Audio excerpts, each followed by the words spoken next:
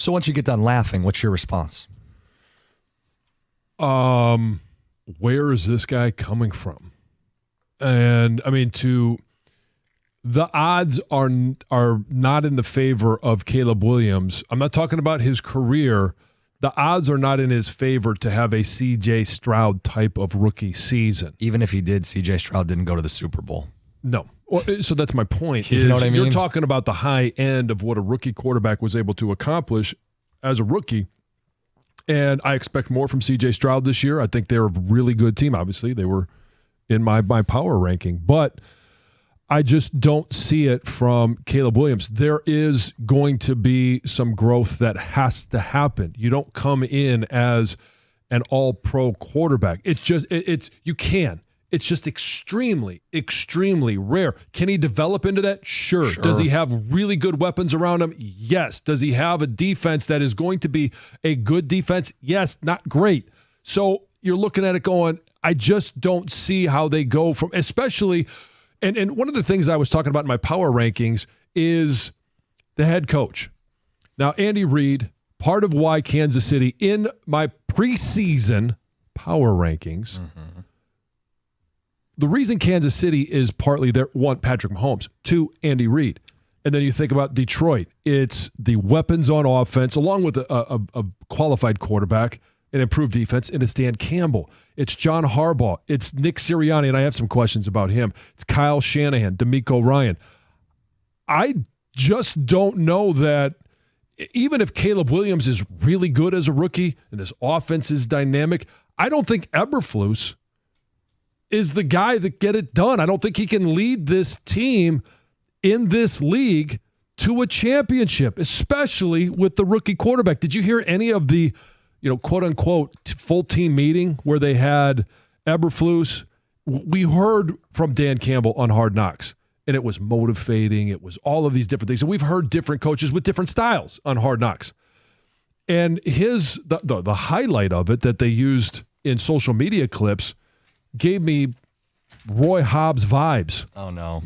Where, winning doesn't make you a winner. Losing doesn't make you a loser. And I instantly went to losing is a disease. Roy Hobbs gets up and walks out. Like, that's the feeling I got, and it's just not motivational. There's nothing in that. If I was sitting in that room, I'd kind of walk out with the same feeling I walked in with, like, okay. There was a moment where he did rookies have to get up and sing in front of the team. It was not Aiden Hutchinson. He got booed off the stage. No, yeah. There's going to be an adjustment for a rookie quarterback, and I look at what they have in front of them in Chicago, and it's a tough division where the Lions are still atop this division and got better, right? It's an NFC that, say what you want about the Niners slipping a little bit, that's still a tough roster for Chicago to go toe-to-toe with as they build up. It's not happening overnight in Chicago. I don't get that. I understand that this is a good situation for a rookie quarterback relatively, right? Number one picks typically don't get drafted into a situation as favorable as where Caleb was drafted into. But he is staring down a Super Bowl. I just don't see it. I don't see a Super Bowl appearance. I think a good season, an optimistic season, would be a winning record in a wild card spot. They just kind of slip in. That'd be a great rookie season for Caleb Williams and the Chicago Bears. I don't get it. Did you try any of the green tea I got over there? I know. This texter says, can you say I'm Batman right now? I'm Batman. That's pretty good. I'm Batman. I have a full Marge. thing. That's what Valeni said on Cash the Ticket. He goes, I'm doing a podcast with Marge Simpson. The only thing I might not have over there is a honey. I don't, Greg, do you have any honey at your desk? Or I have honey. Oh, you do? Oh, yeah. So we can make this happen. Yeah, right, a little green tea over there. There we go. You are fading. It's ever since John said the Lions are going to the Super Bowl. Yeah. Something happened. I know. I mean, I could tag out now, and you can take the next 50 minutes, but I'm trying to. I could talk about Super Bowl for the next 50 minutes. I know you problem. could. I know you could. We've got some ticket texts if you want to read them. Heather be a little more positive, probably, too. That's what people say about being a dirty team. Wow. Yeah, I'm going to go here. Of course, Lions fans don't think the Lions are dirty. No fans think they're dirty, but around the league and other fan bases and teams feel they are. Now, in regards to this text, I did notice on social media that there was a lot of, dirt thrown at the Lions. But if you click on their profiles, all of them were Giants fans. They're all from the city, the state of New York. Like, I mean, okay, at that point, you're like, it's just, we came in, we kicked your ass, and we left. I mean, we had the call earlier that said the Madden thing. What are you going to do about it? What are you going to do about it when we come in and do what we want to do? See, this is what biting kneecaps is. Dan Campbell has fulfilled his desire to what he wanted to build here. And the Lions, when they screw up or you knock them down, get right back up and they give it to you again. And to achieve that is very hard to do with professional athletes in my mind. And to get everybody on one page like that and to put the egos aside. And other franchises right now are jealous of this and envious, and they're trying to copy it. They walk it right up to the line, and what needs to happen here, because I don't think they're dirty, they will be dirty if they start taking stupid penalties and lack discipline. They are doing this, but they're keeping their discipline. They're taking it right to that edge, which is very hard to accomplish, and then be willing to walk away and not stomp on somebody's helmet like Sue did. To me, it's fascinating. This is one of the reasons why I think they're going to be so good this year. Is they've got the talent with the way this is supposed to be done. Yeah, in my mind. And there's going to be people that take it on both sides. Here's more ticket text. The Lions aren't dirty. They're a physical team with guys who talk a ton. That's perceived as dirty sometimes. Here's another one. This one's from Mike. You guys are Lions Homer Radio. Of course, you guys don't think they're dirty. You love everything they do. Sharman Williams will not finish the season due to injury. And here's another one. Good morning, guys. This is Mike B. from Detroit. The Detroit Lions are a very physical and a blue-collar team, just like the city of Detroit. Some teams say they're physical, but they're not. Ohio State. But the Lions are showing every team that they are physical when they come to play them. I inserted the Ohio State team. I don't remember that when I printed that. Maybe he shouldn't be reading the text. Yes. You want to read that one? Oh, yeah. Well, who texted you that one? This was on the ticket text. Oh, okay. Is that Cookies or Cookie Monster? I think we have your Halloween costume. Be the Cookie Monster. I like Batman better. When you said I'm Batman, though, it is. Can we get that drop and do a side by side? Spot on. I don't know. I'm going to go drink some more tea. Then we can start playing Bane drops. Come on. A little hot sauce? Yeah, who do you want me to do an impression of? 248-539-9797. Hey, the offer still stands. The dip. I'm open to anything at this point. All right, Heather's News, Fact or Fiction. Will I make it? It's 97.1. Last fall, my wife and I decided we finally were going to pull the trigger on a new roof, and we knew we needed it when we bought the house. Waited and waited because it's a big expense. So I called Rapid Roofing. Mike Beatty and his team came out, professional from start to finish. The estimate checked out, and it was not a high pressure sales event. And they did exactly what they promised. They showed up in one day. And equipment showed up, materials showed up, same day, ripped the roof off, made the repairs, put the new roof on, and then cleaned everything up and we're gone. You want the same service, the same great service of Rapid Roofing, you can give them a call at 888-360-ROOF. That's 888-360-ROOF, or you can find more information on the web at rapidroofing.com.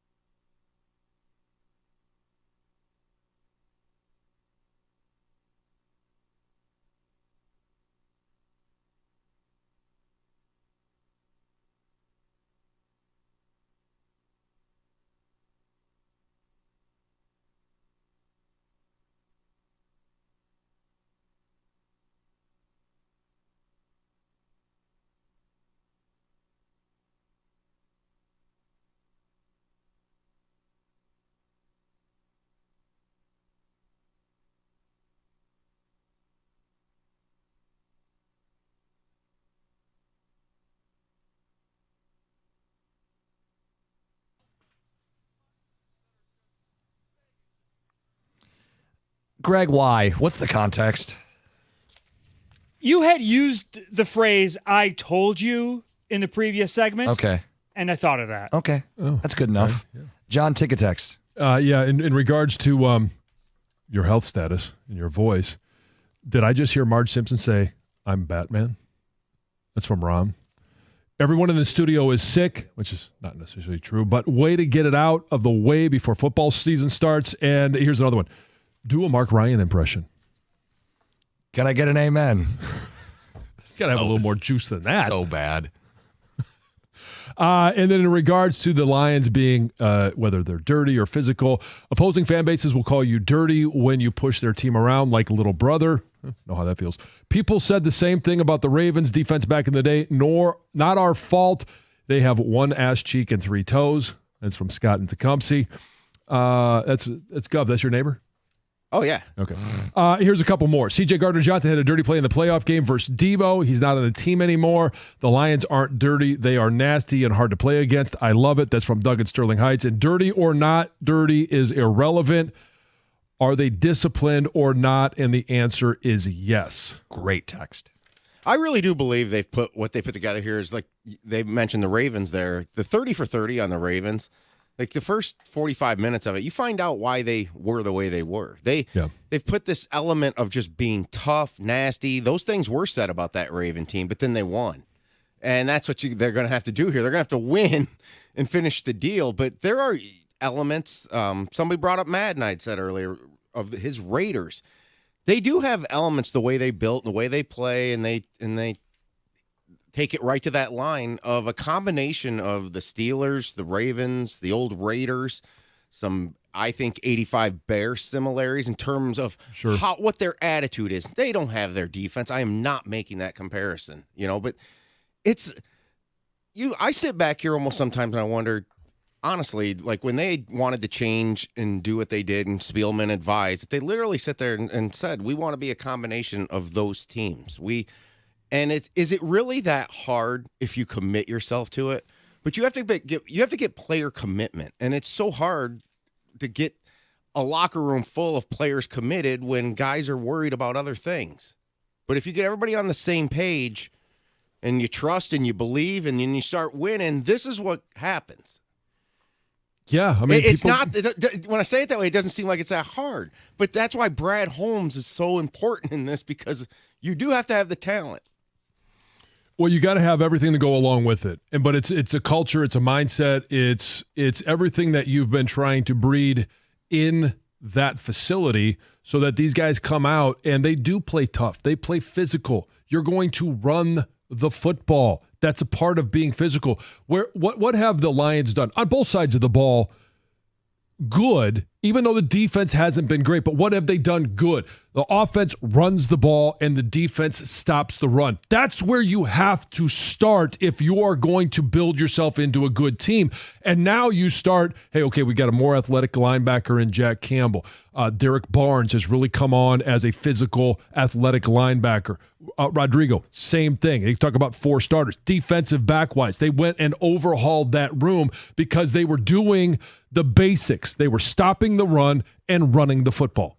And John, everything I know about you and playing at Michigan, and you were in one situation at Michigan where you guys did things the right way, right? Yeah. And then you were with a franchise in the NFL that did things so the wrong ways in terms of trying to bring in just pieces and talent of free agency to win. Like I put it this way. This is the way you do it normally, the way the Lions are doing it. But you can do it other ways by plucking talent or putting together a super team like the LSU Tigers were that one year. When you have so much talent, talent's going to win.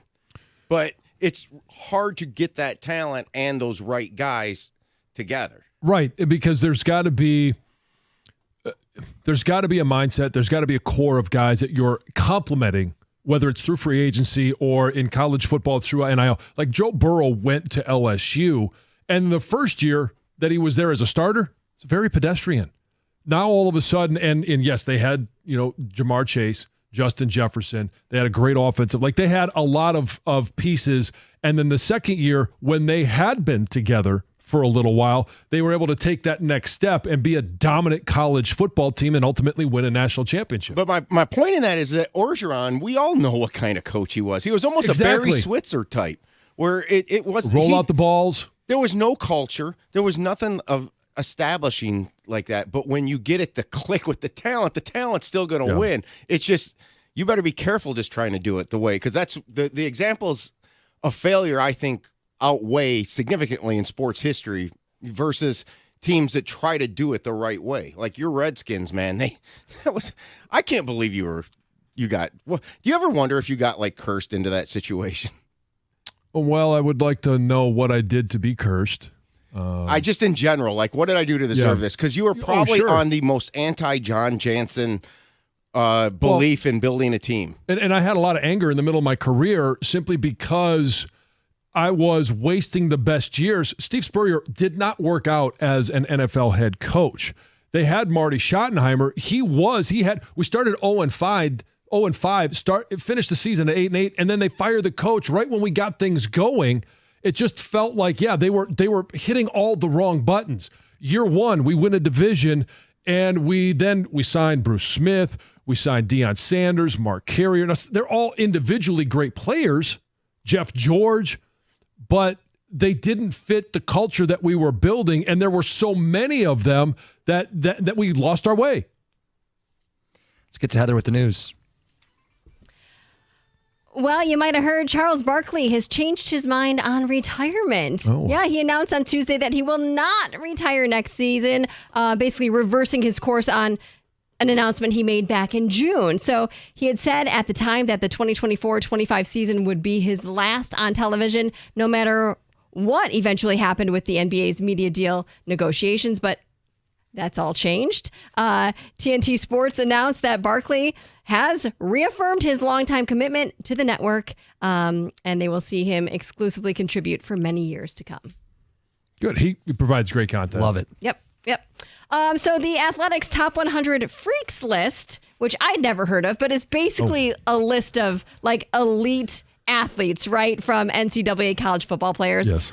Is out. And this year, Michigan had 4 players to find their way onto the list, 3 of whom are listed in the top 30, which is pretty incredible. So coming in at number 3 is defensive tackle Kenneth Grant. Big old Kenny G. Number 13, quarterback Alex Orji. Yep. Coming in at 28, cornerback Will Johnson. He's a stud. And then at number 90, tight end Marlon Klein. Yeah, Marlon Klein has been described as one of the fastest guys on the team. Oh, really? Oh, yeah. He is an absolute freak. Now we just need to translate all of that freakish ability and talent to the field. Him, if he can do that, and I expect him to, complementing on the opposite side or even on the same side with Colston Loveland, that would be a nice pair. Guys, be careful out there today, because apparently today is the most dangerous day of the year to drive. Oh, really? Yeah. There is this dash cam company that crunched the numbers and found that August 7th is the day to be extra careful. The company, it's called Next Base. They didn't explain why this random Wednesday in August is so dangerous, but it's based on data from the National Highway Traffic Safety Administration. So extra cautious today. They did do a poll as well that found 62% of drivers feel like the roads are more dangerous than they were 5 years ago. And distracted driving is the one thing most people are worried about. Road rage is next. Yeah. Keep your head on a swivel. Gotta look out for those dirty drivers. Yep. Listen to this. There's a Florida woman who's been charged with drowning her roommate's pet spider in a can of pop and then bragging about it on social media. Yeah, so it was a $70 pet spider. Yep, like a jumping spider. Oh. Yeah. Even better. Yes. And this 43-year-old was arrested on July 29th after texting her roommate and admitting to drowning her jumping spider in ginger ale.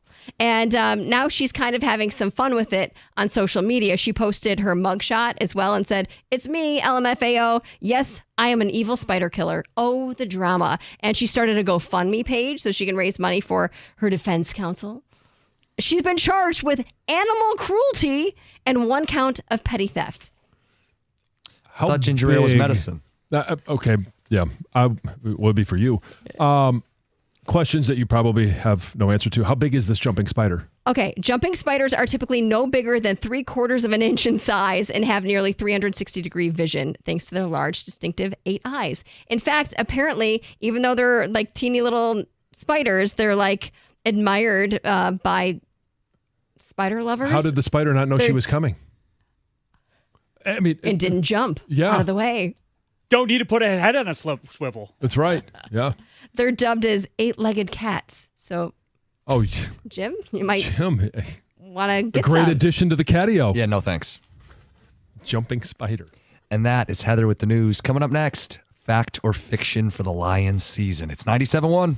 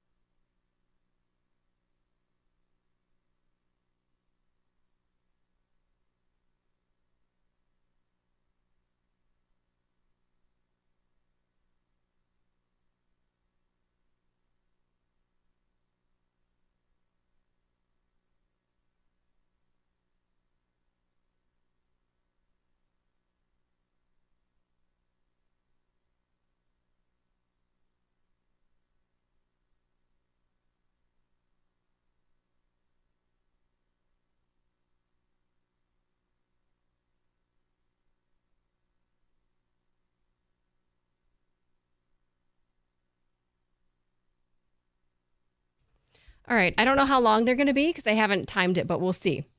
All right. Here we go. Now a word from our sponsor, BetterHelp. When life gets crazy, how do you make yourself a priority? It's easy to let your self-care slip when you're juggling a busy schedule.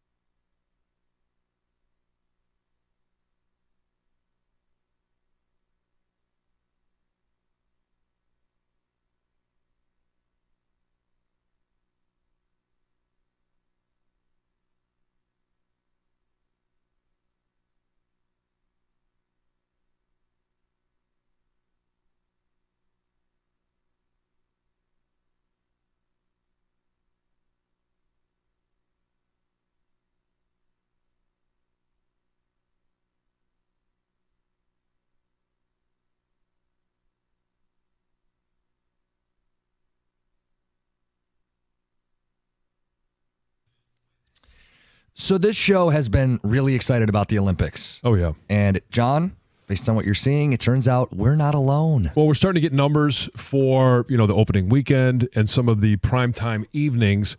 And the opening Sunday averaged 41.5 million viewers, and it's across all of the different NBC platforms.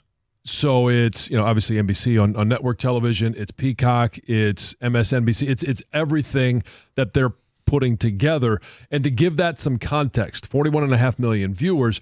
Last year, we know that the NFL dominates all of the broadcasts, and we get the top 100 every year, and it's basically NFL game after NFL game. The top-rated regular season game last year was Cowboys versus the Commanders on Thanksgiving weekend. That was 42 million viewers.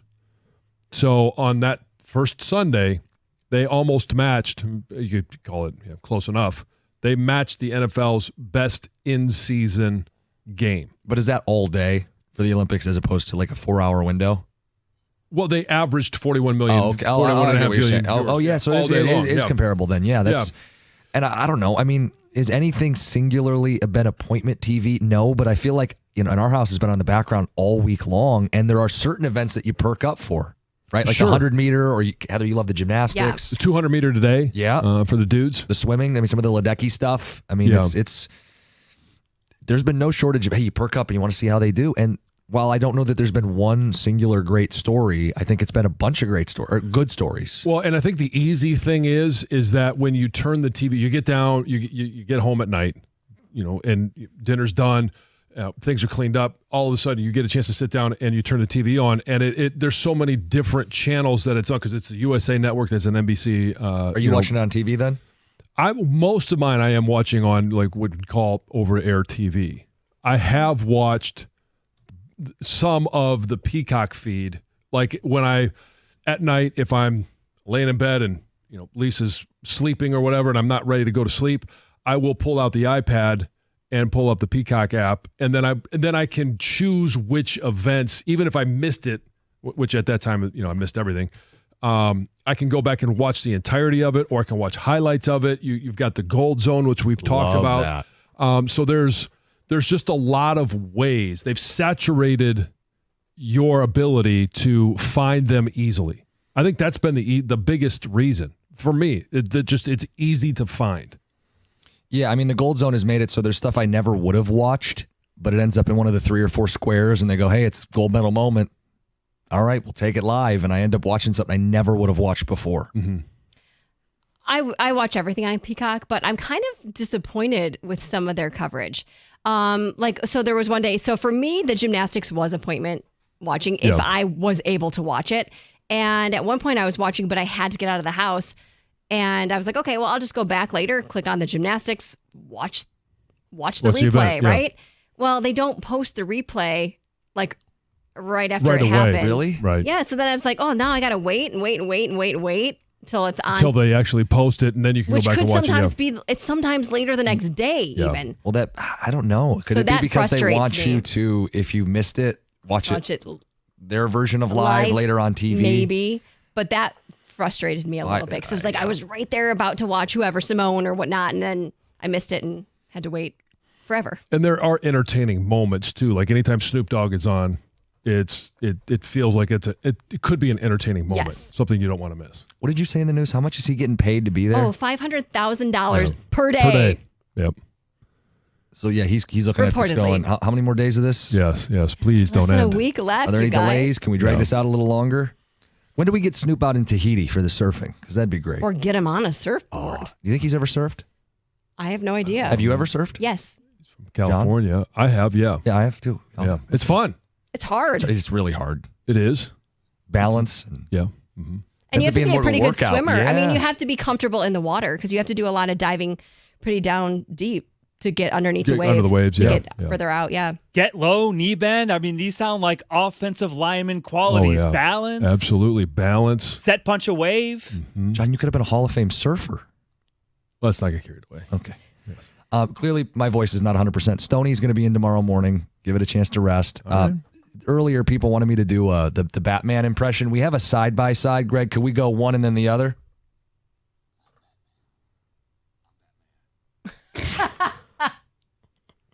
Now, you don't have the music to go along with yours, so we can tell which one is which. It's not but theatrical enough. It's pretty good.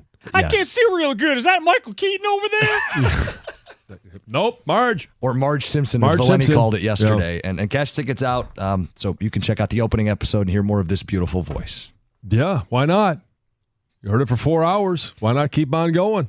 Tomorrow is the preseason opener for the Lions. And I won't be able to give you many thoughts on that tomorrow because I won't be in. But Hendon Hooker, extended reps, kicker, not a battle, but seeing what Bates can do. You guys will get into all of it tomorrow. But you're excited. I mean, even though it's not real football, it's kind of football, which is enough right now. Yeah, I'm excited just to be able to see and a lot.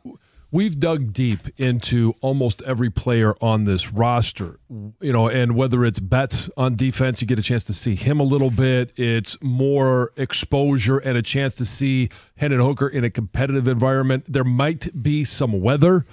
So when we were out there last Friday, obviously it had rained, the ground was wet, and we know that Jake Bates struggled a little bit. Will that be one? Would you like to see him just in clean, dry environment to get a little confidence? But it's one of those added elements that we'll get a chance to see how he handles it. Trying to put as much pressure on him as you can to see if he can handle the pressure of the ever-changing world of NFL games. Still got to get to game day. Gator in the studio. Doug will be in here shortly. What's the plan today? Game day. Oh, that's tomorrow. Game day eve today. Yeah. All excited, right? Yeah. Well, some football. I mean, it's Football-ish. It's football-ish. I always thought that the exhibition / preseason was ish, but now with starters that don't even play, it's gotten even worse. But but the point is, there are guys in lots of position battles that you're looking forward to. Somebody's got to play. Exactly, John. Someone's got to play. Someone's got to play. Someone's got to win. Someone's got to win. Can they go 3-0? What does that mean? Nothing. But whether is Levi Onwuzurike going to play? Is he one of the guys that falls below the we can't get him hurt because he needs game reps? He's going to play. We've heard from everybody about the fall that he's having. I want to see it. Right. I would have if he's not playing, I don't know. I think that's kind of weird because, like you said, like you both have said, he needs reps. Yeah. We do want to see it. I mean, I'm not at the point where I'm blindly believing every word out of Dan Campbell's mouth. Because I do think this is the coach speak time of the year. But people are repeating what he said, that he looks great, and reading about stuff that's happened in those practices, and that he was in the backfield and he got Daboll was all pissed off because he got too close to Daniel Jones. He tipped the ball in his hand. Yeah. Well, I do want to see it. I want to see him play, and plus, I want to see him play because Daboll's pissed at him. Right. So I want to see him get home. Yeah, let's go. Take it. Hey, you know what? Green light, man. Yeah. There's no red jerseys out there. Nope. Doug, are you enjoying the handball we have on the TV here? It's an interesting sport, to say the least. I saw you How do we not studying it. dominate? I don't get it. We're not Because even, we don't play. even a little good think at about it. it. Seriously, Yeah. if your kid said, Dad, I want to play that sport, who would you call up? Silence. Right? I would call up college basketball players and say, let's go. LFG. Look how fun this is. Okay, but where are you going to Yeah, go but play? then they would all start traveling next And who season are you because gonna they play could run with the against? ball in their hand. Is there anywhere you can play team handball in the United States of America right now? The best competition you would find would be from other college basketball players. I Because don't we think should you're dominate. Hold on. I don't think you're understanding. Right. I don't know where you'd find a game, Gator. Right, You yeah. can go recruit the best team ever. Call Who up do you- guys. Just call them up. Right. And who do you play? Right, yeah. There's no other teams. I just said you play each other. There's the best competition you can find, and then you get to the Olympics, and then you realize we really are the best. Yes, but if you're Come a 12-year-old, to your point, if your 12-year-old says, you know what, I just saw handball on TV. That looks fun. You call Call your a high school coach? Yeah, local community college. Is there a travel program? Yeah. I don't Is know what there to a do with U.S. men's I guess- national team It doesn't program? look like it's that difficult to build a net. I mean, it's like between a soccer net and the this. goal. he's not getting the point. He doesn't understand the concept. there's at no all. No, I get infrastructure. no concept. I'm just saying, I still think, let's get the groundswell and let's get it going here. I don't think it would take too long to figure it out for the United States to completely dominate this sport. Okay. That and more coming up next. yeah. What else? Yeah. I'm going to reach out to a segment of our society we haven't heard from in a while, but I want to talk to these people. And Doug has no directly. faith in us. And who? as a country for being able to figure this out. We touched a nerve. Sorry, Doug. That's your problem for the 4 hours. All right, Carson Anderson. We'll break down all kinds of goodies next. 97.1.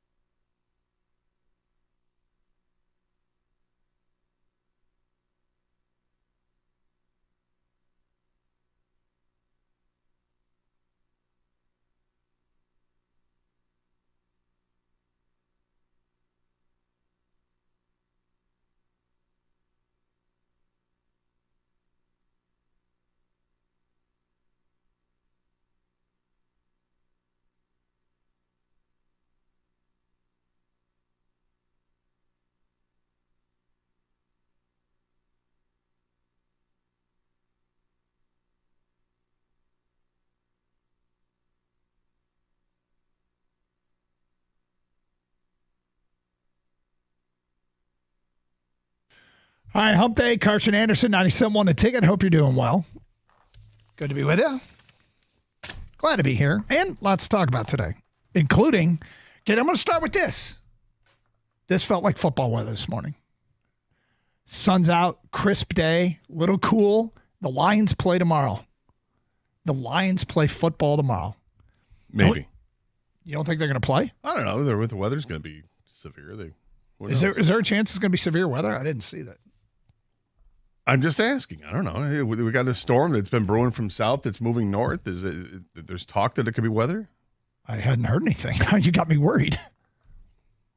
You're worried about a cancellation of a preseason? Well, no. I mean, I'm looking forward to watching the game, aren't you? Yeah. Ish. I mean, it's not like we're going to see the players you really want to see. I'm looking forward to some position battles for sure. I didn't realize there was a chance at severe weather. Is it Debbie? Is Debbie making her way to New York? I think Debbie's an issue. Okay. Well, then this whole trip would be a mess between the fights and then the game gets canceled.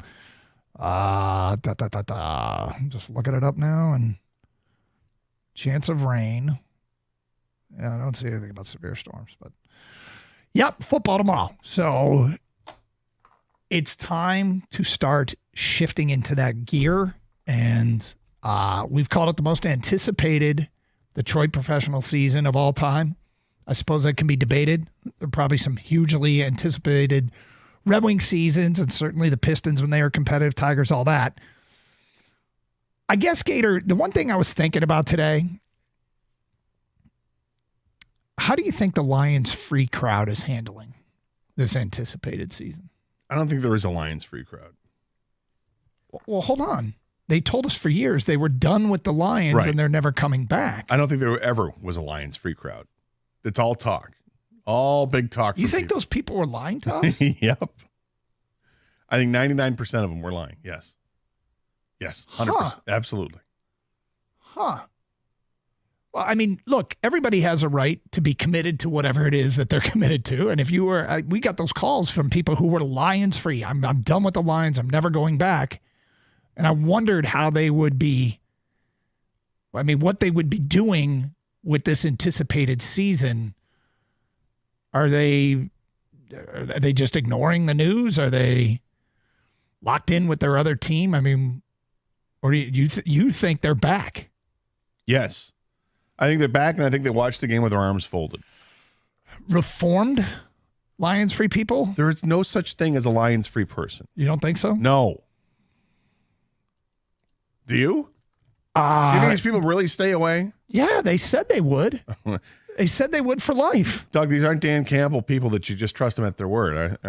Did they earn your trust too? Who, the Lions-free crowd? Yeah. I don't know. They seem so committed in the moment. They seem so committed in the moment to be Lions-free. You don't think they're following up on that? No. Huh. Well, maybe somebody out there can tell us what they do if they've been Lions-free for years and I'm looking forward to this season. And other lies. Wow. What other lies do you have to tell me? Wow.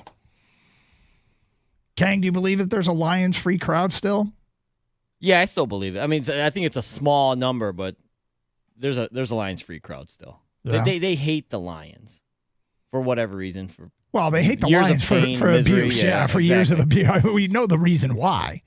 I guess the question becomes: are they still committed to the movement, the Lions-free movement? Like, what would you do? Would you? If they're Lions-free, it doesn't mean they're rooting against them either. Well, yeah, exactly. They don't care. If you're hate watching, you're not Lions free. Like you cannot watch at all. Lions free means you don't care about the Lions, good or bad. Right? You make plans to do something else tomorrow night or during the exactly. season. You've made plans. You know what I do? I just watch another team. Mm-hmm. Okay. So when the Lions are 12-5 and getting into the playoffs and winning playoff games, you were just concentrating on the other games. I was watching Jordan Love. Or I became a San Francisco fan. Are there other games tomorrow night? I guess they could watch those. NFL Network has Panthers and Patriots. So they could be watching that game, I guess. Well, they could. Yep. Is Drake May playing? Do not know. I'll tell you who's not playing for the Patriots is Brandon Ayuk, apparently. Right. A little bit of breaking news here, guys, from Ian Rappaport, NFL Network. The NFL has confirmed that the Lions and Giants organizations have been fined each $200,000 for multiple fights that broke out during joint practices. Clubs were reminded in a memo this last month that fighting and unprofessional conduct at joint practices would not be tolerated. Was that unprofessional? Taking swings at guys? Yeah. So, all right, $200,000. Not going to put much of a dent into the Lions' bottom line. Do you think Dan Campbell's mad? I don't think he's happy about it. I think there's maybe part of him that's happy that, okay, my team is feisty, they're ready to go. But I think there's a bigger part of him that says this was so unnecessary and kind of stupid and counterproductive. We had to stop practice early yesterday, whether it was the heat or the fighting or whatnot or frustration. I don't know why, but they did. And there's no question that it took away from what they were trying to do, which was, practice. Well, yeah. I guess I'm not shocked. The Lions and Giants, that fight yesterday went viral. It happened in the 11 o'clock hour, the Kirby Joseph Malik Nabers fight. And before the show was done, it was on TMZ's website. And when you hit TMZ's website, you've kind of crossed over. I mean, they do have a sports page, but they don't put stuff up there for sports fans. They put stuff that's interesting up there for non-sports fans. So, it was the second day that they had fights, but that fight yesterday, the Nabers Kirby Joseph fight, was the one that sort of crossed the line and got TMZ attention. So, I mean, Dan Campbell, in his news conference yesterday morning, after all the scuffles on Monday, actually didn't seem all that mad. He didn't sound like he was that upset about the fights. Well, I'm sure what he says behind closed doors is a different story than what he says in front of cameras and microphones, but I can't imagine be happy about it. Like I said, I think there might be a small part that's all right, good to see you guys stick up for each other, but at the same time, the reaction from Kirby Joseph was ridiculous to getting, stiff-armed in the face by Malik Nabers as he's running back to the huddle. I mean, Did you think so? Do I think that swinging wildly at somebody's head is a bit of an overreaction to somebody who kind of pushes you, shoves you? Yeah, I do. I thought it was.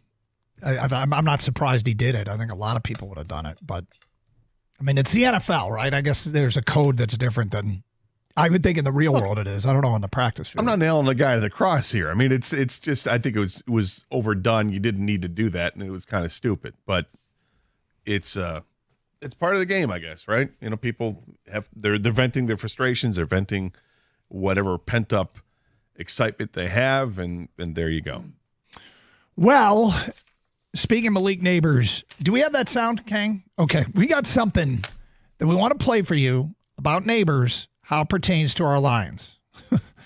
We'll get to it today at 10:20, and I want to know your feelings when you hear this. Like, as a fan of a team that you are hoping have big expectations for, I want to get the reaction you have to this evaluation of what's been going on the last couple days. Lions-Giants practice. We'll play it for you today at 10:20. Hey, the best place to bet the games this summer is FanDuel, America's #1 sportsbook, because right now new customers can get $150 in bonus bets if your first $5 bet wins. Then you can bet all your favorite international teams in all your favorite sports and your not favorite sports, whether it's basketball, badminton, swimming, soccer, doesn't matter. FanDuel has it all. So don't miss your chance to score $150 in bonus bets if your first bet wins. Just visit FanDuel.com/Doug to sign up and start betting the games today. Must be 21 or older and present in Michigan. First online real money wager only. $5 first deposit required. Bonus issued as non-withdrawable bonus bets, which expire 7 days after receipt. Restrictions apply. See terms at sportsbook.fanduel.com. Gambling problems? Call 1-800-GAMBLER.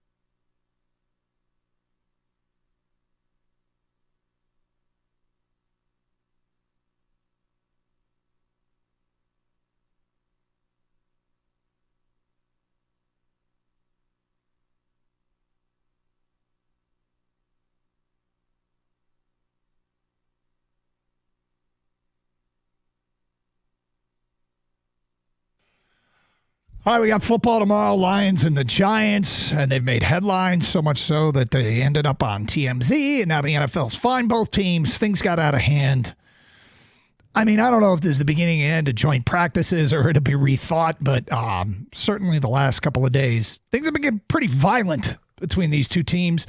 It doesn't sound like anybody was seriously hurt, so that's the good news. And I guess all this is part of, the football culture. Football players would probably tell you it's no big deal, and I get that, but the league wasn't happy, and both teams got fined. So could it make this preseason game tomorrow a little bit more interesting? It could. I mean, the starters aren't going to play much, but training camp hero might, and they might be trying to get themselves on the map. So I guess we'll see what goes down. In the meantime, Malik Nabers has created a buzz. Now, Kang, you've got this. This is, let me make sure I got this right, because we just found it right before the show. Was it Connor Hughes? Is that the name of the reporter from SNY TV? And he's been there the last couple days. He's a New York Giant reporter. And I want to know, as a Lions fan, when you hear the following, what are your thoughts? This is what he had to say about Malik Nabers the last couple days.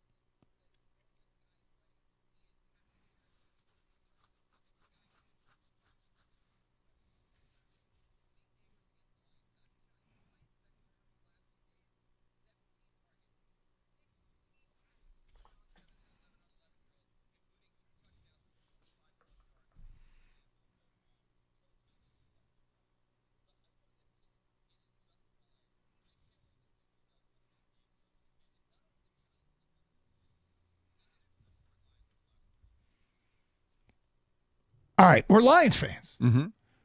When you hear that, is it, I buy the hype? Or is it, I don't love that because the Lions are trying to improve their secondary? You're right. It's a little bit of both. I mean, the thing is, first of all, I do buy the hype. I think Malik Nabers is going to be a stud. I thought so before the draft, and everything I've read about him, and then now you're seeing video of him. It's confirmation of that.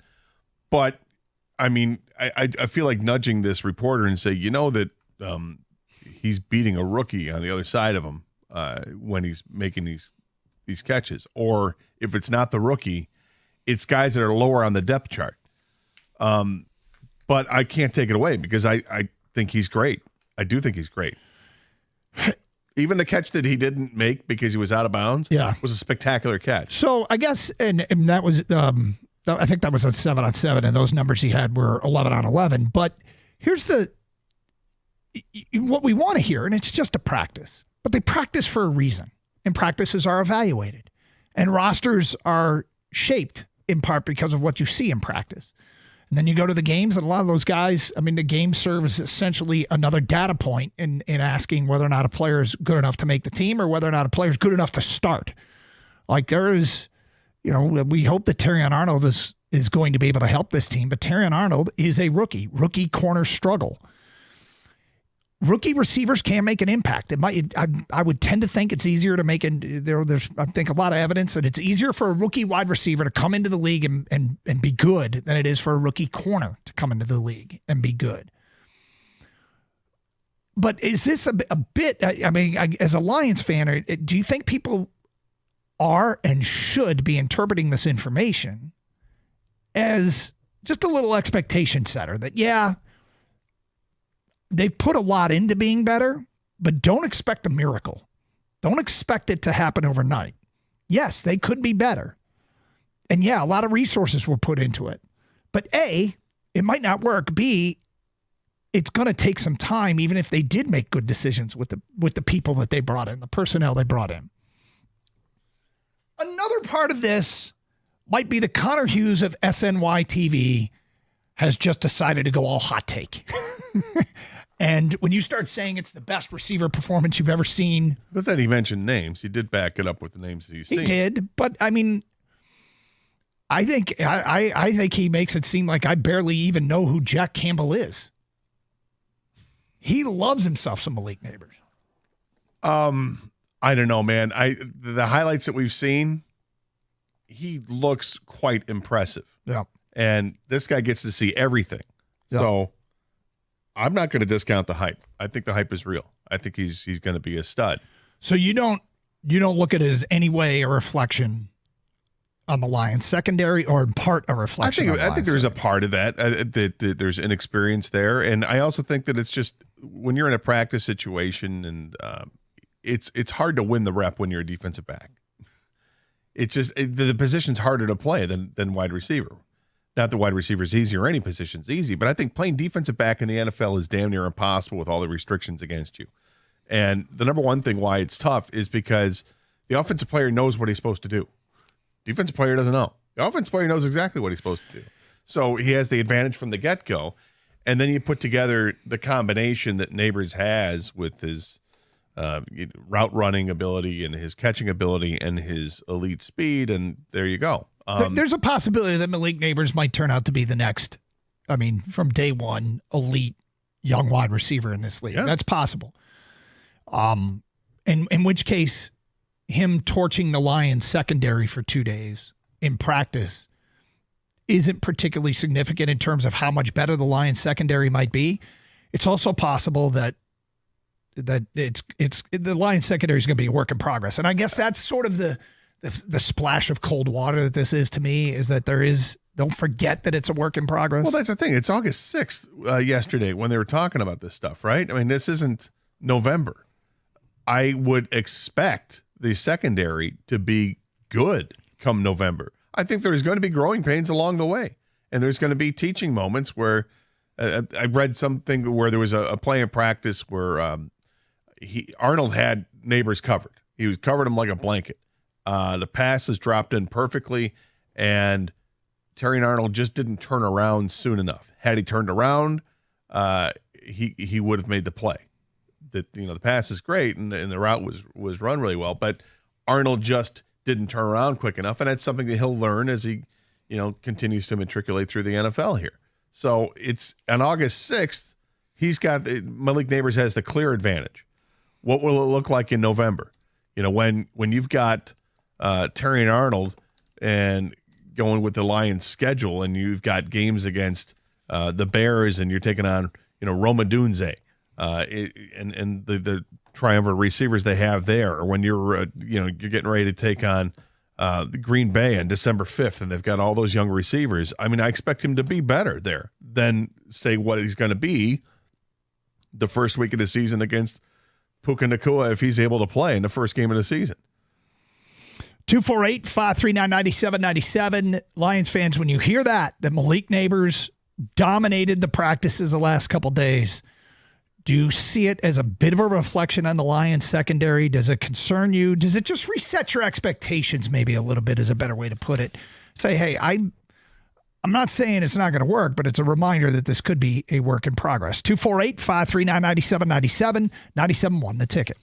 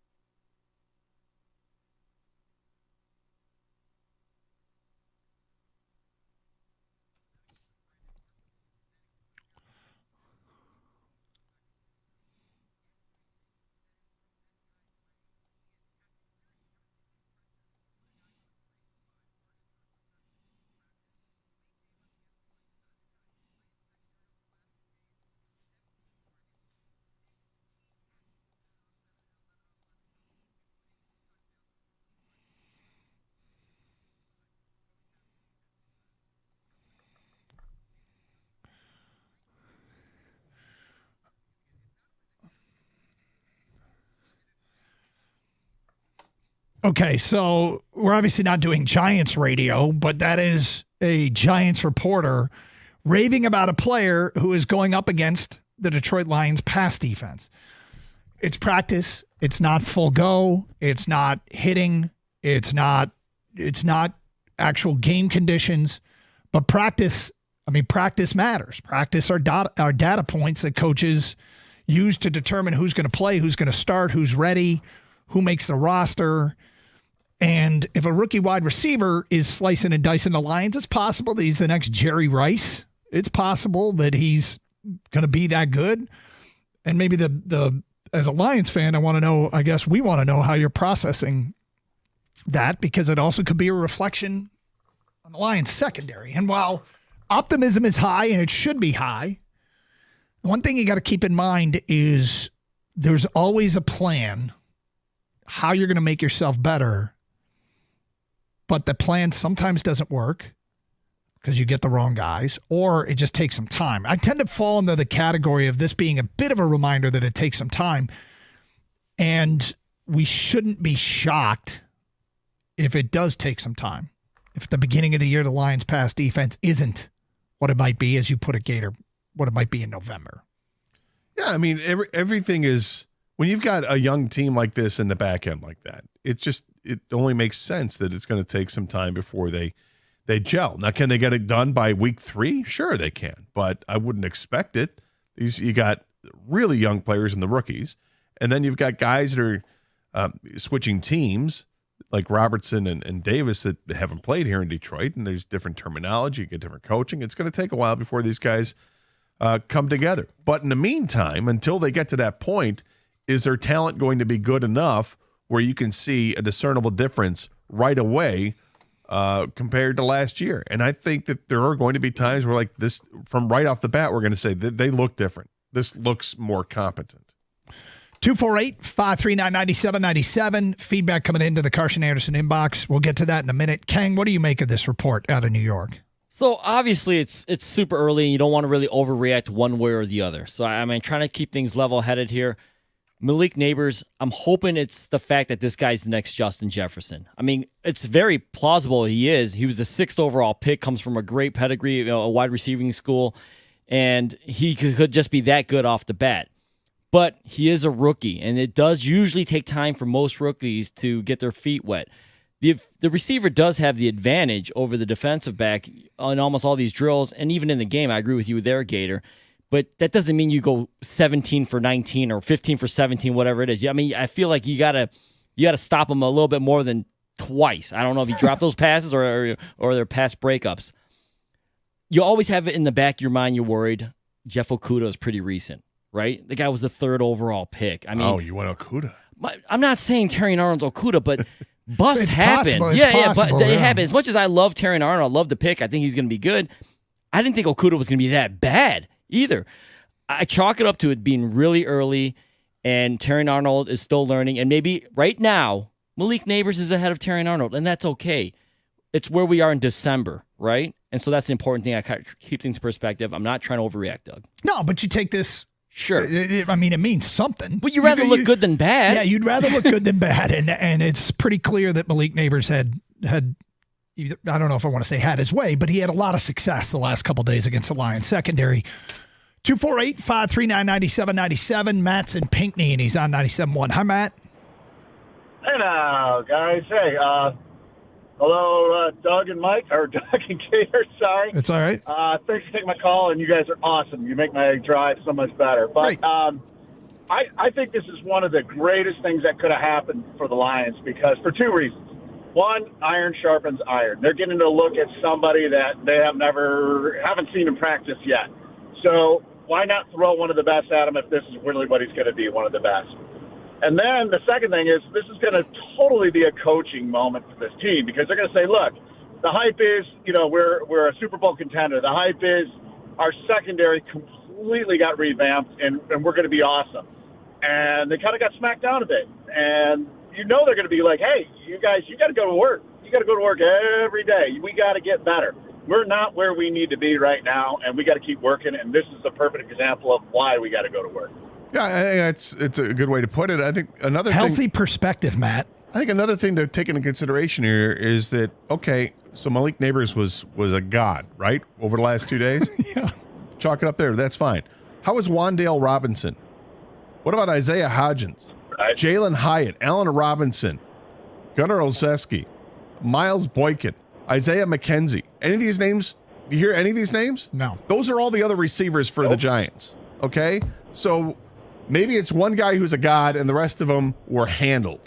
Can we look at it that way too? Yeah, sure. Sure. Yeah, and it's a team.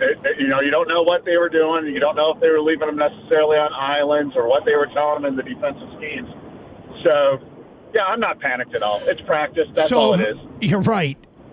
Did they just say to their guys, we're going to be a straight man this entire few days? We're not showing any concepts. We're not doing anything. Man up. Let's go. During the season, we're mixing up coverages. We're disguising things.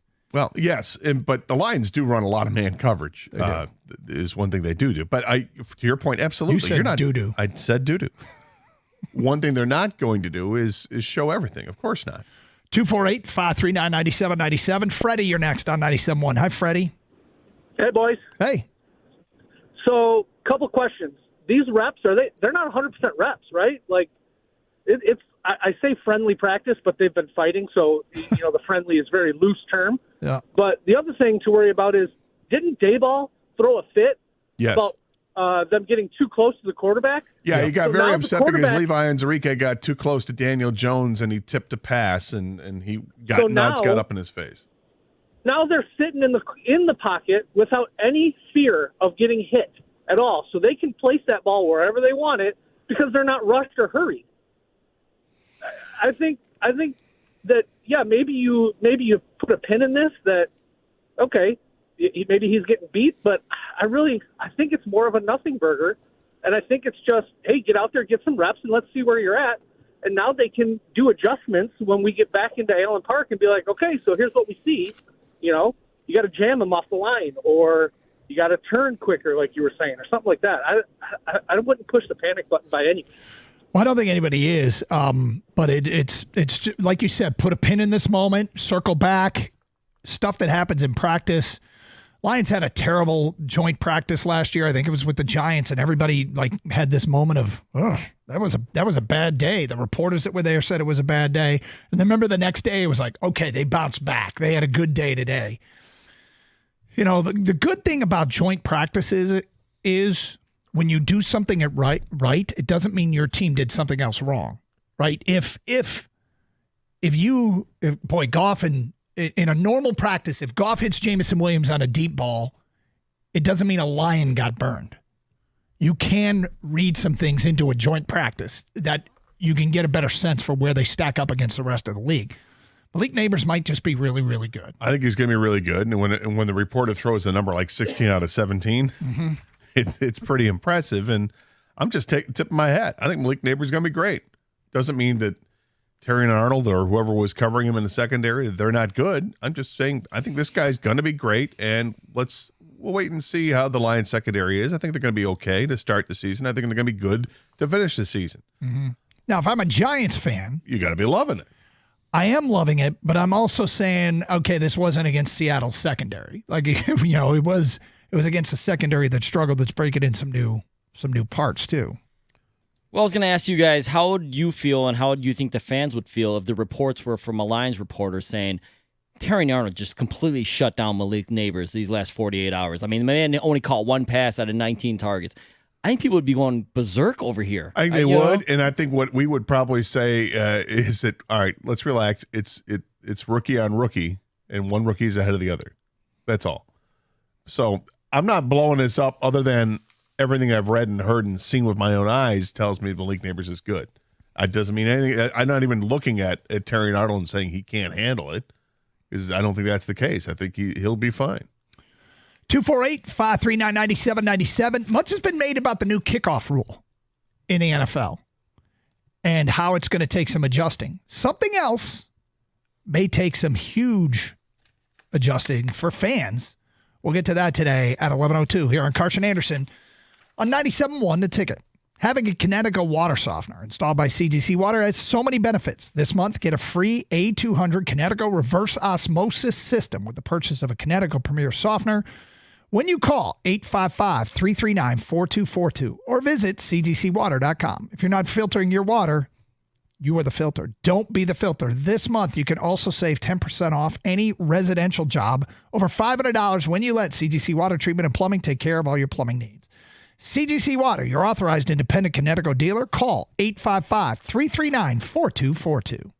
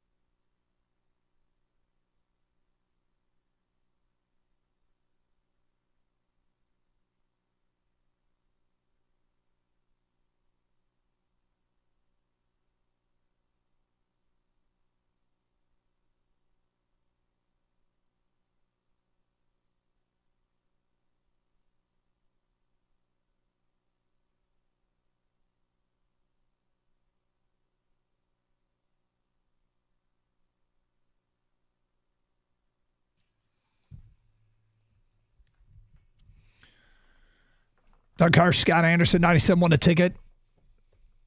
We got two things scheduled for today. At 11:30, the Big Old Tub of Pretzels question of the day. At 12:30, another edition of Are You Going to Eat That? I might anticipate this Are You Going to Eat That more than any we've ever done because of some of the food items. Really? Yes. Oh, lots of vegetables and fake meats? No.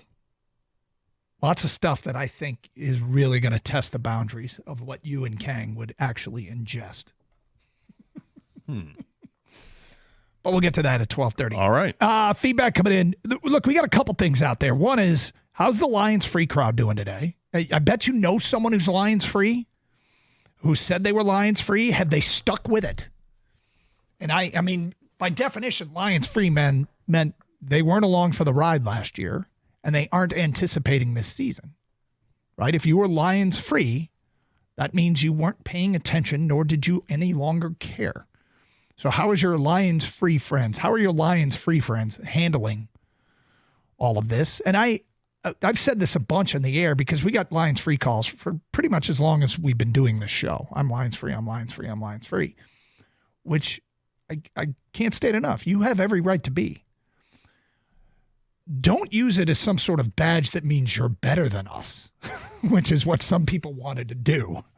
Use it as this I'm better than you statement. But especially if you've done that, you had to stick with it through all of this, right? You can't be looking forward to this season, and you could not have enjoyed last season if you were truly Lions Free and actually, quote, better than us. But I do want to hear from people, how's your Lions Free friend doing? Because I think we all knew one, if not several, Lions Free people, right? I don't know any. Well, I knew a lot because we take calls every day. I don't know them personally, but Well, I guess that's what I was looking at. I don't know anybody personally. Sure, we've done the show. We've heard people say it, and I don't believe it. I think people can be very upset with the way that things have been handled over the years, without question. And they had every reason to be. Right. Yep. I mean, we know. Matt Millen was horrible. Bob Quinn and company, Matt Patricia, that was a horrible, horrible couple years. Seeing the team just hand games away, whether it was like coaching decisions or whatnot, and failures to draft the right people. Yeah, there's total reason for people to be upset. I just never believe it ever got to the point where someone who is a legitimate Lions fan to begin with, all of a sudden says, no, I can't take it anymore. I'm done. And refuse to watch it at all, pay any attention to it at all. I don't buy it. I don't buy it. You can be pissed and you can sit there and watch the games, and then there comes a point in the season where you're like, yep, that's the point where I'm going to stop watching for the rest of the season. Sure. But I think you go into every year like, all right, prove me wrong. And you watch with your arms folded and you're upset by it. And next thing you know, they go from 3 wins to 9 wins to 12 wins with 2 playoff wins, get to the NFC Championship game. And how could you not be participating in that? Feedback. I think it's a great reality check for the Detroit Lions defense. This is in regards to Malik Nabers. Absolutely torching him, apparently, the last couple of days. I think it's a great reality check for the Detroit Lions defense, and this gives them an opportunity to buckle down and work harder before the games begin. Well, it might be, but it is just practice. I think you might see a reality check. Those don't really come until you see actual game time, when the defensive line's able to get after the quarterback and not just whistle past him because they're not allowed to touch him. I think this is where you're going to see the big difference. I think the pass rush is going to be better. Another thing that reporters have said is that Aiden Hutchinson is unblockable right now, which is great. We've seen the talent there, but they need to develop somebody else on the other side, and getting pressure up the middle would help too. But all that helps the secondary. Daniel Jones going to be completing passes to Malik Nabers if he's not if he's under duress? Not as much. Not as much. So I think just take it all with a grain of salt. That's all. I think it could be true. A lot of things here can be true. The next text is from somebody who completely buys into that theory. Remember, nobody's allowed within 30 feet of the quarterback. Things change quickly when your quarterback can be hit. That's from an unnamed texter. Next one, I couldn't care less.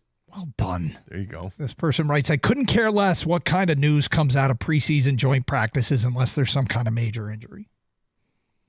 Way to go with the couldn't care less. 248-539-9797. Martin and Livonia, you're next. Hi, Martin. Boys, what's up? How you doing? Good. This might be the dumbest topic you guys have ever done on the air. That's a strong. Hold on. That is a bold. Free fan. Martin, that's a bold statement. We've been doing this show for a long time.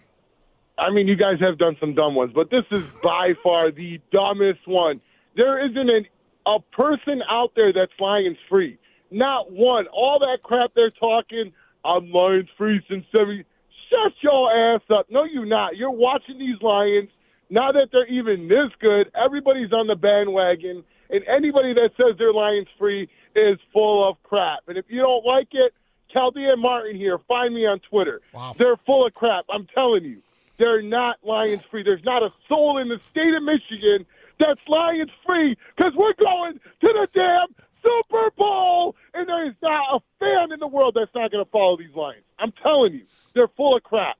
They're just calling these, I'm Lions free. I don't know. No, you're not. Shut up. You're watching the game on Sundays. You're watching the game on Thursdays. Yep. You're watching the games on Mondays. There you go. You're fighting with the wife because you have 4 damn hours to watch some damn football. My man. Don't tell me you're Lions free. They're going to the Super Bowl. I'm just saying. That's all. How you guys doing? What's going on?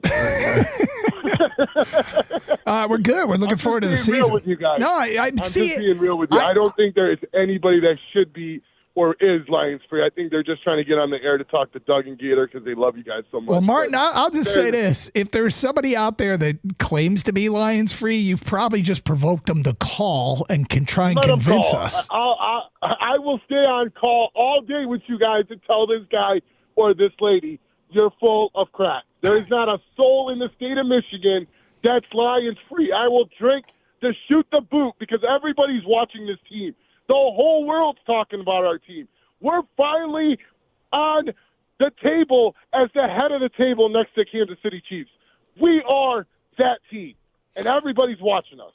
Well, Martin has thrown down the gauntlet. He's challenged them whether or not they are actually Lions-free people. Because I don't even want to say Lions-free people anymore. Because if you say you're Lions-free, that means you would never have even checked back in, right? To truly have been Lions-free? Here we go. My boss used to be part of the Lions-free crowd. Sure enough, he was the first to make a comment after we beat Tampa. Came in with a smile after the San Francisco game. They are real, but they still watch. Mike in Westland says, there are Detroit Lions true fans, and then there's bandwagon fans. That includes you Lions-free people. Those are the ones I dislike. Brad writes in, I can't wait for the regular season to start to see all your guys' hopes and dreams smashed by this new weak tackle rule.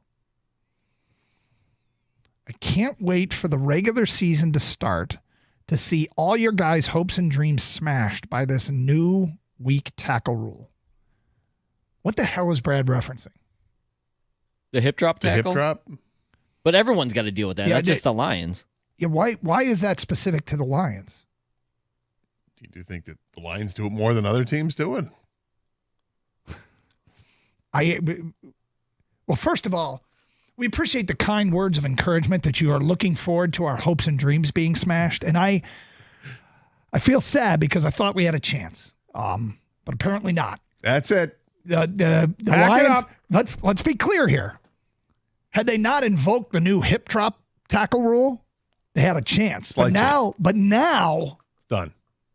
The Lions have no chance because of the hip drop tackle. Dunzo. Shoot. Well, it was a good run. 248-539-9797. Let's go to Mike in Shelby Township. Hi, Mike. Yeah, Martin just made me so angry I wanted to scream. Why? I am Lions free. I've been Lions free since Barry Sanders couldn't take any more of the Ford family. I don't want that family to ever experience any joy owning the Detroit Lions. I was a fan from the time I was 7 years old in 1960, loved the team, my dad bought me all the Lions gear. I will never wear Lions gear. I just hate the frickin' family. I don't want to enjoy any satisfaction from owning the Detroit Lions. So Martin's full of baloney. So which did you like? I'm angry now just listening to that. That's great. There's plenty of people that can't stand them because of the Ford family. Where did you stand on the Stafford debate? Were you a Stafford guy or were you not Stafford guy? I didn't care. So I hated him then too. But you watched him. I watched them so that when they screwed up. No. Because no. You watched I watch them because I want them to lose. Yeah. I text my brothers. I text my in-laws. I text them and say, your team sucks. Good thing you're Lions free. Well, let me ask you a question though, because a new member of the My Ford entertainment family. is watching them lose. Hold on, relax. If it's okay. A new member of the Ford family takes over and starts to do things the right way, and the community can get a lot out of it. But even this new member of the Ford family that is running the Lions, you don't want her to have success? No. Why? She's his daughter. I don't care. My bitterness will never end. Good for you. Wow. Hold tight. Hold tight. Still watching, though. You're still watching, though. But I watch them lose. Yeah, I know. You watch good. to watch them. Doesn't matter why, you watch them. But you can't get away from it. You She's can't a different quit them. person, Mike. Why would you want It's her to fail? entertainment for me to watch them lose. I get joy in it. But she. So that must have been a miserable year for you last year. No, I don't let it Well, bother me when they win. I just and then they love lost in to the see them playoffs. I mean, lose. it must have been miserable for you to see to tune in every week and see them win 12 times in a regular season, and then to tune in the playoffs, see them win 2 playoff games. That had to be miserable for you. No, because they lost the last one, and I got joy in that. Yeah, but all those others, I mean, they lost. They won playoff games. God, that had to really burn you. Not really. Okay. I knew they'd lose eventually. Mike, I guess everybody you go does back except to for being one lousy team. eventually too. In the fact that somebody new is taking over, but happens to be from that family, you don't even want to give her a chance to run it the right way. Nope. What if she's the next great owner? What if everything works under her for the next decade? He'll be miserable for a decade. Then I guess I'll be miserable for a decade. I got other things that can make me happy. Okay. No. Wow. But he'll still watch. It's Carson Anderson, 'Cause he's 97.1 Lions the ticket. free.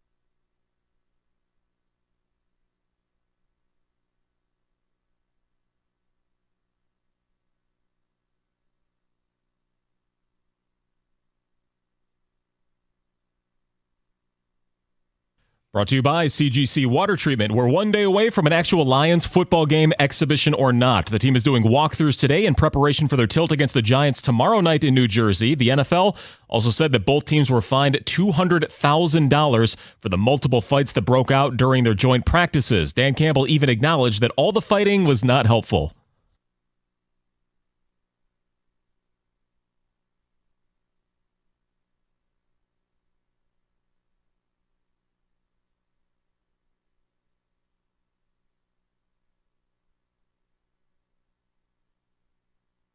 Well, tomorrow's game will be a 7 o'clock start with coverage right here on 97.1. We're also 1 month away plus a day from the regular season opener against the Rams. Speaking of which, Sean McVay said there was no threat of star receiver Puka Nacua missing their first game versus Detroit as he deals with a week-to-week knee issue. Olympics today, the women's golf tournament began early this morning. Lilia Vu, Rose Zhang, and Nelly Korda donning the red, white, and blue. Also, the women's basketball team begins their knockout rounds with a matchup against Nigeria at 3:30 this afternoon. And as of this morning, the U.S. had taken over the gold medal total with 24, 2 clear of China, and 86 total for the games, by far the most by at least 2 dozen. From the Corewell Health Sports Desk, I'm Chris Villar. For more, go to 97.1 The Ticket and Odyssey.com.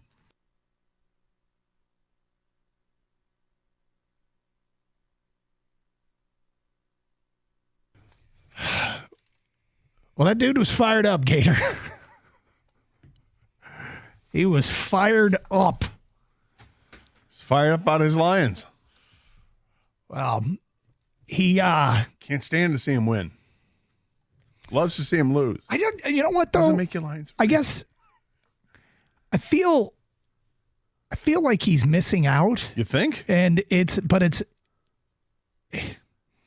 can't believe he won't give Sheila a chance. Like, I can understand what would compel someone to feel like they never want to be a fan of the team over the last 50 years. Like, I got it. And I think choosing what to do with your own time is totally personal. And if you don't want to, in your view, waste your time in the frustration over the last 50 years, it's probably been rewarding to just step away. Although, I mean, I would miss watching our team, but he's not coming back under any circumstances. Under any circumstances, he says he's not coming back. Even if to the detriment of, I think, himself. He sound convinced like he's. Part of me is impressed to hold a grudge like that. Yeah. Okay. I like a good grudge, but I'm sorry, because you hold a grudge against the family, that doesn't make you Lions free. Not if you're watching them every week. Not if you're listening to our radio show talk about the Lions. You're not Lions free. I'm sorry. You can sit there and say all you want that you're getting entertainment out of them losing. Okay, great. They didn't lose a whole lot last year. Well, they lost the last game. Yeah, but how painful would that have been to endure all of last season to watch like that? Oh, thank God they didn't make it to the Super Bowl for that. And they won 14 games, playoffs, and postseason. I mean, okay, get ready for a miserable year this year, my friend. Because this is a good football team. But feel how you want, but don't tell me you're Lions free when you're watching them. Or the paying attention, reading the papers, calling into a radio show. I'm impressed with the commitment. Yeah. He was committed. 248-539-9797. Bill is next here on 97.1 The Ticket. Hi, Bill. Good afternoon, afternoon. How you doing, gentlemen? Morning, Mike and I can pretty much be brothers. Sorry to say, Gator, just because, I pay attention to him, but I despise him just as Mike does. I'm not. Your definition of Lions free and my definition of Lions free are different, I guess. I'm not free of the Lions. I hate the organization, what they've done to their fans for 60 years, what they did to Barry and to Calvin, the 2 Hall of Famers that they've had. Well, I think they've got one more, but anyways. What they've done to those guys, and the only reason they've got them back on their side is so they can help promote the team. They've done to us for 60 years. Go ahead. Can you, is there a degree of saying, well, there's new people in charge, I can be forgiving and give them a shot? I can't get over it. I'm like the previous guy. I'm 65. I lived through 60 years, and we can go on and on with Bill, some of the I'm things just curious, that they've what done else- as an organization. What else do you hold a grudge against? Like, what else in life has you making an absolute statement like, I'm not going to root for this team anymore? Do you have to have other things in life to do the same thing? It's not just the Lions. I'm just curious what those other things are.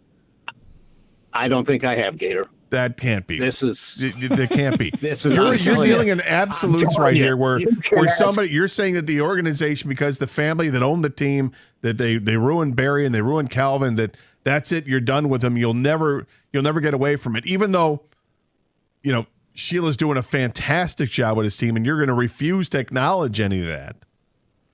There has to be other things in life. Then why not get back on board? Because what they've done, it's just not the Barry and Calvin. They've done so many things. But that's in the past. Can't you look and see what's been new? When you say they, that's not Sheila Ford Hamp. That's not Dan Campbell. That's not Brad Holmes. You're That's not. These are new people.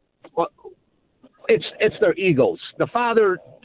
He's gone. Killed the team. He gave it to his son. The son killed the team. Gave it to the mother. The son gave up the team. I wish I would have sold it and not gave her, the opportunity to do what she's doing. Yeah, she's doing a lot of great things, and I hate every one of them. And like Mike said, you hate every one of the good things that she's doing because they're winning. How stubborn is that? No, how stubborn is that? Win. How stubborn and stupid is that? Gator, you call it what you want, but that's just me. I'm sorry. That's why I'm asking. It has to be other things that you feel this way about too.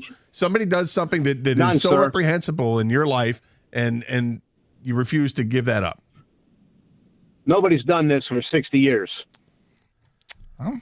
How about the last 4? It's true commitment. I got to be honest with you. A part of me definitely respects the last 2 callers and their commitment. No, I'm serious with this. Like, Gator, you watch a lot of like Game of Thrones, House of the Dragon, right? Fictional stuff, yeah. Yeah, but the lineage, it doesn't matter. They hate the lineage. It does not matter what the rest of the kids, grandkids, all that stuff. That I don't respect. That I don't respect that part. But this is how deep it is. My point is they don't care that that's not the same person. I think, like you, it's kind of funny to say.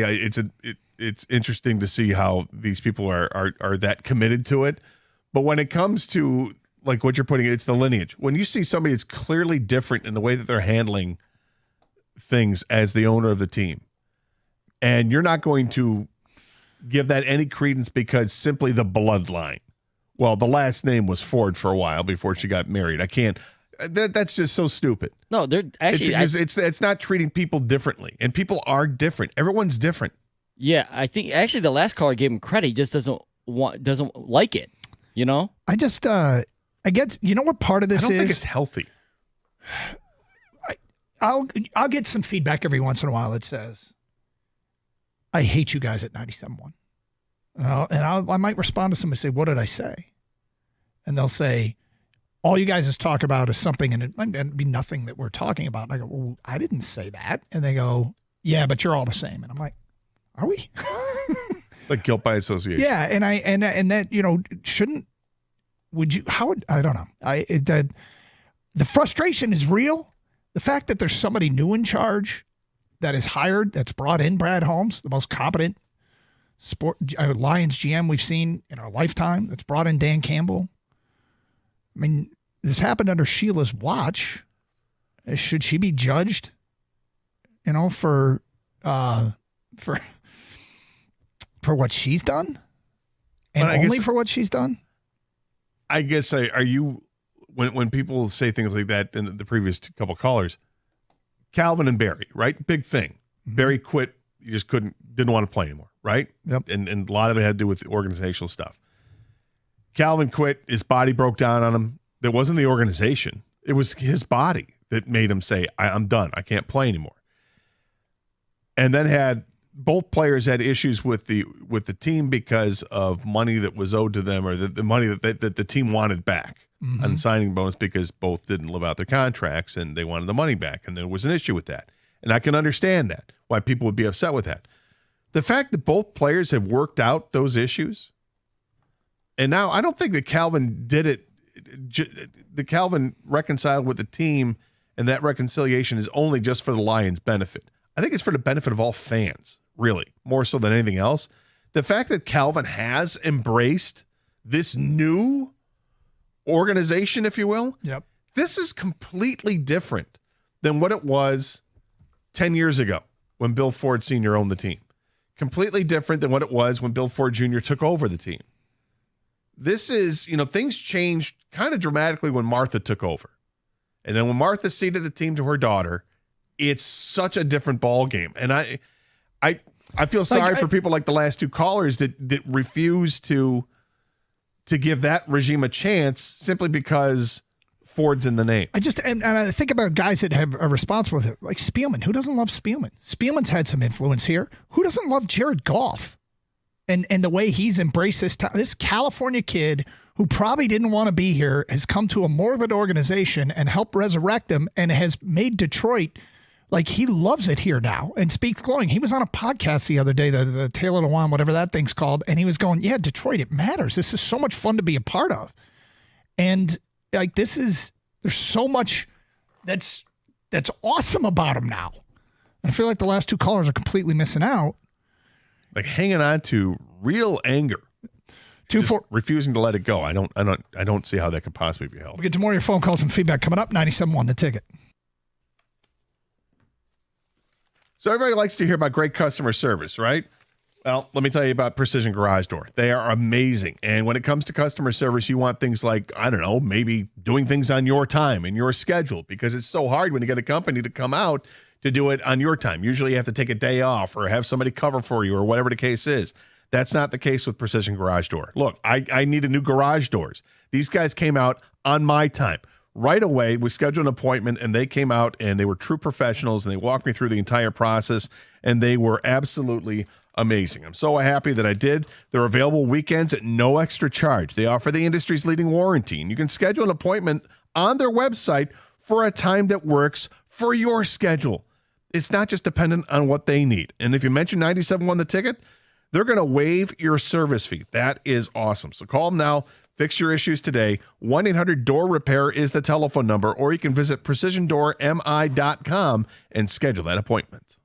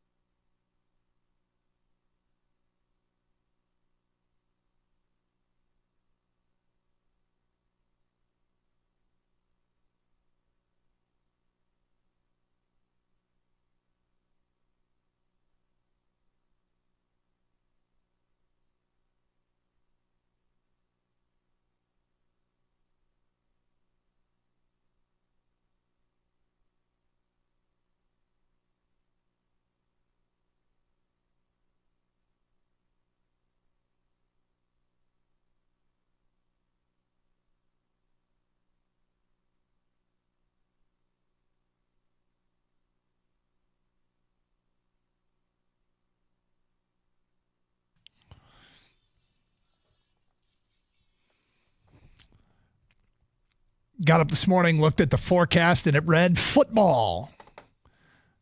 A crisp day outside this morning. Sun's out and shining. Lions on the field tomorrow night.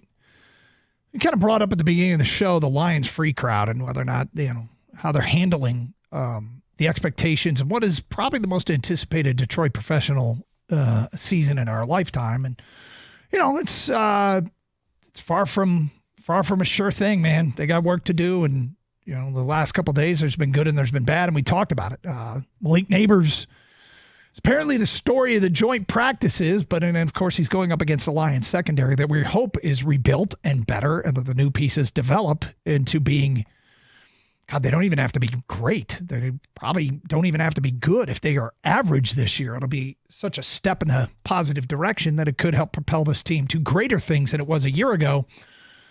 But we also, mentioned the Lions free crowd, and we have gotten some very adamant Lions free people who are still they got off and aren't getting back on, and quite frankly, they sound like they're even rooting against them. It's not even that apathetic. They don't want this team to have any success, which I'm a little taken aback by their commitment to it, but they are committed to it for sure. 248-539-9797. Gus is next on 97.1. Hi, Gus. What's happening, gentlemen? How are you guys doing? We're good, Gus. How are you? I'm doing wonderful. Great show. Thank you. And I want to say kudos out there to my friends Caladian Norton and Caladian Martin. We're going, baby. We're going to the big game. And what bothers me is injuries. That's it. And I think the curse is haunting us with these damn injuries. So, Gus, I mean, there's been nothing catastrophic yet, but there's been maybe 3 season-ending injuries already, which feels like this is the start of something that could be bad. Or cross our fingers that there were some early and that they'll have some good luck here, right? Exactly. These people that are calling in that call themselves Lions free probably drive Fords. I can't understand. Well, I don't think they do. Yeah, I'm not sure. I think their commitment might be pretty strong. I think they might very actively not drive Ford. If you're not a transplant and you were born in Michigan, the roots here for the Lions and the Tigers are deep. These fans are the best fans. They deserve it. Now we have some success, and people want to hold on to the past, which nobody is here from the past. Well, they think it's a badge of honor to hang on to the hatred for this long and that they're just undeterred. They're not going to stop and smell the roses for what they are right now, because it's a pretty good time to be a Lions fan right now. They are so hurt by the past. And I understand people being hurt. Look, we're all Lions fans and we've all been hurt. Mm-hmm. And they don't want to let go of that to embrace something else that's different and good, because there's still a vestige tied to previous ownership, because it's the daughter of William Ford. Tim is next on 97 on a ticket. What's up, Tim? What's going on? Those couple old dudes had a lot of get off my lawn energy. So spending your whole life hating something is just a waste of your time. We don't got a lot of time here. I was, though, kind of Lions free-ish, in being that I was hoping that they would win the Super Bowl every year. But after about 25, 30 years of watching them, I just couldn't sit down on a Sunday and watch what they were putting on the field.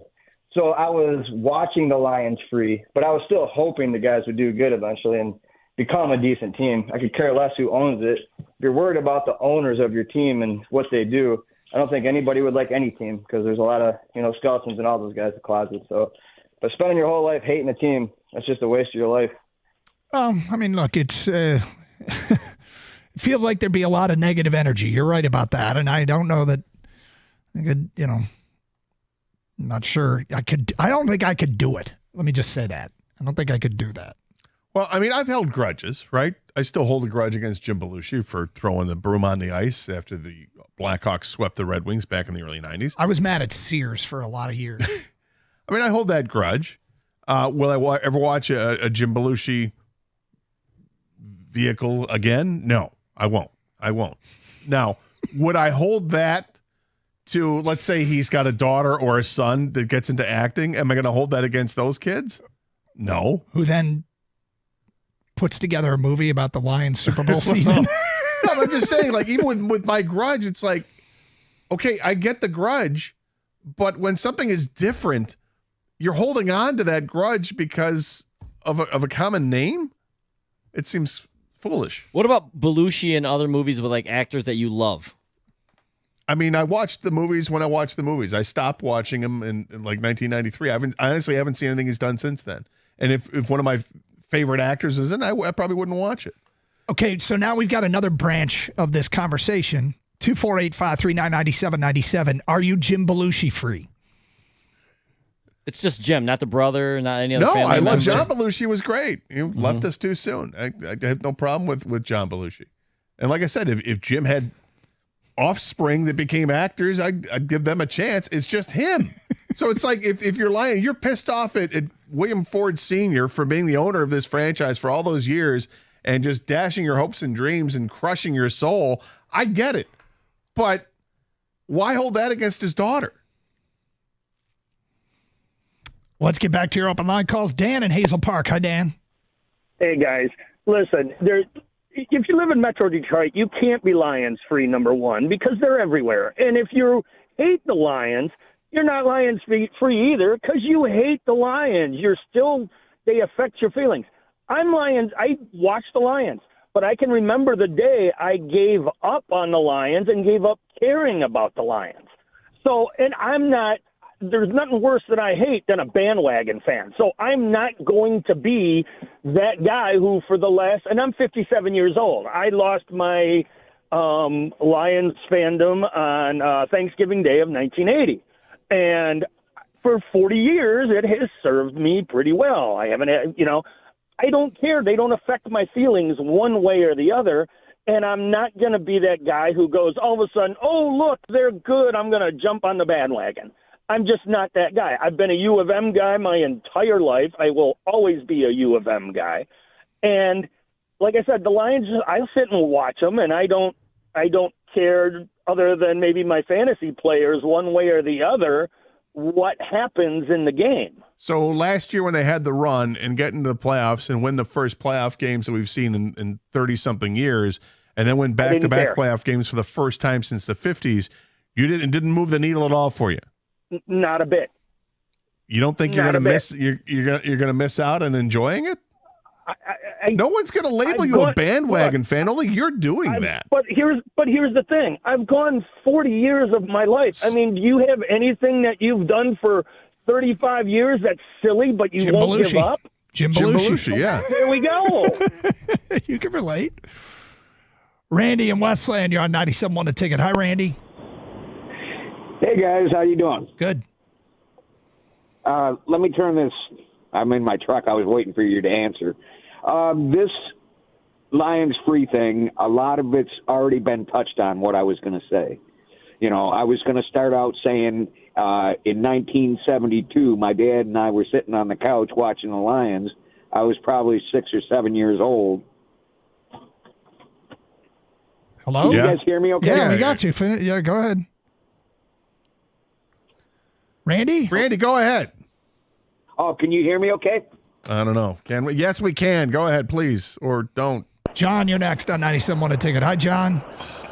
Hey, how you guys doing? What's up, John?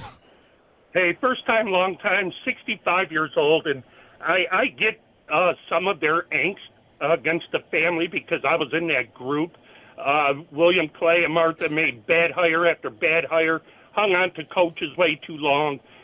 Very unsuccessful, didn't support the quarterback. They either had, they were one-dimensional, either had a running game with no passing game or vice versa. I still gave Sheila a chance with an open mind, and the first thing that turned me towards her side was the hire of Chris Spielman, because every hire after that has turned to gold. And as frustrating as it was for 50-plus years of watching these guys lose and take the fan base money year in, year out, That no longer exists. The culture has changed. Sheila's changed it. And I was even on board with selling a team, but I still kept an open mind to Sheila. And God bless her.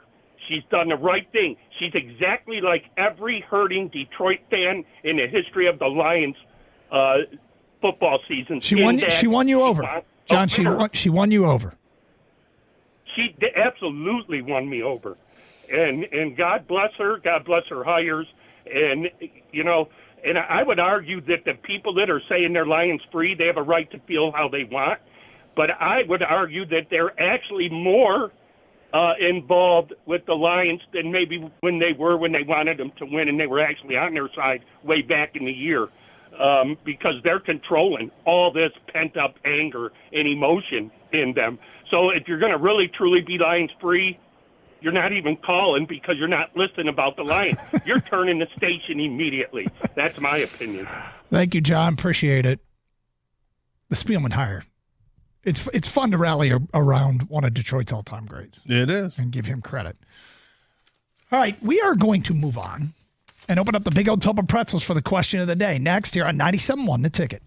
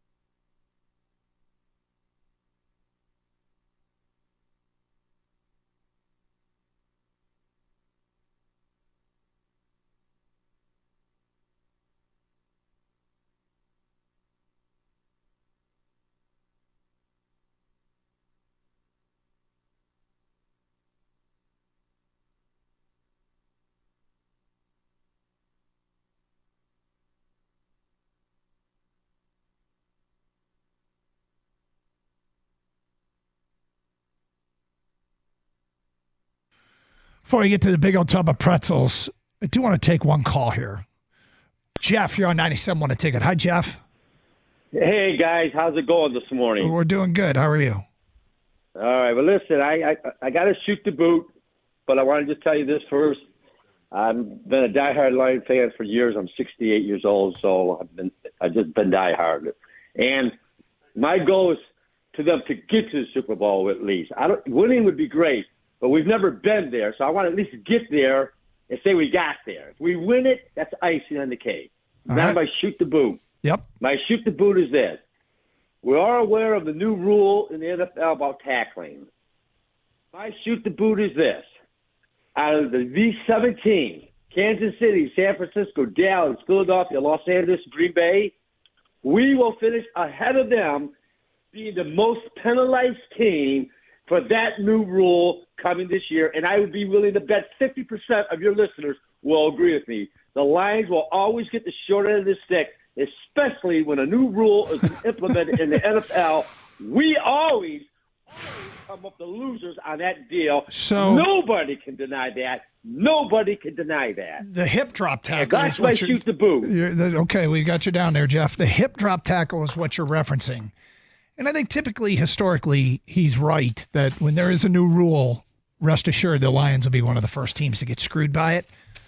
I just got to tell you, I feel as though the entire mojo of the organization has changed. I'm not going to grant him that, and I appreciate his shoot the boot guarantee, but I bet the Lions don't get hit with the most hip drop tackles this year. I feel like I'll take the field, is what I'm saying. I remember saying this a couple of years ago that maybe it was just last year, but that Lions luck feels like it's changing. Mm-hmm. Like everything that used to be, oh, that's going to go against them. They overcome that stuff, and they started winning those games where things in the game would be SOL-esque, right? Oh, that's an SOL. Here we go. And then, no, they didn't allow it to become that way.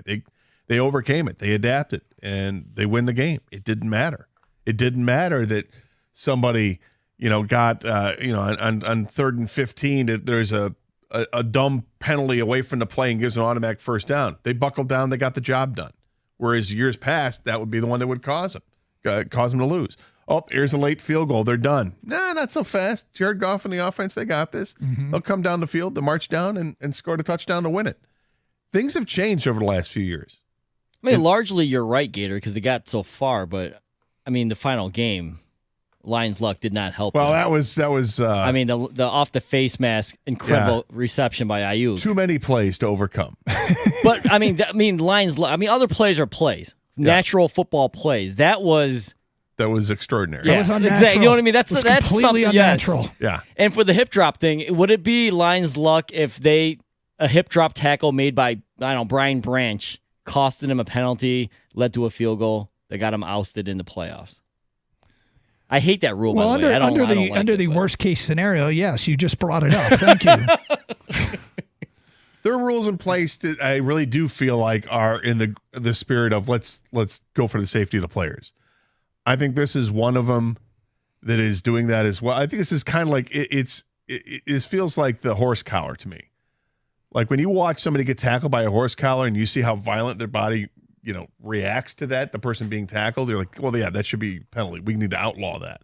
I think the hip drop thing feels like it's the same thing. When somebody starts getting pulled to the ground like that, it's awful, and it looks like it's an injury waiting to happen, and it probably needs to be out of the game. And I think this is going to be tough because players are used to just, hey, man, I got to get this guy down by any means possible. And if it means it, and I think there's going to be misinterpretations of it, it's going to be tough. Yeah, I disagree. Just because I think it's grabbing the back of the shoulder pad or whatever it is, that's not like your human body. I can't grab a guy's hip. But either way, that's the rule this year. They're going to have to adapt just like every other team in the league. All right, let's get to the big old tub of pretzels for the question of the day. So random questions that get sent in by listeners.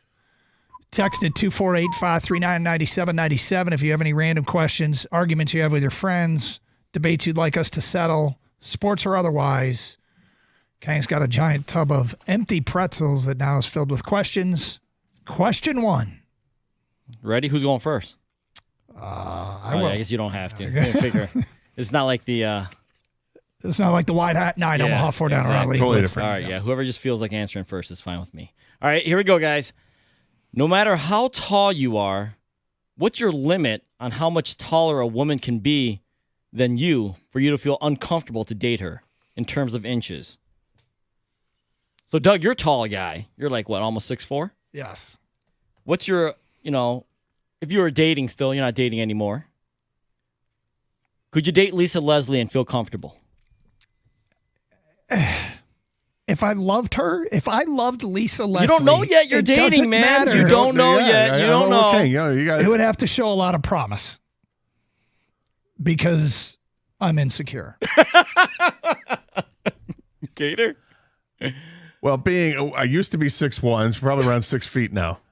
I think that there's like the way it's worded is great. Like what's the height that makes you uncomfortable? Yeah, right? Yeah, like just I think I get out of my comfort zone if she was 3 inches taller than me. I think I'm out of my comfort zone. Okay, and then heels. That's another 2 to 3 inches as well, right? Yeah. Please don't wear heels. If she's wearing flats, you're already taller than me. Don't wear the heels. Like very, very tall women don't intimidate me. Don't scare me. Taller than me. That's the thing. Yeah, I think that because dating is different than in love. If I'm in love with somebody, I don't care. It's not about I don't love. care. Yeah, but you're right. You're just talking about saying yes on a date, and it's like, you get set up on a blind date. You go out and you meet her. Oh, there she is over there. Oh, hi. And then she stands up out of the seat from the bar, and you realize she's 6'6". But that's on us. That's not on her. Of course it's on us. Yes. But that's the point of the question. What makes you feel uncomfortable? Yeah, everyone's different here, okay? Yep. Which we're all different heights. I'm the shortest by far out of us three here. I'm 5'8" on a good day with bad hair. But the inches thing is the same though, because I think you both kind of said 3 inches. Mine is 3 inches as well. So to me, if she's like 5'11", that's like my limit for me personally. I'd be like, all right, 5'11", 3 inches taller, man, I'm cool with that. But anything above 6 feet, I'm gonna be like, all right, this is starting. Hey, to but look. keep this in mind: love will prevail. Well, yes. In the end, if you give her that chance after the uncomfortability part. A buddy of mine, one of his roommates from college, was a shorter guy, probably like 5'6". Always dated tall women. And not like, she's 5'8", she's tall. I mean like 6 feet. Oh, tall. okay. Like tall. Yeah. Tall for anyone's standards. And right? so I remember going to my buddy's wedding, and here's his, from college, and he introduced me to his girlfriend. I'm like, oh, well, hello, how are you? You're a tall drink of water. I'm saying to myself, not out loud because that'd be awkward. And like, this is kind of strange. Okay. And I remember asking him, hey, whatever happened to your friend? Oh, yeah, he broke up with that girl. He's with somebody else now. Oh, okay, yeah. And she's like an Amazon, too. I'm like, oh, my God. So this guy's got a pattern. He said, oh, yeah, when we were in college, he had a pattern. Absolutely. Always went for the tall chicks. Like the tall chick, man. All right, let's take another one. All right. Here we go. How tall is your wife, by the way, Doug? 5'6", 5'6.5". Not a short woman. All right, here we go. Or is she tall? If you could go back in time to any period for 30 minutes, what era would it be? 30 minutes you get. For 30 minutes? Yep. Okay, this is. I don't think you can like make any future bets or anything. Just 30 minutes to experience that. Right. Yeah, just experience the era. Okay. Yeah. Explore the space. Yes. That type of thing. Explore the space. Am I my same age right now, or am I like 25? No, I think you're the same age because you can go any era. I gotta. You know what? Jurassic Age. Ooh, I was wondering I if you want to would see go dinosaurs. there. Would you take that shot? 30 minutes just to see dinosaurs. I want to right? see dinosaurs. Dude, that'd be man. sick. You're gonna get eaten. Well, he's taking a chance. Taking a chance. But 30 minutes to see real dinosaurs, Doug. I think there's something there. I want to hang out with the brontosaurus. They're not. They're leaf eaters, man. There's definitely something intriguing about What is that. it? 1800s? Is that Wild West? I want the Wild West. I want a saloon you with could swinging get shot doors. within a second. Yeah, I'm not gonna pick any fights with anybody. Well, it doesn't matter. Dinosaurs, back then. Yes, dinosaurs. You can't control. I can reason with a cowboy. What are you gonna do? Why you can reason with a cowboy? That's the last person you can reason Treat with. me with respect, sir. I have a better chance against a cowboy than you, a velociraptor. All right, you think you could beat up a giraffe, Doug? Yeah, that's true. All right, yeah, I go Wild West. What about you? Oh man, this is a good question. I'm really intrigued by the Jurassic era Gator because to see a real live dinosaur, That'd be amazing. that'd be amazing. It would blow my mind, right? Yeah. Oof. Man, this is a tough one. I almost want to go with what you went with, Gator. I mean, can you beat dinosaurs? We've all seen humans before, Doug. That's true. Guess what? I'm with Gator. I want a Dust Bowl town. I'm with Gator. We can hang out. We can hang out. Did you see that pterodactyl? I did. Did you? Yes. It was amazing. Let's get out of here. Is that a brontosaurus and diplodocus? They're the same thing, right? No, one's longer than the other. Oh, they're awesome. All right, let's do one more. All right, here we go. All right, what's a regular or normal word that always makes you giggle? I got one for this. I mean, nugget.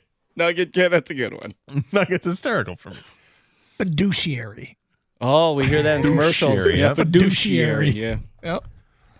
Mine's load.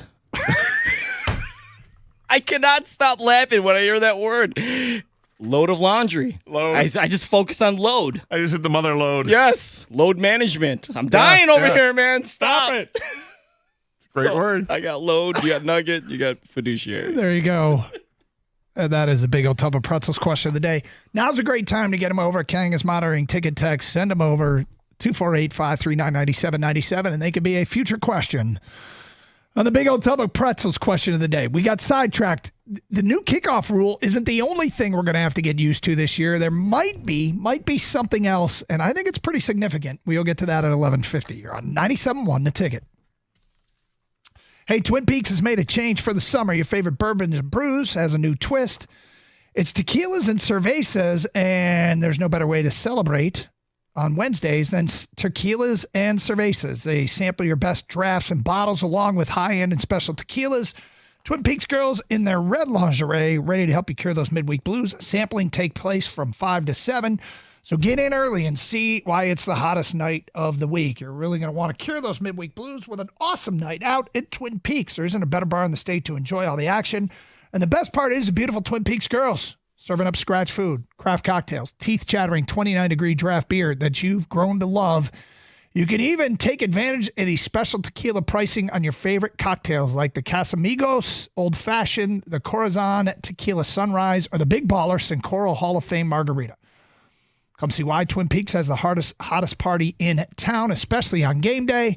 And clear your schedule the rest of the week. Pro football action returns Thursday night and Saturday as their Livonia Lodge is hosting the 4th annual Mopar Car Show from 11 to 4.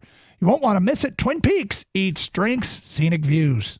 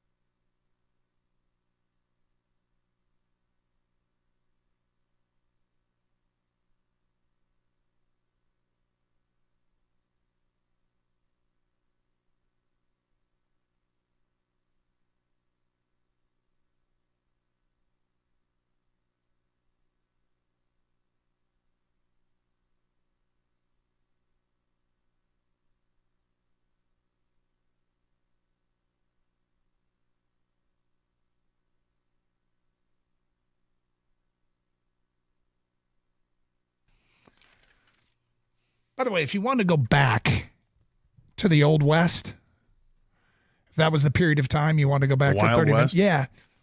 What year would you choose? Because what popped into my head was 1812. Is that too early? That might be too early. Yeah, what was peak Wild West? Well, I think post Gold Rush, so post 1849. Okay. Is I guess what I think post World Civil War, so post 1865, I guess. Okay, so like 1870. Yeah, I think that's what I'm thinking of. You know, you walk that into makes a lot of sense. And you'd be dead meat, man. You'd walk into a saloon and you'd ask for like, can I get kale the smoothie? Right. Let me get your finest kale smoothie, sir. Yeah, and can you turn on the Big Ten Network? Yeah, and you're out in the middle Dude, like Doug would get dysentery in 10 minutes. 10 minutes, absolutely. Right? What do you mean there's no hand sanitizer? What? I'd ask for a Miller Lite. I get a shot of whiskey. Yeah, not even close. Mm-hmm. Yeah. Mm. Fair maiden would sit down next to me. Sorry, I'm married. Someone said that if you walked in a saloon, everyone would stop and look at you right away, Doug. I mean, wrong side of town, buddy. Like scratching his beard. Like, this is itchy. Yeah, right? How do you guys do this?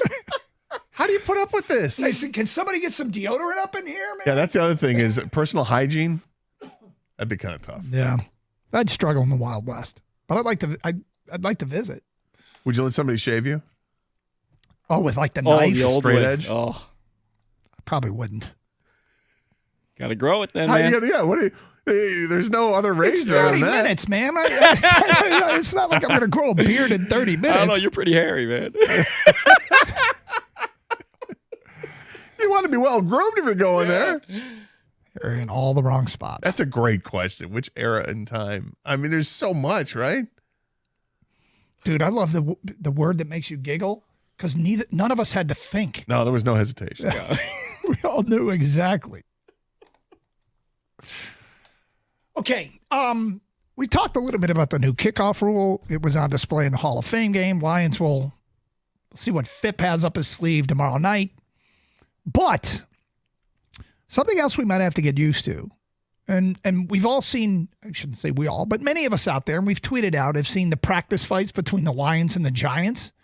And one thing that's hard to miss is the Guardian caps, which are the padded helmet protectors that go over the top of the standard football helmet. It's a padded additional layer of protection. And you're allowed to wear them in games this year.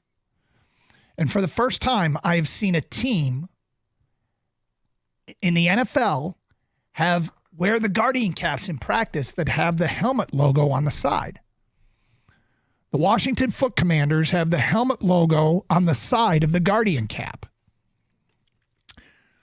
So, I mean, at one point, the NHL made you wear a helmet, but you didn't. If you came from the era where you didn't, Right, it was your grandfathered in. grandfathered in that you could play helmetless. Do you think that we will see Guardian caps in games? Or do you think the players will be, I'm not doing it in a game. I'll do it in practice, but I'm not doing it in a game. I could see it in a game at some point down the road. That or just the technology for helmet technology just changes to the point where it's obvious that this is a safer route to go and this is what we do. I think as more research is done, they'll come up with other ideas. But at some point, I mean, it feels like with the protocols they have in place that they've done a better job with it. I don't know if that's true or not. Better job with concussions and managing concussions. Okay. So I'm not sure what to expect. If I were a player, I'd be wearing the Guardian cap, but I'm not wired at all like an NFL player. So you'd wear a cup as well. Yeah, Jansen's laughing his ass off right now. Of course you would, Doug. You'd also wear sleeves, right? But the Guardian cap, I feel like there's not going to be like an individual here and there. There's going to be a bunch or there's going to be nobody, is my sense. Because I think there's going to be a level of, machismo involved here where guys don't want to be the one guy on the field wearing the Guardian cap. Yeah, I don't know. I don't know how that would work out. I mean, I don't know what it's like to wear one of those. If it feels like, does it feel heavier to you? I can't imagine it's a big adjustment to do, other than maybe it looks kind of funny. But if it protects me, I'd do it. aesthetically, do you think the fans will care? Yes. You do? A little bit, yeah. I mean, the helmets are great. You want to see the helmet. Football helmets are great. Football helmets are pretty great. And I mean, I'm sorry, but having this pillowy, armor on top of it, that doesn't look great. But they have the logos on them, right? Wouldn't they have the logos on them? Washington does. I haven't seen a Lions. The Lions and Giants are both wearing regular white Guardian I think caps. if they wore them for the games, they'd have the logos on them. Can you chrome a Guardian cap? Can I get the chrome look on it? Matte finish? I mean, the helmets are cool. That's the thing. Putting a logo on the side of this Guardian cap doesn't make it cool. Kane, do you think players will wear them? What's the over-under on how many players will we see wear it this year, you guys? Is it like single digits? I would think single digits. Yeah. I think you're going to get a few zero guys. is part of that single digit, yeah. Well, I think they're going to be guys who have concussion history. That'll be sort of understandable. But what if it made it mandatory? If you suffer concussion, you gotta wear it coming back. I don't think it is mandatory right now. Yeah, I was going to say they can't make it without the team, the players approving PA, it. yeah. So I don't see that happening. But I mean, will it be something that will be commonplace 10 years from now, like the knee braces are? There's conflicting evidence that knee braces help you. Yeah, but players still wear them. It feels as though everybody plays in the trenches wears them, right? Like everybody. Seemingly, but there's some that don't. Are there offensive linemen that don't? I'm sure there are. I'm actually not sure. I feel like they're almost. Well, because like I said, I remember when we were told in high school that we all had to, like it was mandatory that we had to get these braces and put them on. And then I remember paying attention to stuff like this, studies would come out, and there's conflicting reports that come out that it'll definitely help you from a hit from directly on the side, but the hits from head on, it's not necessarily the same case. So, and they were horribly cumbersome. Yeah. They're terrible to move in. Like you would hate running these things. And I guess that's why linemen are the only ones that kind of wear them, because they're limited in how much they're going to run. But it was wildly uncomfortable and always was. 248-539-9797. All right, coming up next hour, another edition of Are You Going to Eat That at 12:30. In the meantime, a bold prediction this morning on ESPN led to a debate in the office. We'll get to that at 12:05 here on Carson Anderson on 97.1 The Ticket.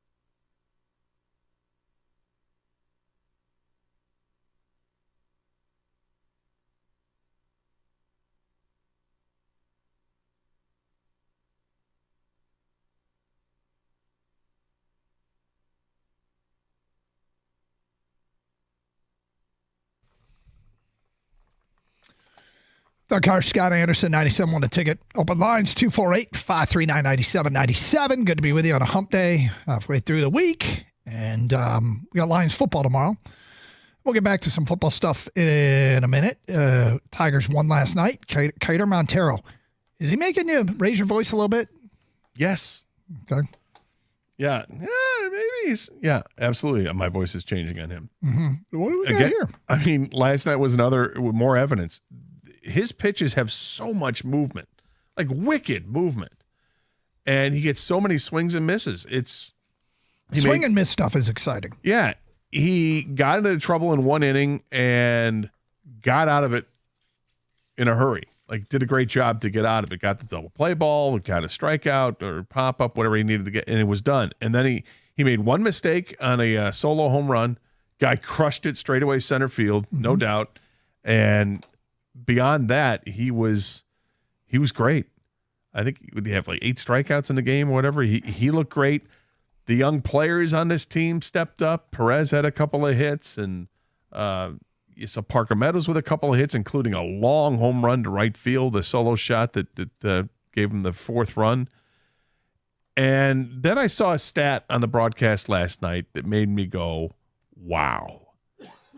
And this is a stat that I think needs to be in giant numbers and letters in front of Scott Harris. Okay. Because this is where I think he's going to have to understand. And of course he knows, but it's no, something he doesn't. And you're here to tell him. Yeah, I'm not here to tell him. He knows, but this supports people that wanted other players added to this team in the offseason they didn't go for. You need to have more run production, clearly. The team now with the win last night, their record is 46-15. It's not a small sample size. 46-15 when they score 4 runs or more. 4 runs is not asking for too much. No, I guess I'd wonder what everybody's record is when they score 4 runs or more. But this is 31 games above 500 when they score 4. And I'm not talking 6 runs. It's 4 runs. Yeah. And, it's been troublesome watching this team because we know how many there have been so many times they've scored 1 run or gotten shut out this year. It seems like there's tons of those games, right? Mm-hmm. But when they score 4, you win. It's like when the Red Wings, if they could just score 3 goals a game, a couple of years ago, you saw the record was great, but they didn't do it enough, obviously. They added their scoring touch. They got better. This upcoming season, you got to keep scoring 3 goals a game, but do better defensively, and you'll make the playoffs. But with the Tigers, that number just struck me like, wow. I mean, it's not asking much. Like 1 or 2 more bats in the lineup should be able to, get that average. And let me go slightly high pitching on this guy too. Parker Meadows. I think I'm kind of with you doing the high pitch on Parker Meadows. Obviously, need to see the last 45 games here, but because the reason I say that is the beginning of the season was so horrific. Mm-hmm. I mean, he hit below 100, I believe. It was below 100. He hit like 090. Sent down, worked on his stuff, got it right, hit damn near 300 while he was at Toledo. And now that he's back from injury, he's stepping in and he's doing a job. He doesn't look overmatched anymore. Before it was a strikeout waiting to happen. That's not the case now. He looks confident. Before he hit the home run last night, he crushed a foul to right field. And I think it was the next pitch. He just crushed it to in right field in fair territory. He hit the home run. It was 415 feet measured, but damn near got into the second level at Safeco. So, yeah, they've got a lot of young players that are performing well, that the voice gets a little higher and you need more of a sample size, but fork to your nose in a dark alley. Are you buying into it at this point? Like, I mean, if you stuck a fork in my nose in a dark alley, I'd say yes on Parker Meadows. I'm feeling kind of confident that the Tigers pitching staff is competent enough to work with Cater Montero that's going to be a piece. Not that so he's the a pitching number staff 1, 2, or meaning 3. Chris Fetter and company. Okay. Fetter and Hinch and everybody else that's involved with that. Those are 2 guys. I'm still not sold on Perez. I like Wenzel Perez, but I'm not sold on him yet. I'm not sold on Malloy yet. If you stuck a fork in my nose in a dark alley, I'd bet against that. But these other 2 guys, I'd bet 4. 248-539-9797. Joseph, you're on 97. Want a ticket? Hi, Joseph. Hi, how's it going? Good, thank you. Hi, I'm just here to talk about. I played college football, and we are required for the most part to wear these knee braces that you were talking about, and I'm allowed to not wear them, and a couple of us aren't, because really, if you're a certain kind of player, like certain guards or tackles in the NFL might choose to not wear these knee braces because they think they need to play faster. While they do protect you, they slow you down more than you could ever imagine. It feels like you're running with 2 bricks tied around your feet. But we've had 2 guys on my team that, because of wearing their knee braces, they actually got hurt worse than they would have, because they take so much of the impact on them. If like one kid got caught on another knee brace with it, and when he planted, it just completely torqued his knee, and then he ended up tearing his meniscus and ACL because of that. So Joseph, just out of curiosity, where do you play? I play at Alma College. Gotcha. All right. Go Scots. So you said for the most part you're required, but then you said you don't. You're either required or you're not. I mean, so you're not required? I worded that wrong. Okay. We're recommended to wear them. Gotcha. We're recommended to wear them. I chose to not wear them because I'm a smaller lineman there, and I like to move quick, and that's kind of my thing, is I move quick. But we got other guys who weigh 300 pounds that are not worried about moving quick. They choose to wear them. So really, I just think it comes down to the type of lineman. Like the tackle we just drafted, he's probably going to choose to wear them because, I mean, he's huge. He's fast, but he's so big and so long that if he doesn't wear them, he's at such a risk. When compared to a guard who, say, is 6'2" and is quicker, he might not need them as much because he needs his speed more, and he's so short that he can bear more of the brunt. Joseph, thank you for the phone call. We were talking about this because we were talking about safety innovations in the game and how, knee braces for linemen at one point was an innovation, and now Guardian caps you can wear them in games, and we're wondering what to expect. Are we going to see people wearing Guardian caps during games in the NFL? Feedback's coming in. Brady in Canton said, I have to wear a Guardian cap in all practices for high school football. It doesn't really feel any different. The only problem is the buttons tend to come undone. Basically, it's sliding off your helmet after only a couple of hits. Matt in a truck says, if these Guardian caps become a big thing in game, will I be able to get a mini Guardian cap for my mini Lions helmet? That'd be cool. Kind of is. Unnamed texter, I could see a rule where after X amount of concussions or after concussion protocol, a player has to wear one in game. Stephen Madison Heights said, I'd love to see the look on a bartender's face when Doug says, excuse me, barkeep, this glass is dirty. Can I get a clean one? And they spit into it and clean it. Here you go. So that's in reference to the Big Old Tub of Pretzels question. If you could go back for 30 minutes to live in one era, just to, as Gator put it, explore the space, what would you choose? Gator and Kang chose Jurassic era. I chose Wild West, late 1800s. Out of curiosity, because you didn't really explain this, what is it that you want to see out of I don't know. Wild? I'm fascinated by it. I'm just fascinated by it. I want to walk into a bar with swinging doors. Yeah. You want to see a draw at noon? I want to see a draw. I want to see. You want to see a real dead tumbleweed? Yeah, exactly. Not a bald bush? Not a bald bush. Going by in town? Tumbleweed. Doug gets his salsa from New York City. Those Cowboys would chew him.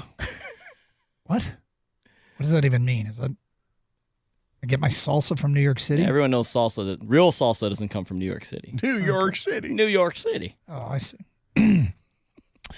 Here's one on Guardian caps. I'll quit watching football if they wear those dorky things. No, he wouldn't, right? I can't imagine that. In hockey, before the helmets became mandatory, did people just say, I'm done watching hockey? Well, kids had to wear them all through, their youth days, and we're full cages. You ever ridden a horse? Yes. Think you can handle that? I've handled it before. Okay. Oh, okay. All right. I didn't know we were that experienced. This isn't trigonometry. That's tough. It's math. It's riding a horse. You think they have electric horses, Doug, or something you can just plug in? I'd plug my horse in, yeah.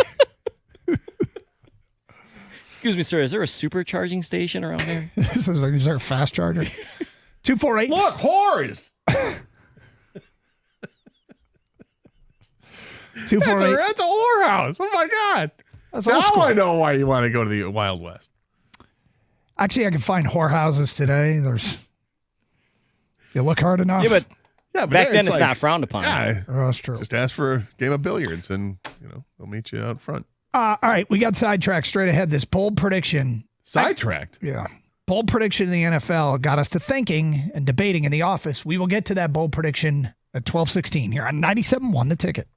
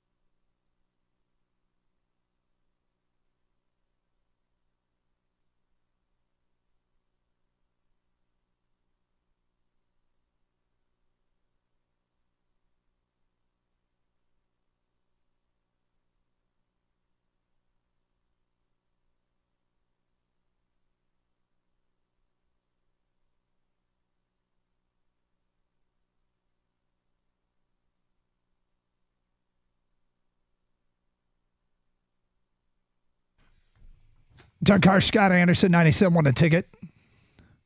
So a story to update you on. The NCAA Committee on Infractions has given former Michigan coach Jim Harbaugh a 4-year show cause for recruiting violation and unethical conduct. He'll be suspended for a year if he ever goes back to college. Seems highly unlikely. And a 4-year show cause, which means he has to appeal to be able to be, I think his employer has to appeal to even hire him in the first place. So this is for the infractions related to the COVID-19. Mm-hmm. era stuff. This has nothing to do with the Stallion stuff. No, Michigan had negotiated a settlement with that. Harbaugh wasn't a part of it. So Harbaugh it's a 4-year show cause and a 1-year suspension. All right, before we get sidetracked again. This morning on ESPN, Mike Tannenbaum, they were doing a segment, Drop the Mic, and I think it's where he makes bold predictions. He predicted at 15-2 from the NFC North, the number 1 seed in the NFC playoffs would be the Green Bay Packers. 15-2. It's quite a record. Yep. So here's my question for you and for the audience at 248-539-9797. Which NFC venue would you most not want to go through to get to the Super Bowl? San Francisco, where they had to go last year. Green Bay, where Tannenbaum says they'll be the 1 seed. Dallas, where when the Lions go to Dallas, they get screwed. Weird things happen. House of Horrors. Or Philly. It's interesting because all those venues are dreadful, right? Historically. Mm-hmm. Philly fans, notorious. Dallas, we've got the House of Horrors from what we've seen in that building before. San Francisco, what happened last year, and then Green Bay is just historic. The one I want to play the most is probably Green Bay because we've seen the Lions walk into Green Bay and win recently. Like, you don't have to go back 30 years to do it. You have to go back, a year, a season ago and see it happen. So, and the best was at the end of the 22 season when they just dashed the hopes and dreams of the Packers from making the playoffs. Did it right there on a Sunday night in Lambeau Field. So I'm not worried about Lambeau. The other three are interesting. I think, the fact that the Lions had that advantage over San Francisco, there's that revenge factor, want to get back on the tour and go ahead and do that. So I'll eliminate that one as well. Philadelphia and Dallas, there's just that history with Dallas that makes it scarier than Philadelphia. Although last time I remember them playing at Philly, was that in the snow? And remember that ridiculous game in the snow? Yep. I forget who the running back was. They had him bottled up for the first quarter. LaShawn McCoy. Shady did nothing in like the first quarter and a half of that game and then ran for like 200 yards in the next 3 quarters. That sticks in my mind. The Lions playoff loss that they had years ago, they scored 30 points and still lost by like 20 in Philadelphia with the Scott Mitchell team. So I'm still going to go with Dallas. It's a house of horrors. I don't like it. I don't like Jerry World. And I feel like every opportunity that Dak Prescott has to prove himself, another opportunity he has, he's going to be closer to actually proving that he's really good. And I don't want it to happen against the Lions. That'd be my place I'd at least want to play. I trust Jerry World the least of any venue in sports. Given the ridiculousness of the last playoff game they played there, the absurdity of the skipper reporting moment, there's something about that place that it's like Mackey Arena. You just never want to play there. I don't know. Mackey's one of the places I guess you never want to play, but honestly, I don't trust Dallas. I don't know if it's I mean, I think it's probably just a coincidence, but it feels like there's too many ghosts in that place.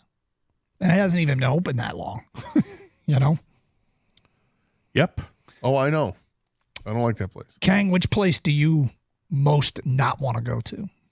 All right, so the Eagles would be just like, to me, another road playoff game. Tampa, Atlanta, Minnesota, wherever. So I'm not too scared about that. Just, man up, play good football. The Packers, I almost feel like I embrace it now. Take me to Lambeau. We've done it before. I know it wasn't a playoff game, but it was basically a playoff game for the Packers. Took care of business. I think I've slayed that dragon, And I, like I said, I almost embrace it. I think the fans would be nuts. You take over Green Bay as much as possible. Take over Lambeau. Wouldn't that be tough? It would be very tough. If they're 15-2. Yes, but I feel like the players, the fan base here would embrace it. So it takes me down to between the Niners and the Cowboys. We all know the history with the Cowboys. There is something there. I don't care who's playing for the Cowboys, who's the quarterback, who the running back is, who's on defense. It's the star helmet. Something about that place that we've gotten jobbed, right? Yep. But the Niners, if it's the Niners, man, going West Coast again against, in my opinion, when healthy, the most talented roster in the NFL. So between those two, I don't want to go to Dallas. Let's run it back. I'd rather take on the most talented Let's roster in the NFL, in my opinion, when healthy, than go to Dallas. Something about Dallas. Man. Mm-hmm. Big D. It's hard to shake ghosts in sports. That's tough. It's weird because, Doug, you said you just want to be a Cowboy 2 segments ago. Now, you're scared of it. That was an actual cowboy. Oh. And only for a half an hour. And a half an hour of milling amongst them. Mm-hmm. I don't even really need to be one, I guess. Are we being pansies here? Yes. No. We're saying we're chest out. Let's play San Francisco again is what we're saying. We're saying chest out. We'll go to Lambeau. What do you got? Oh, Philly fans, you're tough. We got you. That's what we're saying. Do we mean it? In Dallas? I don't want to go back there. No, we're not. Because the thing with Dallas, it's got nothing to do with the Cowboys. It's got everything to do with the mojo. We get screwed by the officials. Yep. That's the problem. Yep. Over and over. And over. I guess I would be more nervous about weird stuff happening in Dallas than anywhere else. And yet weird stuff, even though weird stuff did happen in San Francisco last year. But it's not a pattern. No. So that would be my bigger fear. Although Monty Clark praying, that was at San Francisco, wasn't it? Yeah, it was a missed field goal. Candlestick. Mm-hmm. I can't believe I said the Cowboys mojo scares me more than the Niners roster. Yeah. Like that's strong. It's truth. Well, it feels like a very real thing. Des Bryant was on the field without his helmet complaining about a play when his defense was supposed to be on the field and didn't get flagged for it. Yep. They didn't even consider that. They just, Des, please go to the sideline. He's well onto the field on a play that Brandon Pettigrew was absolutely interfering in. There was one flag thrown. There should have been 2 flags thrown. And in the end, there were no flags thrown. That math does not work. That math does not work. Even Gronk no Lions got screwed. But I don't know if our feelings would be matched by the fans.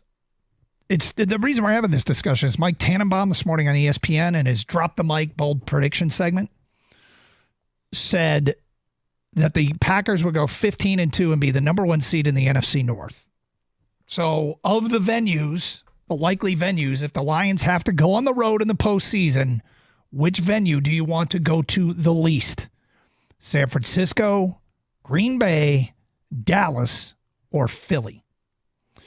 248-539-9797 if you want to get into that. We got the Are You Going to Eat That coming up at 12:35. Jim Harbaugh just handed a 4-year show cause by the NCAA.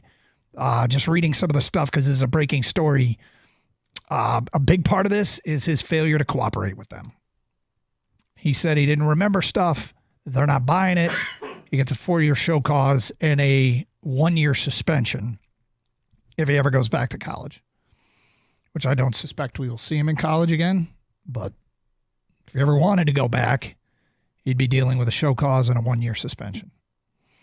Well, he's adamant about not knowing anything to do with the Stallion stuff. Yep. And he was adamant about not really knowing what happened in this stuff, too. But the NCAA has he evidence said he had no recollection of what they accused him of. But feedback. Rick in Wyandotte says, it's a no-brainer. It's the 49ers. Green Bay blows. I don't want to go to Dallas. Would never hear the end of it. Jerry World for sure. The place is a GD curse. The Lions have shown they can win in Green Bay in the cold because of the ground game. Ben in Roseville says, I don't want to go to Green Bay in January. Give me the Niners. A lot of differing opinions there. Dallas, due to the corrupt refs, the South has a long history of being dirty behind the scenes. Jeez. You know, it's interesting. The Lions don't have a rich playoff history over the last, 40 years, right? Right. But they played all these teams on the road in the playoffs. Yeah. Philly? Yeah, they did, of course. Yeah. Is that the 59 It was or? like the 58-31 game, whatever the hell it was. Yeah. That's one that's hard to believe actually happened. That's what I'm saying. I mean, you look at it, the Lions scored 30 points in the game and they lost by 20. What? 248-539-9797. Carson Anderson, 97.1.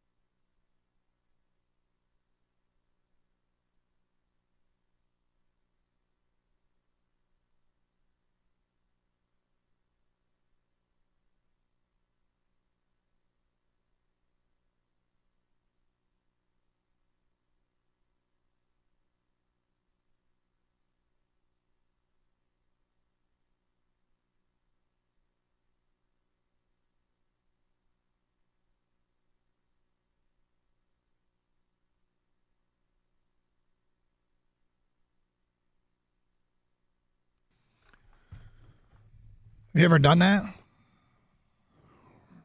Been in a kayak? Yeah, I mean, Been in a kayak once, and I was a kid. I was like 10 or 11. Bay City, Michigan. What about like a rowing machine? You ever do a rowing machine? Yes, a long time ago. Probably 25 years ago. I didn't like it. No. Didn't particularly care for it. I guess it's a pretty great workout if that's something you're looking for. Well, I remember it would be in a gym. I don't have a rowing machine at home. Mm-hmm. And was working out, tried it, didn't like it, just went to some other machines. It was in the cardio room. So I was walking on a treadmill.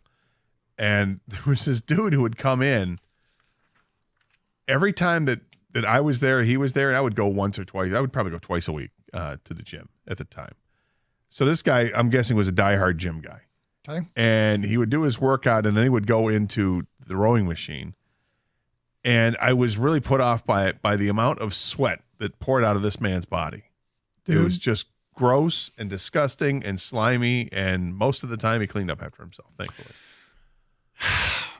The one rowing guy I knew was the worst smelling gym guy ever, which lead me to believe that it's consistent. If you are a rower on those rowing machines, you pour sweat. Yeah, well, you can still use a little deodorant, my man. You could. I mean, not everybody who works out smells. They all No. sweat, but some people choose not to do that until afterwards, I guess. Long day in the office. I guess come to the gym, work up a sweat, and then go to the rowing machine and really work up a sweat. Yikes. All right. You ready for another edition of Are You Going to Eat That? I am. Here we go.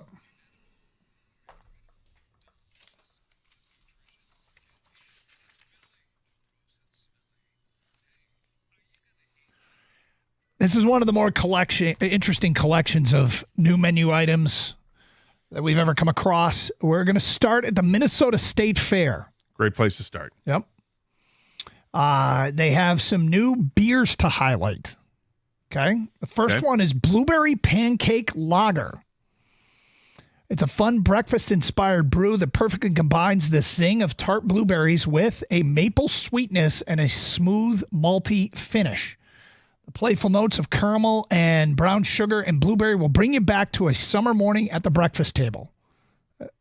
Gator Blueberry Pancake Lager. Are you going to eat that? I'll try it. There's going to be a little maple flavor that I know I'm going to like, and I do like blueberries. I don't know if I'd like it or not, but I'm willing to try it. I think I might give this a shot. I wouldn't have high hopes for it, but I'd give it a shot. I've had a breakfast stout before. It was pretty good. It was Founders, I think, that makes it. And years ago, there was a beer festival up in Frankenmuth that I attended, and I got to tap the keg, the annual tapping of the keg thing for Oktoberfest. Yep. With the you knock the bung hole. You know how that works? Yeah. So real thing. It's really funny. But so I went down and had a sample of the breakfast stout, and the guy said, you got to try it with this. And I forgot what the other beer was. It was like some kind of maybe a raspberry ale or something like that. It combined the two, and it was so delicious. Kang, the Blueberry Pancake Lager. Is that something you'd be down for? I'd try it. It seems like something you don't really want a lot of, but I'd definitely try one. Okay. It's 3 for 3. Next up from the Minnesota State Fair, the Mustard Stain IPA. Inspired by a perfect fair food condiment, the mustard beer is a full-bodied, hop-forward session IPA spiced with mustard seeds. Sit back and enjoy this beer while watching the horse or livestock show at the Minnesota State Fair. Absolutely not. First of all, when you say hop forward, I'm not into the hops forward movement there. And then you've got IPA associated with it and then mustard seeds. I like yellow mustard. I love French's mustard. There are some other mustards I enjoy with the grain mustards and brown mustards and stuff like that. They have their place, but not in beer, not up in here. Yeah, I'm out on this for a variety of reasons. The biggest which is IPA, and you get, again, the hop forward. No thanks. Kang, you? Yeah, I'm out too, man. I agree with you guys. I think we're 3 for 3 in the first two here. The hops and the mustard, no go for me. All right, Popeyes. Popeyes is introducing a new biscuit. the chocolate chip biscuit. Yep. It's iconic buttermilk biscuit, and it fits it with decadent chocolate chips. Yep. Yeah, listen. There's also a drizzle of icing. Yep. Biscuits are fantastic. Even just the regular biscuits, Popeyes they're tasty. Mm-hmm. Get those. Yep. And now you're going to make it a chocolate chip one with icing. Hello. I will not do this, but it's because I don't ever get desserts at a fast food place. Or fast food. I rarely get fast food. There you go. Closest I will come is a Jamocha shake. But you're at this is Popeyes. Mm-hmm. And the Popeyes chicken sandwich is delicious. Agree. So why not? Now you've got the opportunity. You're there. He's not there. No, I'm not. He's just not there. No. I mean, seriously, I can't remember the last time I got a fast food dessert. But it's a biscuit with chocolate chips and icing. I guess it's dessert. Kang? Oh, you had me at Popeyes. I was going to say yes no matter what. I mean, if Popeyes is making, I'm trying it. So, but yeah, this sounds delicious. I'm in. All right, next up, the Arizona Cardinals have introduced something for their home games this year. Is it a new leg for Rondell White? The cotton candy burrito. This is ice cream and candy wrapped in cotton candy. The full ingredient list for the cotton candy burrito is as follows. Cotton candy flavored ice cream, topped with Fruity Pebbles, Fruit Loops, marshmallow Skittles, mini M&Ms, gummy bears, and sprinkles, all wrapped in a melt-in-your-mouth cotton candy shell. The cotton candy burrito. All right, first of all, it sounds like way too much, and I'm not into I don't like the gummy stuff. It sounds so ridiculously sweet, and yet I'd have to try it. It's intriguing to try it, but I don't think I would like it at all. It feels like one of those things that you'd see a picture of, and then you go, for only $28. Right. I'm out. No way. Well, I knew you'd be out, but I mean, Fruit Loops and Fruity Pebbles, I'm almost all in right there. But then you keep adding to it; it's like too much. Gator, you haven't seen a picture of this? No. You'd be out, man. I'm out. I've seen a picture of this. It's way too much, Gator. What you're thinking in your mind, multiply that. It's a ginormous sugar burrito. Oh no! Right? Oh, now you seen it? Yeah, I'm out, man. No, too much. I don't want to do that. No, I'm sorry. No. Not even in a burrito bowl form. Not up in here. All right, next up. Not out of there. We look at TikTok trends a lot now.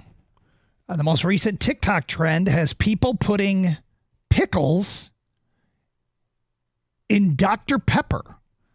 It's called the pickle Dr. Pepper. The quote is, "Don't knock it till you try it. If you like pickles and you like Dr. Pepper, you're absolutely like, ooh, gross. I would never, ever drink that. But there are a lot of people who do drink it." The TikToker points out how easy it is to have the interaction at a drive-thru at Sonic where you can get pickles put in your Dr. Pepper. I don't know the appeal. People apparently love it. Will you ever put pickles in your Dr. Pepper? No. Here's a couple things. I don't really like Dr. Pepper. It's fine. It's not a go-to soda for me ever, or pop ever. Mm-hmm. So I'm going to say no right off the bat with that. And pickles have no business being near any kind of cola product. I'm sorry. Yeah, there's no way in hell. And I like pickles. Kang? What's up with these pickles? I don't get this. Non-stop with the pickles. Is this someone trying to force pickles on the society? It's like first bacon, now pickles. Yeah, I'm out, man. I actually enjoy Dr. Pepper every now and then. I think it's... When's the last time you had a Dr. Pepper, Gator? Or even you, Doug, maybe. Within the last couple of years. Okay, like it's... You forget what it tastes like sometimes, right? And you hear like, oh, that's Dr. Pepper. It's like a cherry Coke-ish. But I feel like it's more carbonated than the other pops. I think it's better than cherry Coke. But either way, I like Dr. Pepper by itself. Don't need the pickle. All right, final thing here. Hold the pickle. New at Progressive Field in Cleveland, Ohio. Saw this on Twitter today. The Slider Dog. This is a hot dog topped with pimento mac and cheese, bacon, and Fruit Loops. No. What? And Fruit Loops? Yep. Why? Don't know. The hell do Fruit Loops have to do with pimento mac and cheese, a hot dog, and bacon? No idea. I mean, first of all, like, just give me the hot dog. Stop throwing everything in the world on top of a hot dog. You want to give me a hot dog with pimento cheese? Okay. A hot dog with pimento mac and cheese? okay, they get a little, the beef and the Franks and Mac. I got that. That's okay. I can even go that far. But then you're adding bacon. Don't need it. But what the hell is this? Fruit Loops? Yeah, I'm obviously out. Which is the odder combo, having a pickle in your Dr. Pepper or Fruit Loops with your hot dog? Fruit Loops with the hot dog. Doug was in until the Fruit Loops because he eats hot dogs. He does eat hot dogs. Yeah. Saw him. Yeah. Jokes. I'm like you, Doug. You got jokes. I'm like you. I was in until the Fruit Loops. But why the Fruit Loops? Like, I know you don't like bacon on stuff, Gator. Yeah. I don't mind it in a hot dog. The cheese, I can do that. Yeah, Why I've the had a Fruit Swanky Loops? Frankie. Why? I can have the Swanky Frankie. I'm fine with that. But when you add the pasta with it, that's too much. But the Fruit Loops, the hell are you doing? That doesn't even make any sense. All right, straight ahead, Kang has a Twitter poll out there. We'll ask you the question that he asked the people. You can go vote at Kang Sports if you so choose. Kang Collects. I'm sorry, at Kang Collects. My bad. His new podcast, if you haven't listened. In the meantime, story during the Tiger game last night got us to talking. We'll get to all that next here on 97.1 The Ticket. Well, these days it's going to be really hard to find reliable service, so I'm going to tell you about a great company that I've worked with. They're local. It's Precision Garage Door. I've had garage doors for a long time, but I was having some issues with them. I needed a new battery replaced, and it's not just as simple as, let's go to the store and get a couple of double A batteries. Not like that at all. It was a real issue. There was something that was beyond what I could do. I called Precision. They came out. They were amazing. In fact, I scheduled the appointment online on a website because that's what I can do. A time that works for me, not for them, for me. That's what's awesome about Precision is they go above and beyond with customer service. They're available weekends at no extra charge. They offer the industry's leading warranty, and all calls are answered 24/7.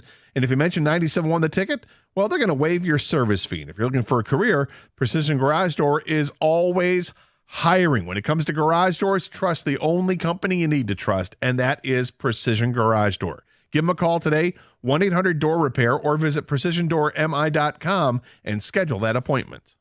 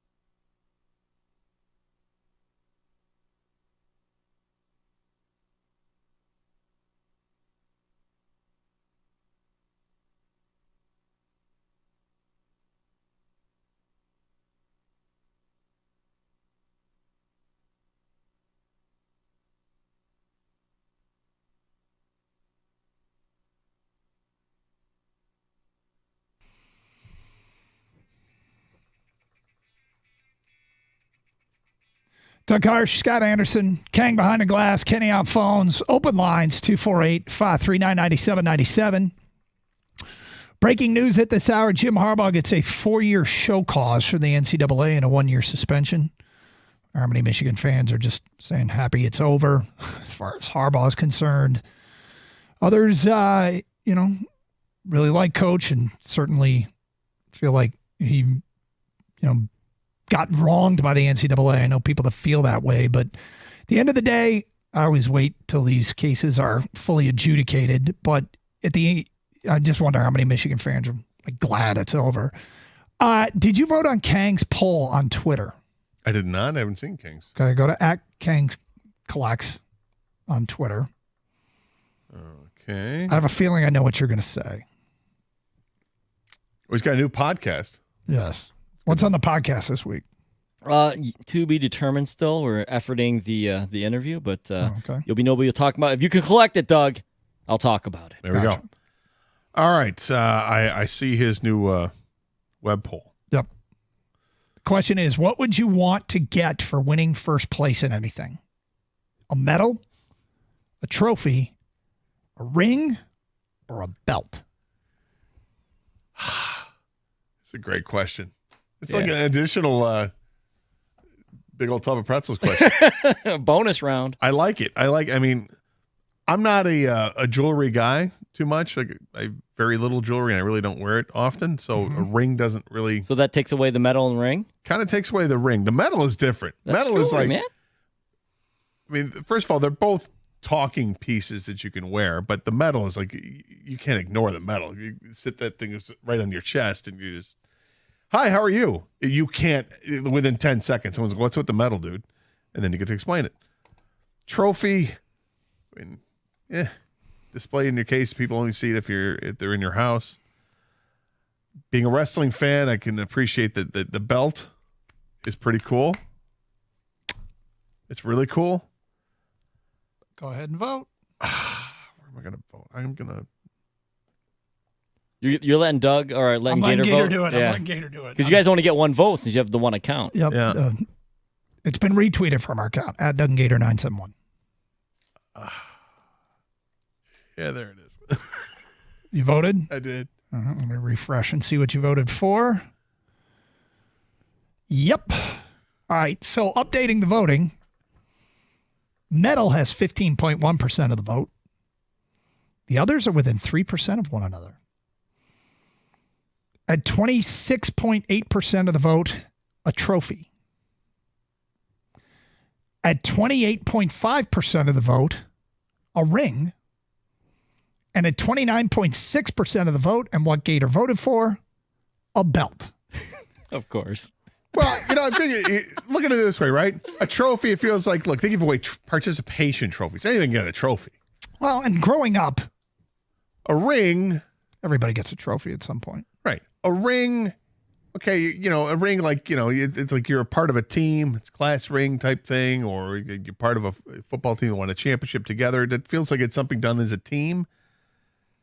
But if I won first place, it means more to me that I did it.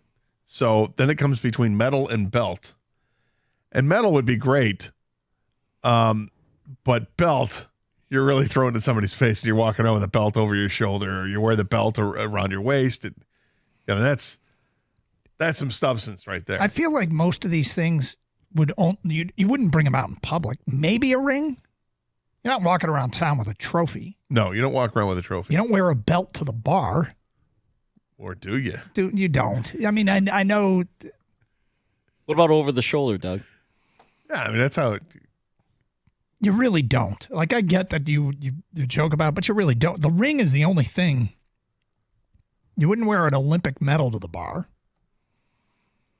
So the only humble brag is the ring.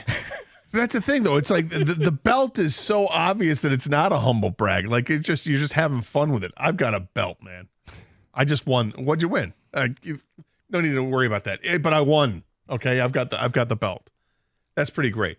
So I would associate with the ring because it's team oriented. Mm-hmm. Doug's on brand, yeah. True. The belt, I feel like this question is, what would you rather get for winning first place in anything? A medal, B, a trophy, C, a ring, or what Gator would want? Because I knew you were going to vote for belt, but I let you vote. I gave it some real thought. You did give it some thought. You did give it some Tang, thought. what would you choose? I'm torn between the belt and the trophy.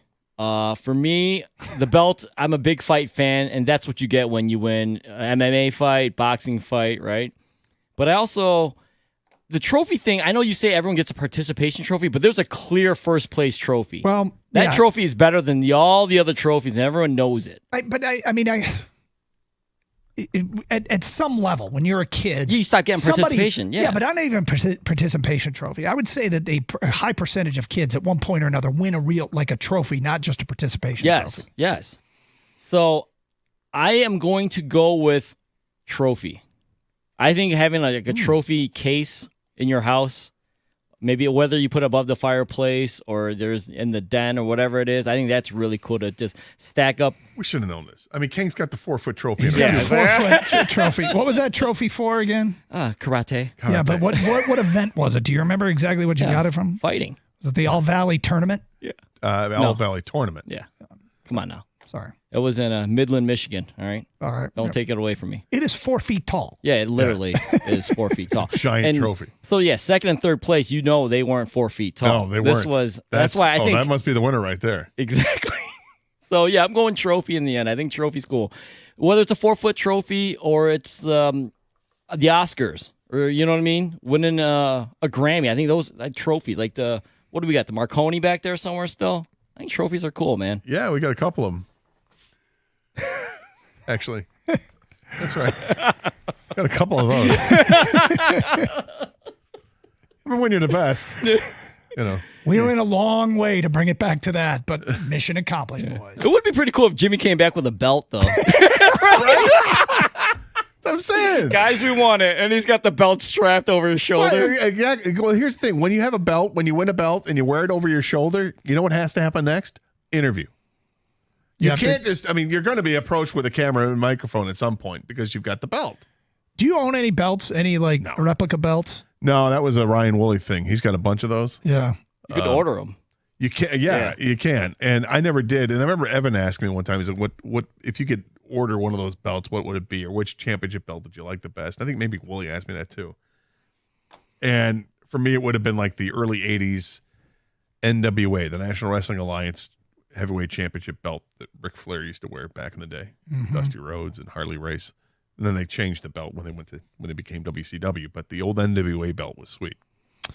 248-539-9797. Carson Anderson. Again, we got the breaking news. Jim Harbaugh, 4-year show cause. Wolverine fans, are you happy that it's over? Is it at this point? It's just like, all right, let's move on, and you don't have to deal with any of the quirks of Coach Harbaugh again. It also belt, trophy, medal, or ring. Story last night for the Tiger game got us talking in the office today. We ran out of time. We'll get to that at 105 here on 97.1 The Ticket.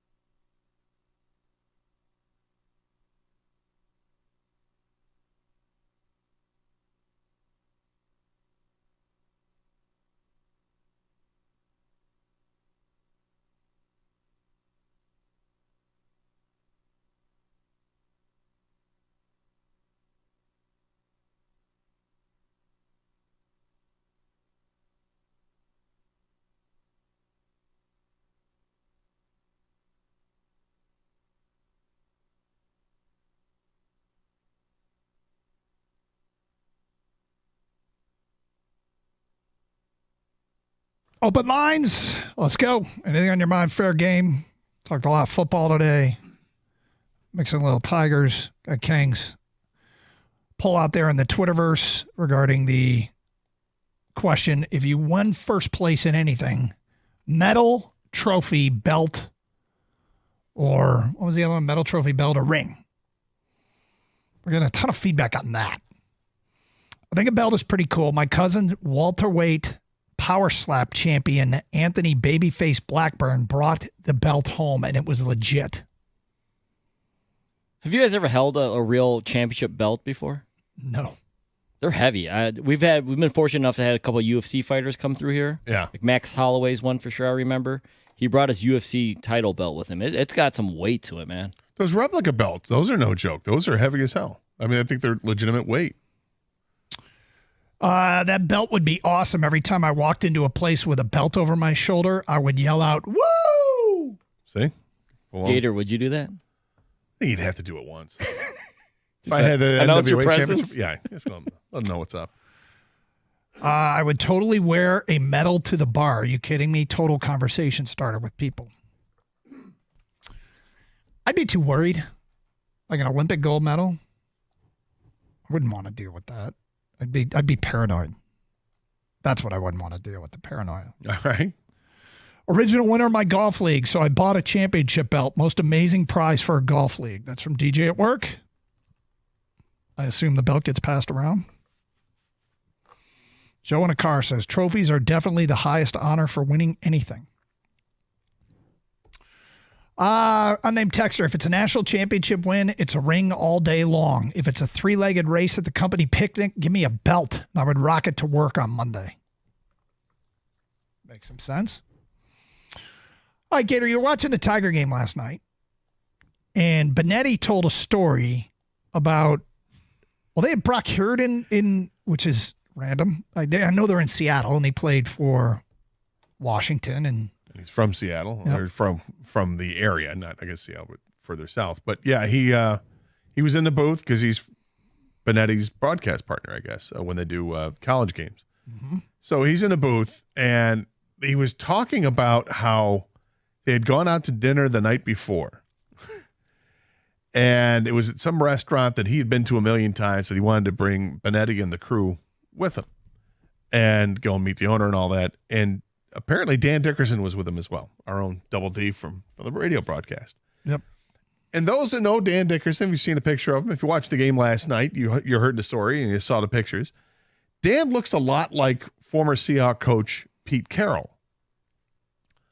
So he does. Apparently, the owner of the restaurant thanked Brock Hurd for bringing the coach with him. He's like, he didn't have to do that. It was really cool. And also, apparently, somebody walked up to Dan and thanked him for the time as coach and what a great job he did. And Dan kind of played it off like, oh, you're welcome. And they're telling the stories on the air, and they're showing Double D in the broadcast booth for the radio booth, and it looked like Dan knew what they were doing, and he's like diagramming a play as if he's Pete Carroll on a piece of paper and showing it to I think it was Bobby Scales in there with him. Yeah. Did everyone there go, who's Bobby Scales as well? They didn't even say it was No? Bobby Scales. Okay. But it was hysterical to hear that. And then they showed the side-by-side pictures of Dan Dickerson and Pete Carroll, two separate people, but look an awful lot alike. And they do. They do. If you didn't know one or the other all that well, you might get confused. But having known them both, or at least knowing Dan Dickerson, I'm like, I mean, I get it. He looks a lot like him, but it's not him. But it's funny that he gets recognized that way in a restaurant in Seattle. I mean, Seattle's the perfect place for it. And if the restaurant owner or manager, whoever it was that came up to them, thought it, I'm sure there's a bunch of people in the restaurant that thought it, that was Pete Carroll. And Dan does look like Pete Carroll, Dan Dickerson. And I've told the story on the air where somebody came up to me and wanted my autograph at Great Lakes Crossing because they thought I was Piston John Barry. This was back in the goatee days. And I was like, sure, but who do you think I am? You're John Barry. And I'm like, yeah, I'm not. Way to ruin it, Doug. Should I have signed as John Barry, or should I have signed as my name, or should I have just let it? So I'd done what I did. Did you ever mistake somebody for someone famous? Did you ever have that faux pas? I've had faux pas like I mistake them for somebody else, but no, like it was somebody you thought it was somebody you knew. Yeah, definitely. That's happened to me, and it's been embarrassing. One time was this woman was at the at a Super Bowl party, and when it was in Detroit, we're at the Fox Theater, and they had some kind of media party, and I saw this woman, and I'm like, oh, I know her really well, actually, thought for sure. And I waited, because she was talking to somebody, and was waiting for her to turn around, and she turns around, and I'm like, hey, and then she goes, hi, how are you? And I'm like, that's not the person at all. Like, good, having a good time. I make small talk and just walk away. It's so hard to recover from those moments. No matter how much the person you mistake for somebody else tries to make it comfortable on you. I really thought you were somebody else. I've had people come up to me. Because basically there's no way of hiding the fact that you're disappointed and it's not that person's fault. But when you think someone's someone else and it's not them, you're disappointed. So you feel bad. I've had people come up to me and think, not that I was somebody famous, but that I was like a friend of theirs or a friend of theirs' brothers. It's like, hey, man, what's up? I'm like, hey, how you doing? Like, Greg, right? I'm like, no, Scott. Wait, no, you're not so-and-so's brother? I'm like, no, not at all. Like, oh, man, you look just like him. Can I get my picture with you? Like, sure, I guess. Here's your doppelganger. Okay, awesome.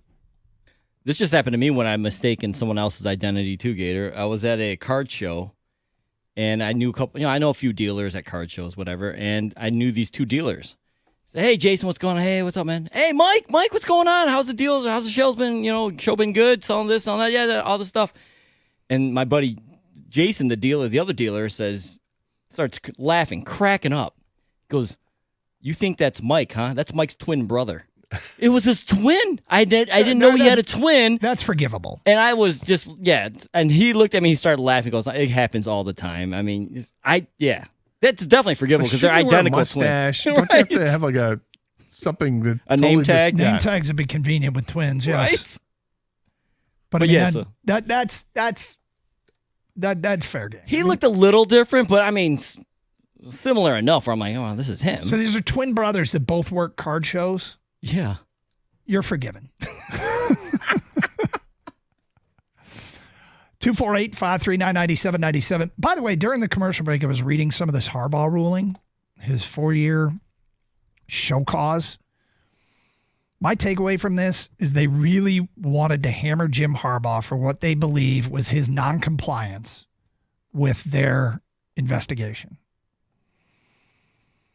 And we go back to backs up my theory, Gator, that this is why when the NCAA comes in, you cooperate, you give them everything, and you just say whatever you need and try and get it over with as quickly as possible. Because Harbaugh was originally accused of a level 2 violation. And look, he's going to tell you he doesn't remember anything that they recollect, anything that they accused him of, whatever. The point is, they are punishing him for what they believe is being misleading, more so than the violation, the level 2 violation. Right, because apparently they have evidence and testimony that suggests otherwise. Yep.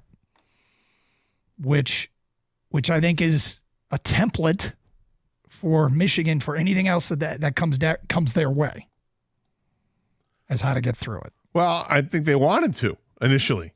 They were really hoping that was going to be it, but Harbaugh was so adamant about it and stubborn about it. And then it got to the point where the NCAA said, you know what, we're cutting off the talks. We're gonna copy a deal. We're gonna agree to a suspension, but now we're all bets are off. And that's when Michigan stepped up and said, okay, well, we're going to suspend him for whatever it was, the first 3 or 4 games of the season. We'll do that, and hoping that was going to be enough to suffice. And the stubbornness continued, and the NCAA said, well, enough's enough. But it has no teeth because he's not there. Nor will he likely ever be back. Right. There. It's like punishing, Jim Tressel after he leaves Ohio State, or punishing Pete Carroll after he left USC. It doesn't matter. 248-539-9797. More of your phone calls and feedback coming up. It's Carson Anderson, 97.1 The Ticket.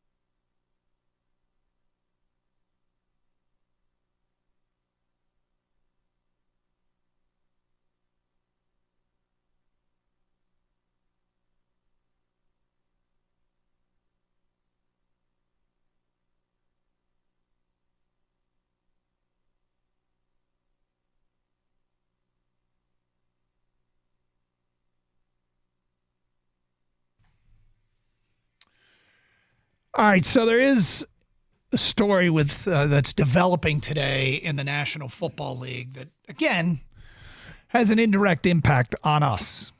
Adam Schefter reported this morning that Brandon Ayuk, the leading receiver for the San Francisco 49ers, that his deal to the Patriots was off. The compensation to San Francisco was agreed upon. The Patriots knew what they were going to send to San Francisco. The amount of money that Ayuk was asking for, apparently, according to sources, the Patriots were willing to go to $30 million or more for Ayuk. What? But again, multiple reports from out of both towns, people that covered the Patriots and the 49ers, it sounded as though Ayuk basically, while he didn't have a no trade clause, was like, I don't want to play there. I'm not going to sign that. So New England said, fine, we're out. He wasn't going to sign a contract for $30 million a year? There was a report from a writer that covers the Patriots that said they were going to go $30 million or more. Ian Rappaport said he's not signing it. Interesting. Yep. That he wouldn't want to doesn't want to play with Drake May. Yep. So now there's a reporter out of Pittsburgh, Andrew Filipponi, who does a radio show there, tweets the following this hour. Sources, the Steelers have a verbal agreement in place with the 49ers for Brandon Ayuk. All the terms of the deal and contract details are being hammered out now. The wide receiver is coming to Pittsburgh. What do you make of this? Well, if both reports are accurate, then he obviously believes that Pittsburgh has a better chance of winning than the Patriots do, which I don't see why you wouldn't think that. Mm-hmm. Tomlin's got a record, and Gerard Mayo is who's coaching the Patriots these days. He doesn't have that record. So interesting. What would he do for the Steelers? Steelers don't have their quarterback situation ironed out yet. In fact, they said that they're going to use the preseason games to determine who's going to be the starter for the beginning of the season, which is interesting. But nonetheless, there's talent there, whether you go with the younger Fields or if you go with the elder statesman and Wilson. But how does this affect the Lions? Depends on what's going back to San Francisco. 100%. This is the biggest thing I want to know is... Was George Pickens going back to San Francisco? You and I both like Pickens a lot. If part of the return... This is what I'm going to look for. If part of the return from Pittsburgh to San Francisco is a draft pick, then I'm probably going to be happy. Because that's an acknowledgement that what we're getting back on the field isn't matching what we're giving up. So we'll take the draft pick, which is a future asset, which doesn't impact the 2024-2025 football season. You see what I'm saying? Mm-hmm. If they are having to sweeten the pot with a draft pick, that tells me that in the eyes of the San Francisco 49ers, they're not getting back what they're giving up. Well, but if they get back, say, George Pickens and a third-round pick, and they just save themselves a boatload of money, I mean, George Pickens is nothing to sneeze at. Yeah, I'm hoping it's like Calvin Austin, right, and like a third and a second or something. You know what I mean? Like the lesser receiver, like if you're Watkins. If you're the Steelers, you want to pair up Ayuk and Pickens. So if you're negotiating from that side, you're like, hey, I'm holding on to Pickens. I want Ayuk. You get Calvin Austin and some future, mid-round picks. If I'm the Niners, maybe at this point you're like, we're never going to be able to bring back Ayuk. He's not happy here. Let's get what we can. We do get a body in return, and we move on. Because they're not paying Ayuk, and the Steelers are willing to pay him. Yeah, I mean, this is, I think the probability here that this weakens the 49ers is better than the probability that makes the 49ers better. Well, I agree with that because, I mean, Ayuk he had a heck of a season last year, and it's back-to-back 1,000-yard seasons. And, even let's say it's George Pickens, as much as you and I both like George Pickens, he's played 2 years, and last year had 1,100 yards. Mm-hmm. That might be kind of an even swap there, given that, I mean, Pickens wasn't exactly playing with the best quarterbacking crew. Let's be clear here. We have no idea what the return is. No, but I'm saying just speculating it'd be Pickens. If it's Pickens, then I might be a little, okay, that might be swapping out receivers and they don't miss a beat. Why would Pittsburgh? I got to look at Pittsburgh's depth chart here. Well, that's why if I'm Pittsburgh, I'm keeping Pickens. Like I agree with you. I wouldn't want to give him up. And you got a 1,000-yard, 1,100-yard receiver in his second year in the league. You don't want to give that up. So I think it's more of a Calvin Austin type player in return with some draft picks. then I would look at that as a subtle And that's a win for the Lions. For the Lions. That's a win for the Lions. Exactly. Now, you're just speculating as well. We don't know what the return is. But Ayuk will be out of the NFC. I'd feel a lot better for with Calvin Austin. Yeah. Yeah, I'm trying to figure out, is there a player on Pittsburgh that I really don't want it to be going the other direction? I mean, it wouldn't be like TJ Watt. They're keeping him. No, you know what I no. mean? So Yeah. And it's interesting because Pittsburgh then will be pairing one of these quarterbacks with Brandon Ayuk. And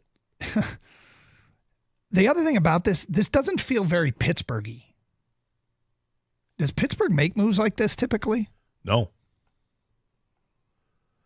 No, they develop players to become stars. They don't get stars, right? Yeah. So I'm not but I'm impressed with that organization. We've watched them from afar, but this doesn't seem like their typical way of operating. But they also went out and got Justin Fields and Russell Wilson. Oh, that's you true. know, and maybe times changed. You have to detour a little bit. But when they got him, it didn't cost them anything to get Russell Wilson, and Justin Fields is still on a rookie contract, so it doesn't really cost them for either one of them. No, but that was kind of, they had tried the draft and develop thing, and then they moved on from that. So I don't know. This also feels a little bit like almost a little. Is Pittsburgh looking a little desperate? And I don't mean I feel like they're taking chances they wouldn't otherwise take on both Russell Wilson and Justin Fields, and now potentially Brandon Ayuk. Maybe. I mean, they almost missed did they miss the playoffs? They finally missed the playoffs. I forget what happened last year, but they're not used to that, to being on the edge. They made the playoffs. They lost at Buffalo. Okay. They always make the playoffs. Yeah, they always make the playoffs, but not used to being, we need help. Yeah. This, from a Pittsburgh standpoint, if you add Ayuk, that's making your team better. Probably. Maybe desperate isn't the word. It just feels like they are trying a different approach, but we await to see what the compensation is if this report is indeed true. But the possibility that San Francisco is going to get weaker today doesn't bother me in the slightest. Doesn't bother me in the slightest. Oh, it shouldn't. Ayuk's the guy who made the crazy, unbelievable catch off Vildor's helmet. He's a really good receiver. I think the Steelers see an opportunity to grab. I'm not familiar with that play. To grab one of the better receivers in the league. He can still get better, right? Mm-hmm. And they're taking that shot. And then the Niners, all that matters to us here is the Niners are definitely getting weaker. Definitely getting weaker. Yep. They still might be really good. Yeah, they're that good. doesn't mean they're not really good. But this is an example, by the way, when you always wonder what it looks like when you run up against the cap. It's this. It's this. With San Francisco. Yeah, San Francisco has run up against the cap. They know they've got a pending big-ticket item in Brock Purdy, and they have another big-ticket item in Ayuk, and they've decided, Ayuk wants to get paid now. San Francisco's like, we can't afford you. If we pay you, we can't afford Purdy. So, again, this is what it looks like. 248-539-9797. It's Carson Anderson, 97 won the ticket. Interesting development in the NFL there. We got open lines. Just a reminder, you can stream the show on the Odyssey app. Download it for your mobile device today. AUDACY. That way you can listen to the show anywhere in the United States. We know more and more people are doing that. We invite you to get the app now so you can stream us when you're out of town. Also streaming through our website, 971 The Ticket, where Evan posted Champ and Chump yesterday. Streaming with video, go to twitch.tv, search up 971 The Ticket. You can comment in the streaming chat. Same thing at youtube.com. Search up 971 The Ticket. Open lines, feedback coming into the Carson Anderson inbox. Email here from Brian. Doug, you just said, are you glad it's over with Harbaugh? I like the results.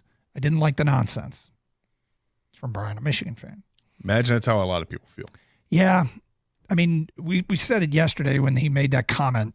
I just spent 9 years dealing with interpreting Jim Harbaugh and trying to put him in a package of what normal people would say. And I guess by the end of it, it was kind of exhausting.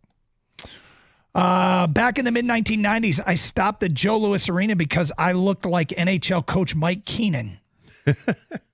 I got stopped at Joe Louis Arena because I looked like NHL coach Mike Keenan. I did look like him back in the day. Chris in Bloomfield. I've been mistaken for Scott the Gator Anderson twice at Lions games. Oh. One guy straight up wouldn't believe that I wasn't Gator. That's funny. Were you wearing face paint? Definitely not me. Yeah. 248-539-9797. 97.1 The Ticket.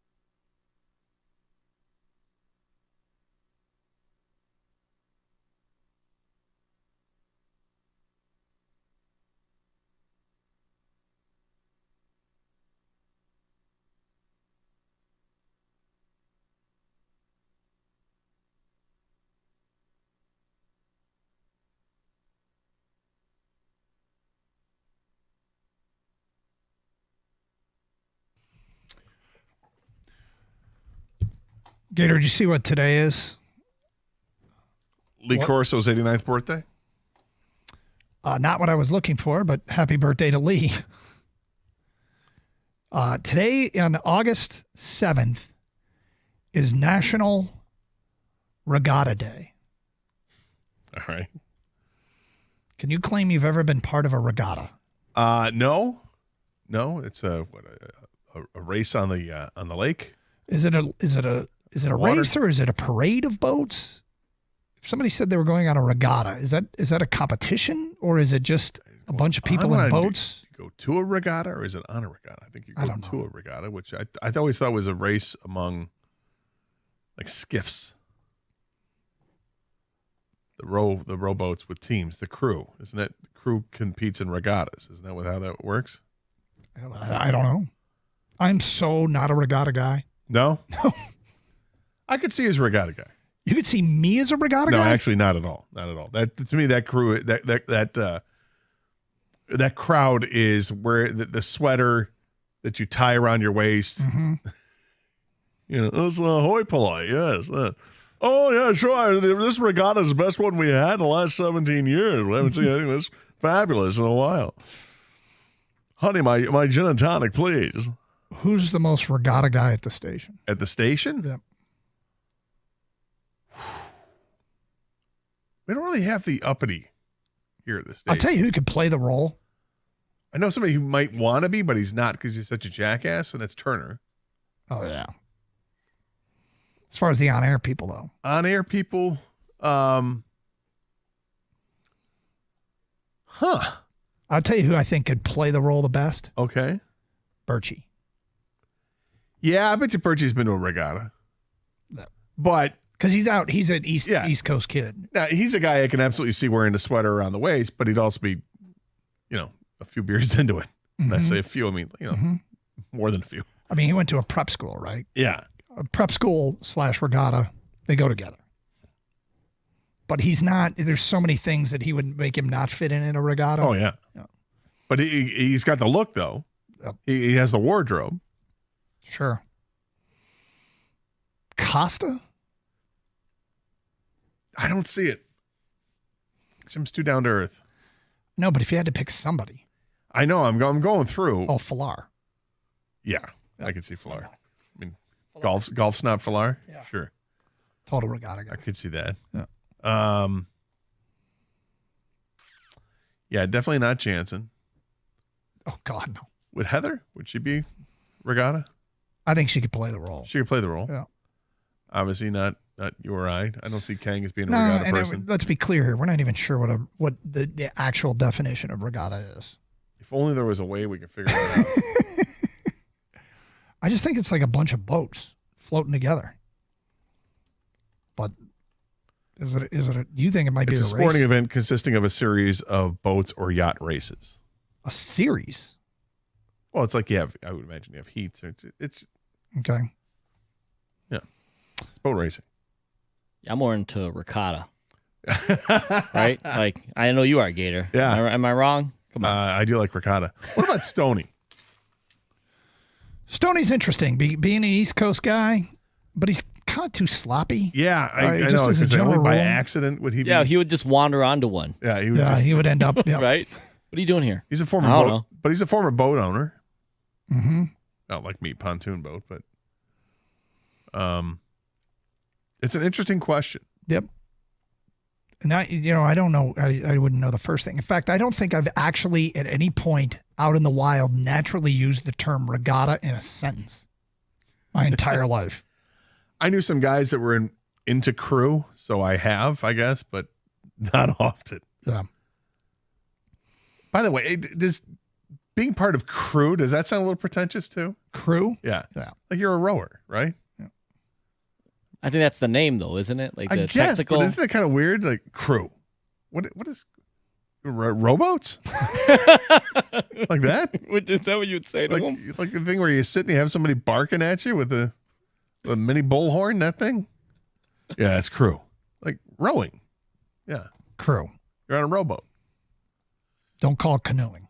Yeah, don't. I didn't say canoeing. Okay. No, I'm just saying that as a general rule. Let people know. Do not call it canoeing. They take offense to that? Yeah, I think so. Is it a kayak? No. Is it a rowboat? It's a rowboat. It's a skiff. Is that a skiff? Or is it I guess so you're taking place I haven't seen the term regatta associated with the Olympics at all. But isn't technically all those races a series of races? It does say the definition is a rowing, speedboat, or sailing race, or a series of such races. I remember being on a sailboat as a kid. I don't think I've been on one since. Been a while since I've been on a sailboat. We had a sailboat when I was growing up. My dad had one. Did you? Yeah. We did not have it. We only had it for a few years. And each time we went out on a sailboat, it just didn't. The first voyage, the maiden voyage, did not go well. Not have enough cup holders? Not right. Well, you know my dad. There just really wasn't a whole lot of wind to begin with for him to show off the skill that he had learned by taking these classes. Mm-hmm. And in the end, we ended up. I think we were at Kensington, actually, when you say this, when we brought up Kensington yesterday. Yep. And ended up kind of moored on a peat bog. Like we got stuck in a peat bog over on the side, like on a shore somewhere. And my dad had gotten up and he was trying to, figure out a way to push off using a paddle and whatnot. And he ended up falling into the peat bog, which was hysterical for us as kids. And my I guess he mom was wasn't dying. happy. He wasn't, but then I think he realized, because we're all laughing, that he saw the humor in it, because he's wearing like white shorts and now they're all covered in this black peat moss and whatnot. So we had to get towed in to get back to shore. And then there was the whole thing of putting the trailer, you're putting the boat into the water with a trailer, and something wasn't unhooked yet. So and they're like, keep backing it up, back it up. And the boat's not releasing because it wasn't released. And the car almost got waterlogged. So it was a horrible first experience. And we didn't do a whole lot of sailing after that. Really? We did some. You invested in a boat and it lasted one time before the plug was pulled? On that lake, we end up, because we lived close to Orchard Lake, we would, on a couple Saturdays, I remember us taking the boat. We had to get early in the morning to get the boat out onto the lake there at Orchard Lake for the launch. So we would do that. Well, happy National Regatta Day. Happy National Regatta Day, everybody. Yep. It's also yesterday was Happy Hard Knocks Day. Did you watch episode 1 of Hard Knocks, the Chicago Bears edition? I did watch it. Any takeaways? Yes. Caleb Williams might be a problem, but he might not be, because you're watching a rookie make mistakes. This is the thing, right? I will say this. They had a couple of highlights of the slow motion deep pass, which is great. Yep. One of the tightest spirals I've ever seen in my life. Honestly, just a beautiful, no wobble to it at all, tight spiral thrown like 40 yards downfield and complete. It was great. He's got some talent to work with there in Chicago. The question is Eberflus going to be, as the coach, is he going to be able to get enough out of these guys to do something this year? It was interesting. The first episode had Nick Saban there, because Eberflus played for Nick Saban at Toledo. He was a linebacker for Toledo. So that's kind of interesting to hear them interact, and he's asking Nick for advice, and Nick's giving him the advice, and it's kind of cool, and how he would handle the quarterback, and that was all pretty interesting. And I'm sure you have other observations, but real quick, my first thought on this is Hard Knocks has this effect on people that you watch it and you start to think that team might be better than you originally thought. Right. I think that happens every year. And after watching one episode, you're opening up your mind to the fact that the Bears might be a problem. Down the road. I don't know about this year yet. We'll see how this Hard Knocks goes. But you already know that Caleb Williams has so much talent. He's very talented, but he also is prone to making some mistakes, and he is absolutely making some mistakes in practice. And let's focus on that. Mm-hmm. The other thing was really funny and sad later on, but there's an offensive lineman who has to get up and sing in front of the crew, in front of the group. Dude. Is this a Canadian kid? Yeah. Canadian guy from University of British Columbia, I think. That was the viral moment out of episode 1, because I did see that on the socials. Hysterical. Yep. For what he has to do. I don't know if I say it or not, but what he does while he's singing and what song he sings. Well, yeah, you can just let it go. But was he a teammate of Manu at the University of British Columbia? Because if so, they had a hell of an offensive line. Must have been, I guess. But he earns a nickname. They call him Eagle after that. Gotcha. But that's great. There's a reason. If you're going to watch Hard Knocks, watch Hard Knocks. It's a great show. It is a great show. It's a great show, even if it is about Chicago. It's a great show. 248-539-9797. It's Carson Anderson. Speaking of viral moments and having to sing, one went viral this week. It's outstanding. We will get to that today at 1:45 here on Carson Anderson on 97.1 The Ticket.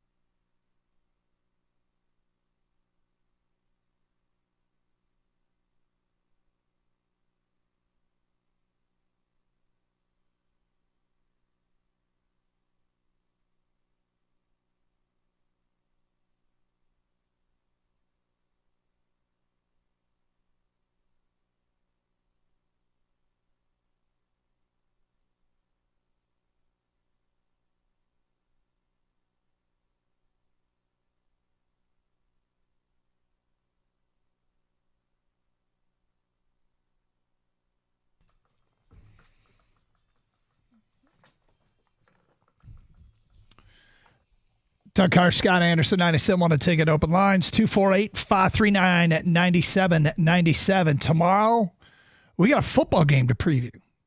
Lions and the New York Giants will be playing in New York City. There were no joint practices today, so there's no fight video. There are going to be no more fines. Both teams got fined, what was it, $200,000? Is that what it was? $200,000 for the fighting? Yeah, $200,000. Okay.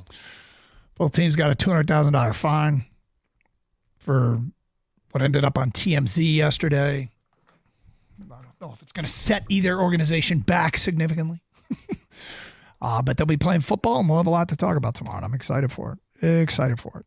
In the meantime, Gator, the other thing about football is fantasy football is right around the corner. Kang, if your league, have you come up with your draft night and all that? Yes, we have a date, we have a location, so I think we're good to go. We kind of live vicariously through you when it comes to fantasy football. Although I might have more time. I might have to get in a league. You guys are you in a family one? We aren't, but maybe I'll organize something.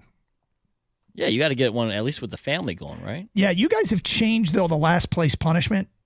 Now the person who finishes in last place is basically responsible for the next draft. Yeah, they're responsible for the location, putting up a deposit for food, things like that. It's become more monetary than anything. It's just been tougher to get guys to commit to something that's more enjoyable for the rest of the entertainment for the rest of the league because we're just getting older, Doug. Getting more mature. You guys are still doing it together everybody gets together for it as opposed to online. Yeah.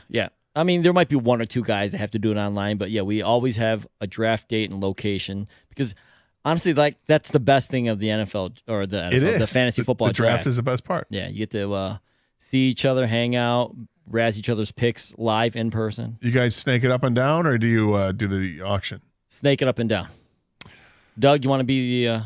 I mean, you enjoy the draft, and you want to come out and make a celeb appearance, man. Because I feel like you're missing out. Is there an bit. appearance fee? Yes, all the hot dogs you can eat. Oh, great! I'll be there. Gator's already in. You had me. I think it'd be fun. But did you see country music artist Luke Combs? What he did with his fantasy league? Did not.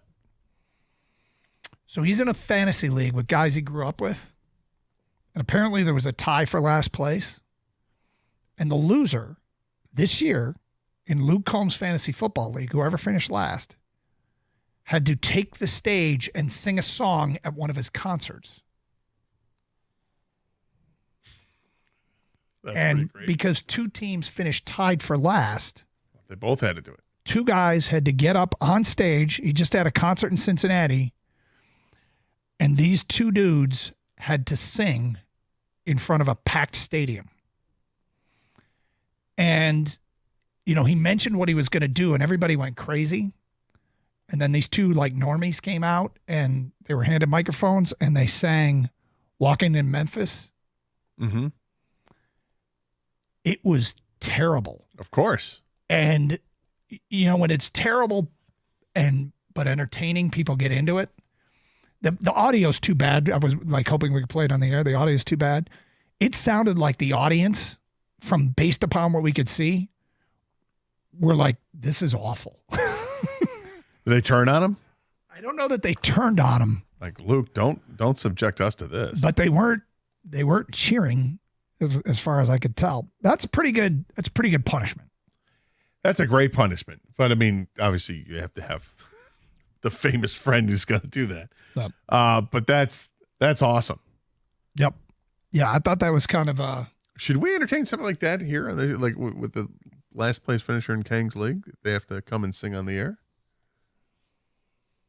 Kang, how would that go over? I would feel bad for the listeners. I felt bad for the Luke Combs audience. Yeah, that's what I'm saying, right? They go there and hear Luke Combs, and out comes, when you $5 footlong and his, 2-13 team or whatever. $5 football. The thing about it is songs, when people can't sing, songs are really long. Like they should have cut it after the first verse and just first verse, chorus, call it. You got to pick a quick song. Yep. I mean, there's got to be some strategy in there. You don't go up there, all right, fine, I'll sing Stairway to Heaven. Mm-hmm. You don't need to be up there for 7 minutes. You got to find something to get you in and out. We could have, if we still had a station league and somebody on the air had to sing. Like it's me singing is not something you want to hear. Gator, I don't know if you can carry a tune.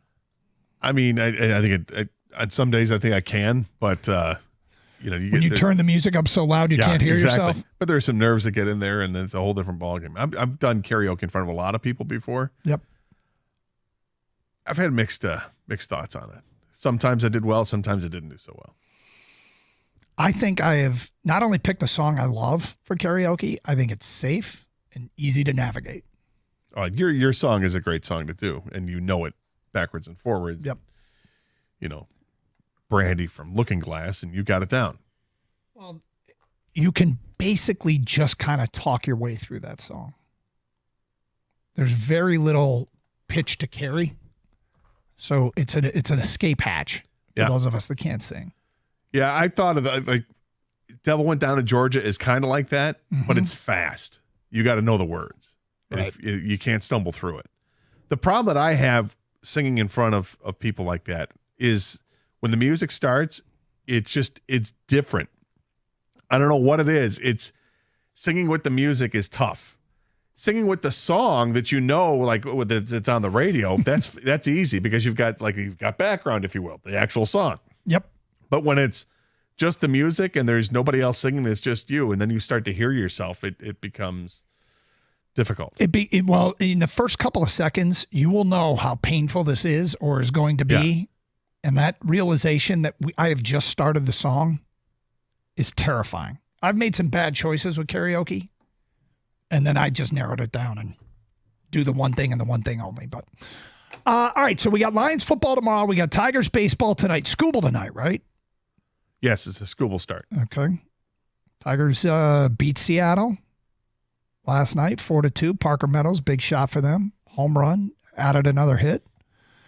Wencio Perez had a couple of hits, and Kiter Montero making us go, He's got the stuff, man. It's funny because throughout his minor league career, he's been nothing special, high ERA, but always has this stuff. Can you harness it? Can you? That was Reese Olson's scouting report. Yeah, control and command. They're not just a phrase that announcers say. I mean, it's real. You got to have control and command. You got to be able to throw strikes. I mean, the movement is great, but it means nothing if you can't control it and command it. If you can command the strike zone with it, it's deadly because his movement is sick. Yep. The ball is all over the place. And he's starting to find the corners and starting to find those edges of where it needs to be. And he's also learning how to sequence the pitches correctly so to keep the batters off balance. And he had some strikeouts last night that absolutely froze batters, and they looked foolish, and they were pissed. They were pissed that it was called a strike because they were just pissed because they had no chance to swing at it when they're expecting a fastball, and then here comes this big curveball. You're like, I'm done. Well, it would be a hell of a find and convenient going into next year because this is a player that nobody was counting on. Now, maybe the organization would tell you something differently, but I don't remember anybody talking about Kiter Montero prior to the season or being part of the future, and he probably still isn't. But last couple of starts make you wonder if he gives himself a chance. Give himself a chance to be a useful part of a team next year. Meanwhile, by the way, just so you know, Gator's watching Jackson Jobe online right now. I was. Is he out of the game? I think they just pulled him. Gave it 2 runs in the bottom of the 6th. Gotcha.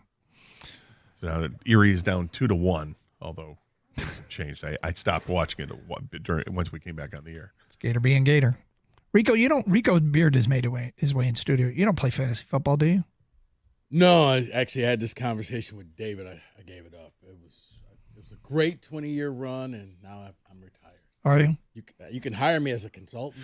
Do you miss it? Not at all. Hire you as a consultant. There's a little humble brag.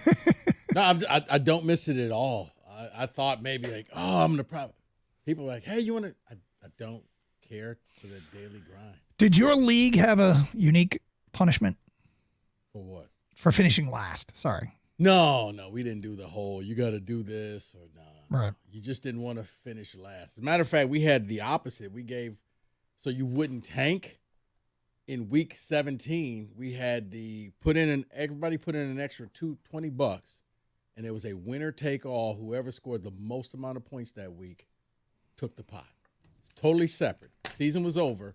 Interesting. So if you just sucked all year long, you still had a chance to win some money.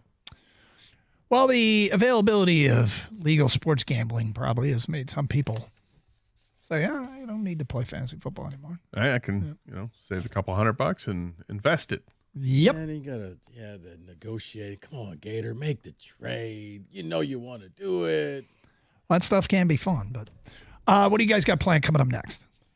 Well, simple question for Michigan fans now that the NCAA has come out with the whole cheeseburger gate and with the punishment, and it's just, if you're a Michigan fan, NCAA is not, they mean business. Are you nervous? You were told it's no big deal. Well, they're in an honorary mood between this and what happened to Kentucky. They're in a mood. They sent a message that they want you to cooperate. Yeah. And I think Michigan's pretty comfortable with how they cooperated, but Harbaugh didn't help his own case. And he's still not. I'm not apologizing, Jim. Just apologize. Yeah. That was Counter Stallions on the sideline. It was a staff member. It's okay. Just apologize. All right. Well, have a great show. Stay safe, everybody. Treat each other with respect. 97.1.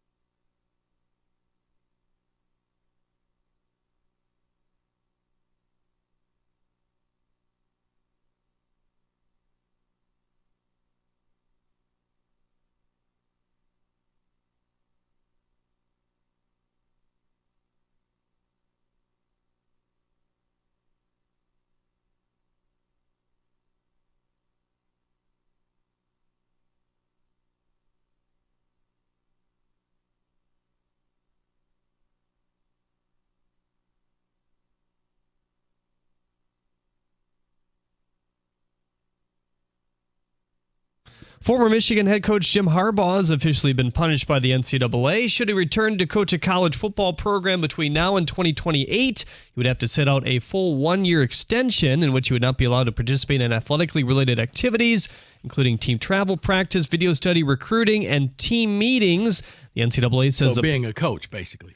Right, exactly. The NCAA says the punishment hails solely from Harbaugh not cooperating with the investigation surrounding allegations of recruiting during a COVID dead period in 2021.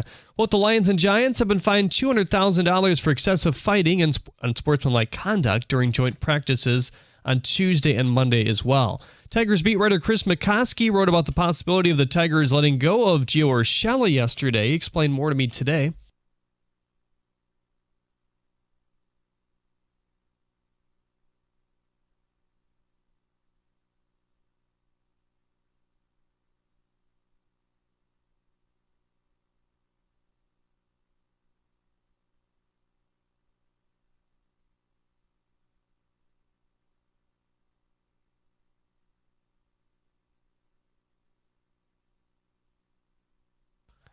After a 4-2 late-night victory over the Mariners yesterday, Detroit sends their ace Tarek Skubal to mound tonight. Hear the start right here in 97.1 The Ticket at 9:40. Free agent arm, 44-year-old arm Rich Hill is throwing for teams this Friday. He last pitched in the big leagues for the Padres in 23. Some teams rumored to be interested are the Yankees and Dodgers. This update was brought to you by Beninati Pools at the Corwell Health Sports Desk. I'm Jeremy Otto. For more, go to 97.1 The Ticket or Odyssey.com.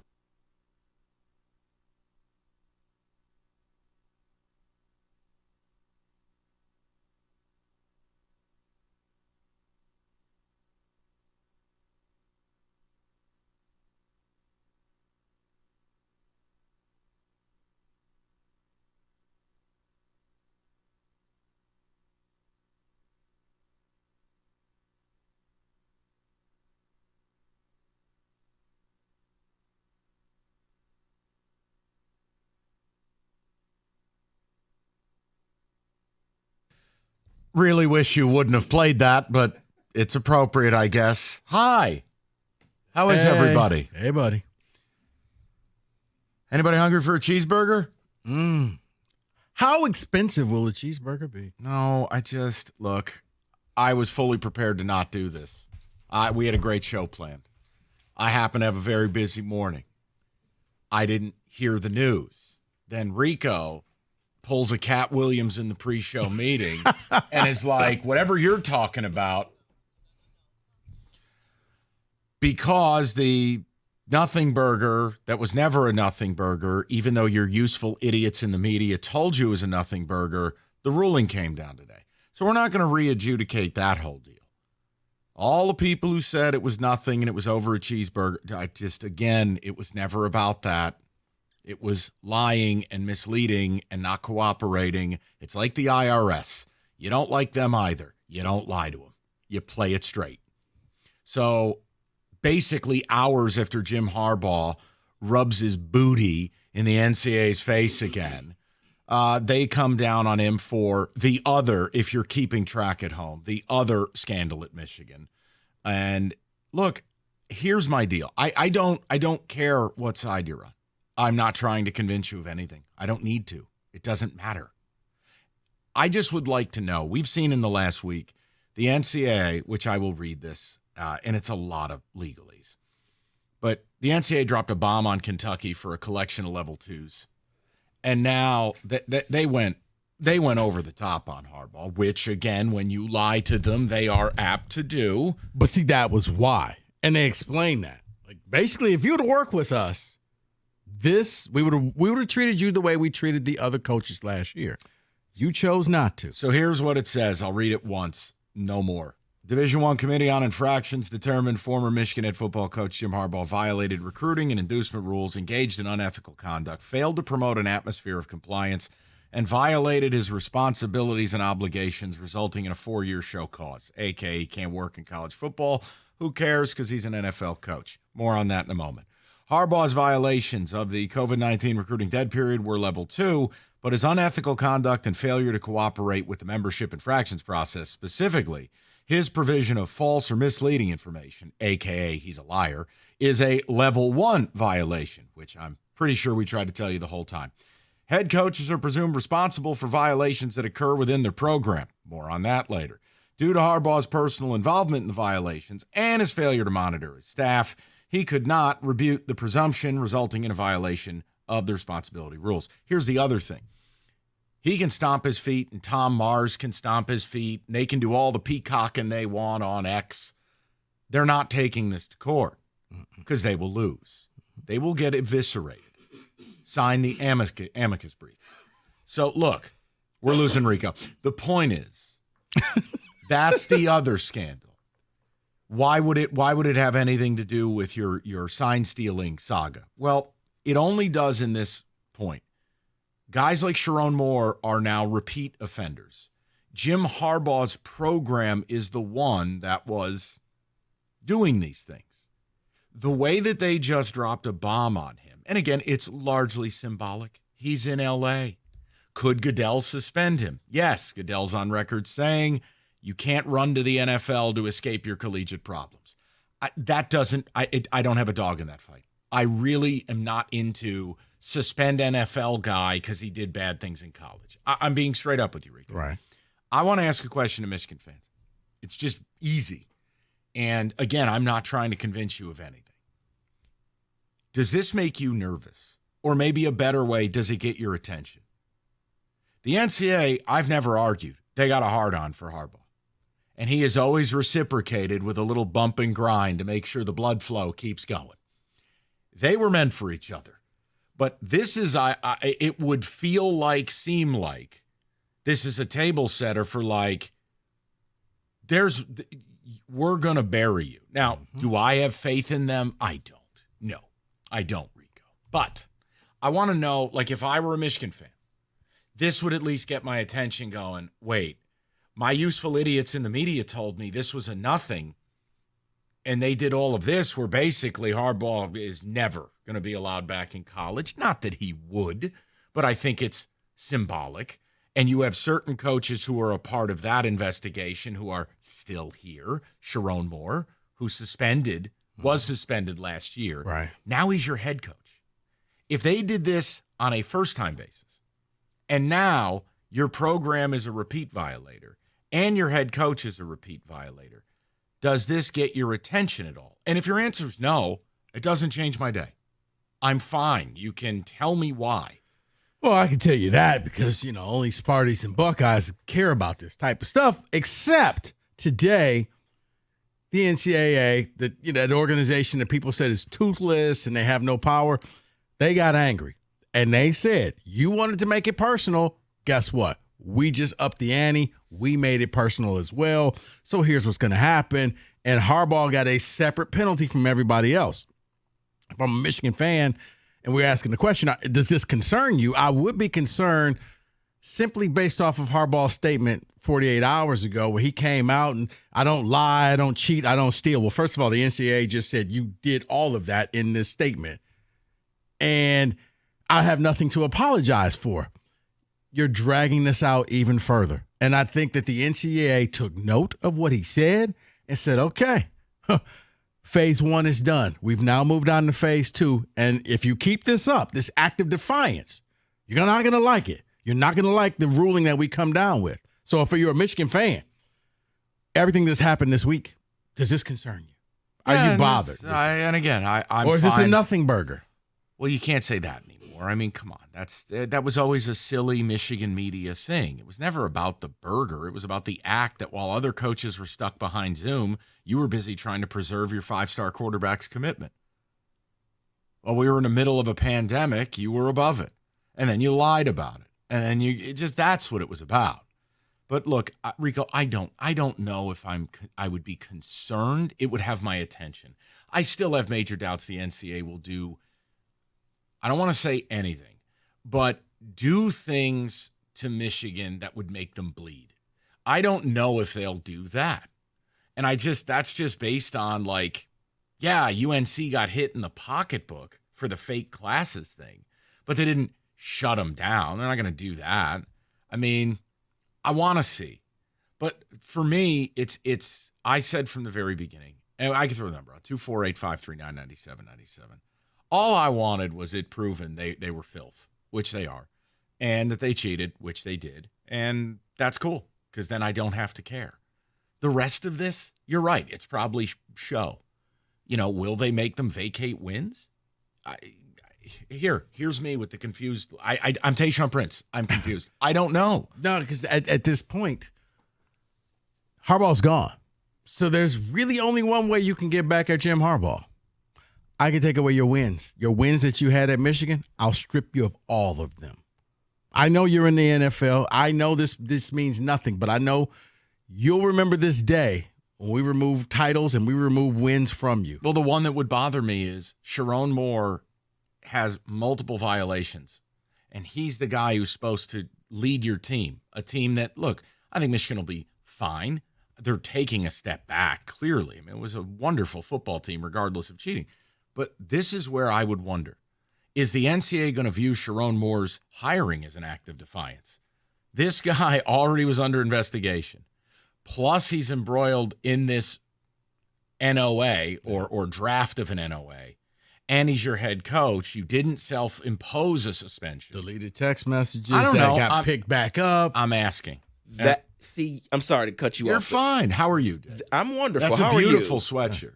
you? Thank you so much. Is that the title sweatshirt? That's the title. No, because none of these freaks wear those things around. They're embarrassed to leave their house with them. I actually seen a couple in the airport, but go ahead. Okay. But what you just said is what has me concerned. It's because of this line right here. They didn't name names, but it says Michigan and 5 individuals who currently or previously worked for its football program reached an agreement with the NCAA.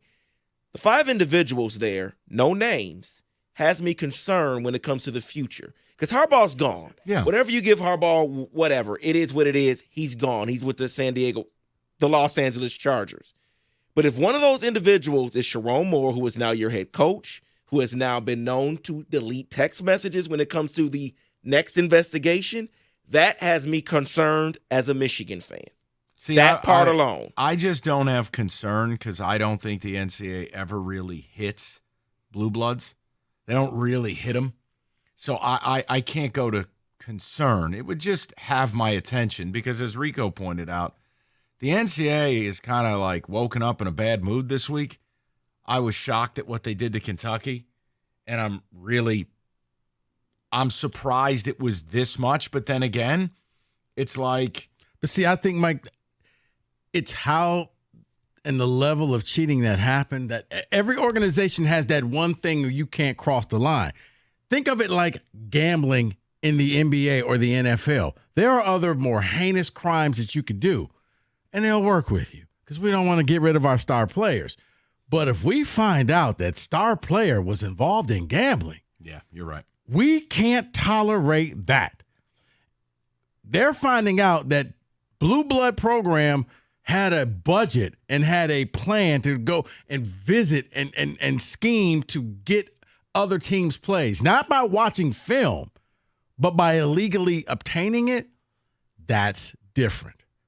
If you allow this to go through, I think at that point, Mike, say what you want about the TV networks, that will be the death of college football. Because now it's just a free-for-all. It's just do whatever you want, win at all cost.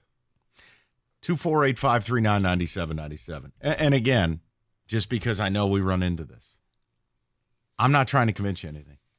I myself can't bring myself to a level of concern or like joyous excitement. No, I just don't. I think the Big Ten and the CFP were the ones that could have hurt Michigan the most, and they cowardly bowed out. I don't trust that the NCAA will do it because they never do.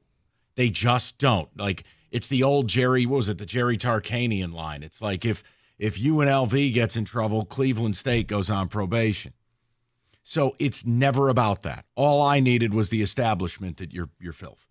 So we're good. I'm good. David's beautiful sweatshirt. I'd like one for myself.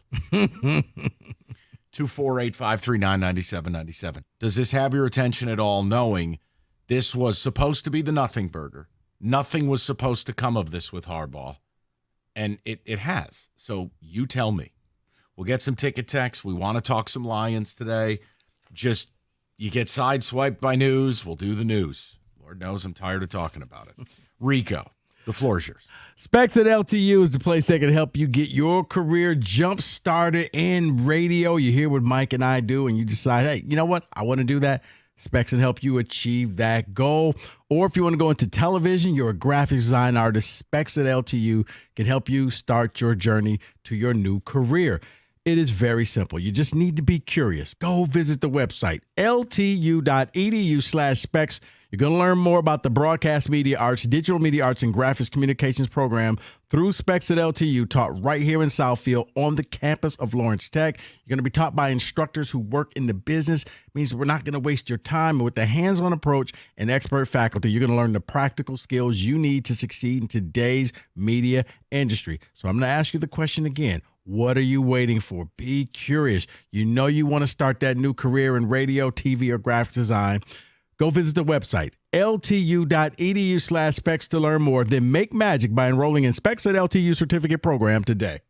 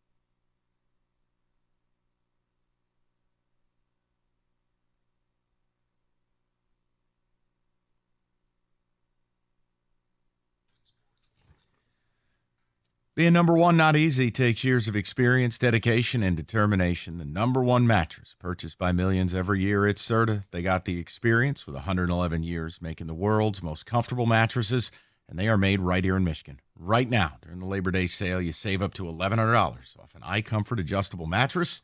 Just go to Serta.com. Find a retailer near you. That's Serta.com.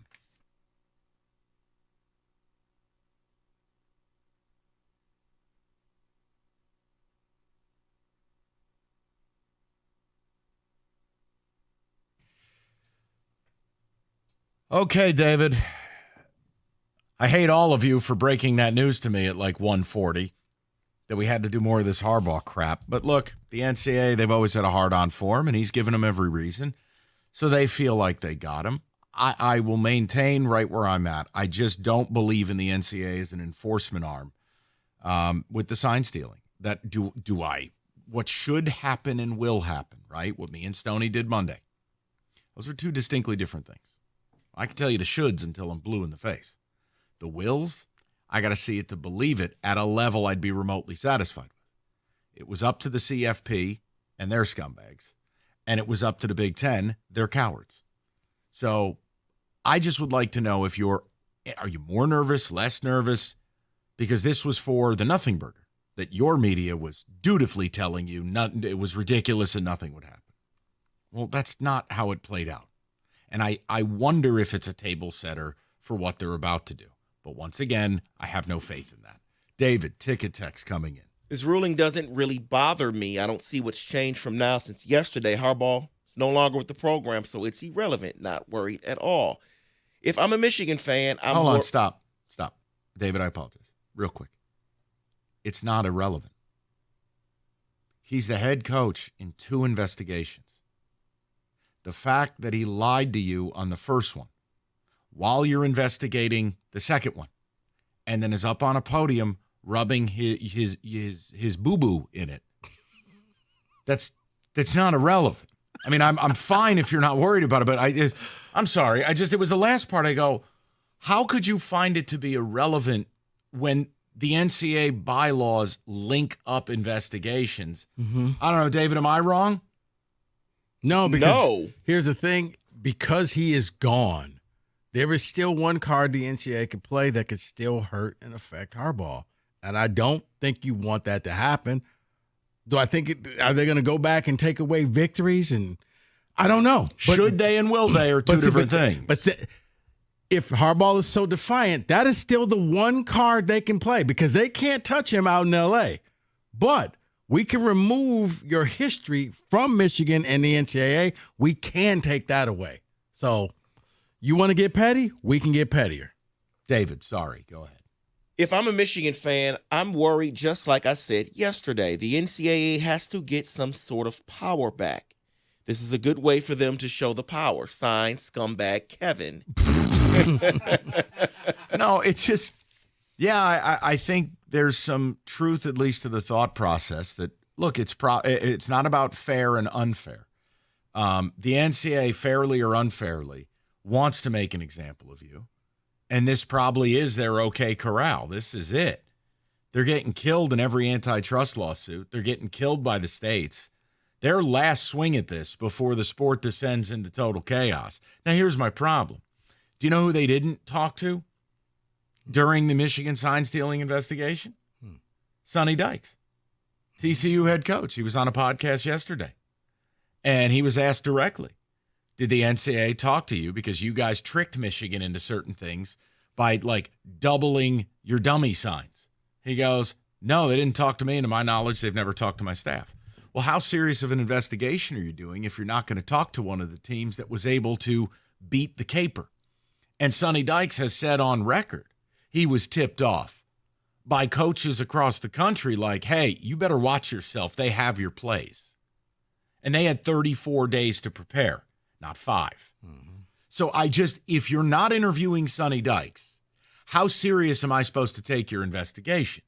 Wouldn't you want to sit down with someone who solved the Rubik's Cube? Did the okey doke on him? No, it makes sense, except for the fact of I don't think that the NCAA really wanted to do anything. Okay? They want to do bare minimum, slap you on the wrist, move on.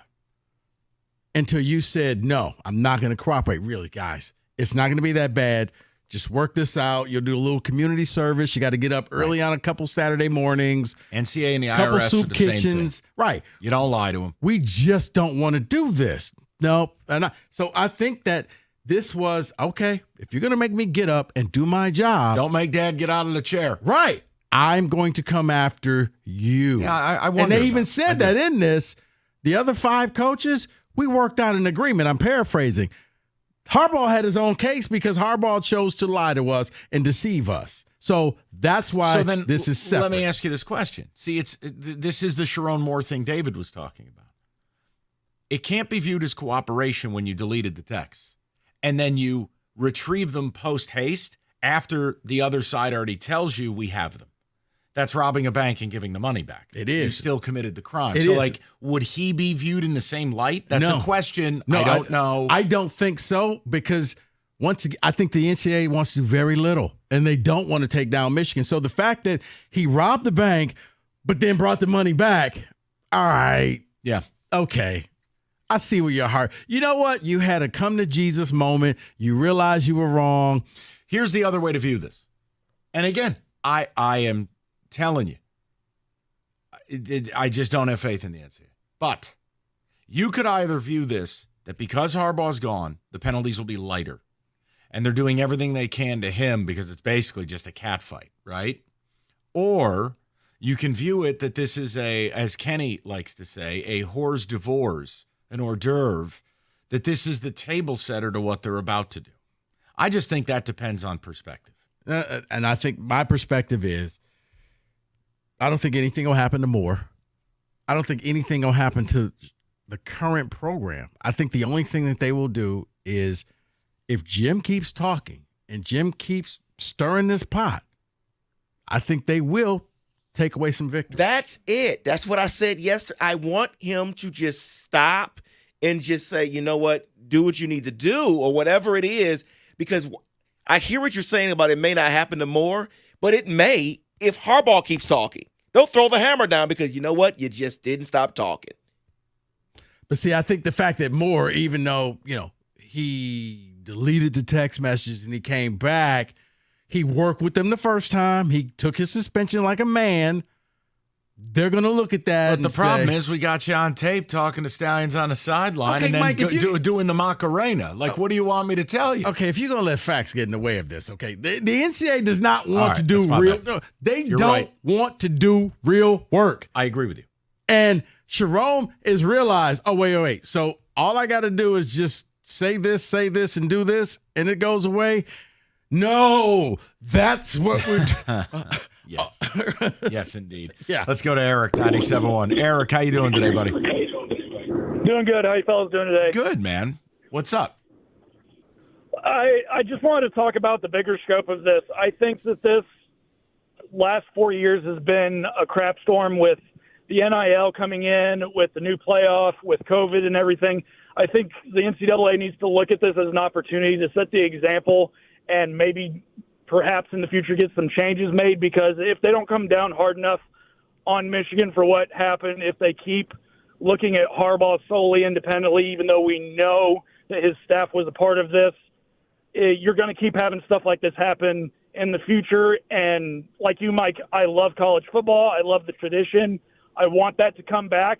And the further we go down this road of everything changing and not keeping a hard line in the sand, the further away we get from that.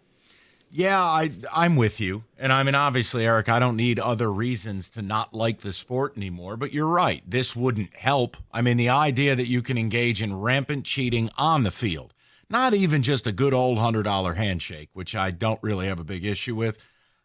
It would kind of look like, well, then what's the incentive to not just cheat your balls off? And for those in the back, spare me the whole everybody does this. No one does it systematically the way you did it. Or just provide one example of it. Just one. That's all. Because well, everybody cheats. Not like how you did it. And if state's cheating, we're terrible at it. You did it at I'd like a whole refund nother on that cheating. Well, honestly. Can boosters get a return policy if you cheated and look like MSU has the last couple of years? Different type of cheating, Mike. Oh, dear. Okay. We'll leave it at that. Do you like dropping hot one-liners on the radio? Hi, Rico Beard for Specs Hour. All right. Moran Buick GMC. Segway, great news. They are having their 24 model year-end closeout right now. They've reduced prices on all remaining 24 models. You can get to Moran where you always get that best price period. Yes, Yukon Denali's are in stock as well, and prices reduced on all remaining 24 models. Stop into Moran Express, get the certified service. You know the drill. You drop the vehicle off, You get the free loaner. You go about your day. It's that simple. It's Moran Buick GMC on Telegraph, just north of Eureka and Taylor, or at MoranExpress.com. It's Moran Buick GMC. We are professional grade.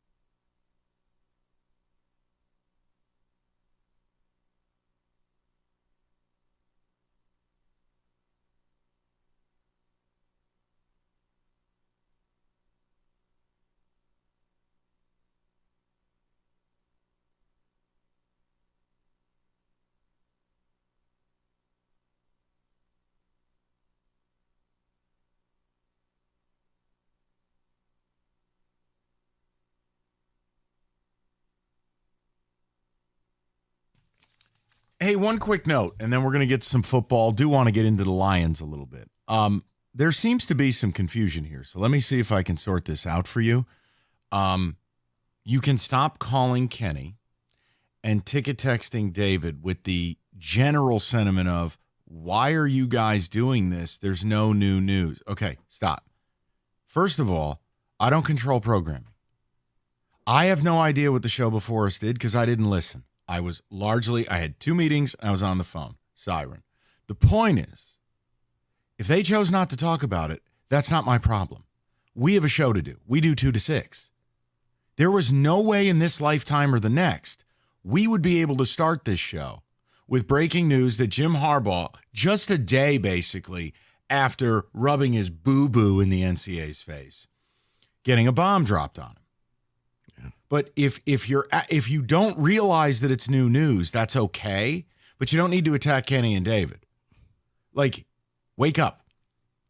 We're trying to give you the news of the day. Yeah. That's all. This is straight from the NCAA. This is not from my opinion, not from Mike, not from David, not from Kenny's.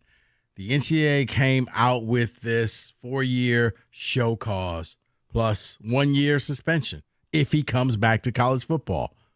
You can't be a coach for a year. So if you sign a 4-year deal, you're really only going to be a 3-year coach. That was the NCAA. So this was new. And this was just the tip of the iceberg. Remember, this was the minor case. This was the cheeseburger case. This is the JJ case. This wasn't the big case. So if they're that angry about your defiance for this tiny little case that everybody said was no big deal, you guys are making too much. He had a cheeseburger, for God's sake. And oh my goodness, everybody's got their panties in the bunch. What do you think's going to happen next? And that's all we're saying is their concern. And I have said, by the way, before you label me, I don't have any faith the NCAA will do anything that is remotely satiating. I think in order to get the things that if you're on the side of it that Michigan cheated and they're filth, that was up to the CFP and up to the Big Ten. But I'll wait and see. But no, I just, it's related because the same way he didn't cooperate with this and the same way he flouted the rules and really lied, he's doing it with the sign steal. It's not just that hideous little tattoo. I mean, dude, you can get a better one in prison. The point is, oh, we're America's team. We're innocent. We didn't do anything wrong. What? Wait, what? Dude, that's probably not the lead. Like, win and hoist that trophy, go hug your kids. May want to leave out that remark. The point is, if they did this, what will they do then? And if you say, I don't believe they'll do anything, I'm not mad at you. And so, but you don't be mad that we're talking about it. I don't control if other shows didn't. Okay? So just cool out. Mike, I was on the path of probably not going to do anything. But once again, when Harbaugh comes out and says what he says so defiantly, I'm like, you still haven't learned your lesson. You still are doing this. I have nothing to apologize for. And they're telling you, no, Jim, you did lie. You deceived us. You gave us bad information. You gave us the old okie doke in the runaround, the banana in the tailpipe, and you're still doing this now. Okay. You just be careful, because I do think it's personal between them and Harbaugh. I don't think it's Michigan. Now, Michigan may end up becoming collateral damage. And that's where David's upset. He's worried that, okay, maybe Sharon Moore and the current Michigan team will face that collateral damage because we are just trying to take out Jim. I'm saying maybe they just pinpoint Jim and say, guess what, buddy? We're going to take away those wins from you. How do you like that? But see, this is the thing. Bolt and up. I agree with a lot of, I would agree with Michigan fans in one regard, is a lot of the punishments they get levied in today's college football are just symbolic. Like the old days, the scholarships really hurt. Like when Penn State got, they had like 55 scholarship players. Well, scholarships don't matter anymore. NIL. I think it just comes down to what kind of fan you are. David has said, like, you'll give up anything, just leave my title alone. I get that. I think there are a lot of Michigan fans that would be greatly bothered if you were made to have forfeited or vacated those games. You're stripped of your Big Ten titles. Like, do I believe the NCAA is actually going to do that? Believe it when I see it. Because there's really not a precedent with blue bloods. There's just not. Now, if Michigan State had done this, or much less like poor Vanderbilt, oh no, we'd be George Clooney disappearing into the darkness in space. It's just, I don't have faith in these people. But look, the bottom line, part of this too, Rico, is like, look, if Michigan State is told, hey, let the NCAA handle this, Connor Stalions criminally trespassed. That is absolute absurdity that a grown-ass man put on a Halloween costume and faked his way onto a sideline. Mm-hmm. Central Michigan ought to be shut down because they're a collection of goofs. But the whole Connor Stalions thing is like, okay, well, if State is told don't pursue this, all right, fine. Well, we're handling it. Then handle it. Show me. Right. But I guess the first step was they admitted that was Connor on the sideline. Really? We haven't heard from CMU's AD. Where's she at? Where's their investigation at? Oh, well, the NCAA came out and said, oh, no, that was him. We know. Dude, I got bad news for you. We all knew. That whole coaching staff knew. Yeah. Because one of theirs put him on that sideline. And you know exactly who it is. Wait, you mean he just didn't walk on the field? Exactly. Yeah. Right, with a McLovin license from the state of Hawaii. He didn't jump from the stands into the. They put more hops in the brew. I'm here to coach the game. Doesn't work that way. Kenny's been trying to coach Georgia for a decade. They still won't let him on the sideline. David, what do you have on ticket text? As a Michigan fan, I absolutely am concerned about what the penalties will be, and will be concerned till it's over. This is what I would say if I was Michigan. What Jim Harbaugh now says is San Diego Charger doesn't mean he is speaking for the University of Michigan. Which is very true. And I'll say it again. I'm not sitting here, stumping for him to be suspended. Even though Goodell has said you can't come here to escape your troubles, I'm not interested. I'm really not. I don't need to have Harbaugh suspended in the pros. Well, the thing with that, though, is he did that with a player. He hasn't done that with a coach. Right.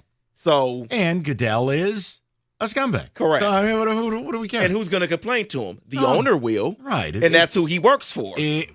Winning. Go ahead, David. Now I have no idea what to think.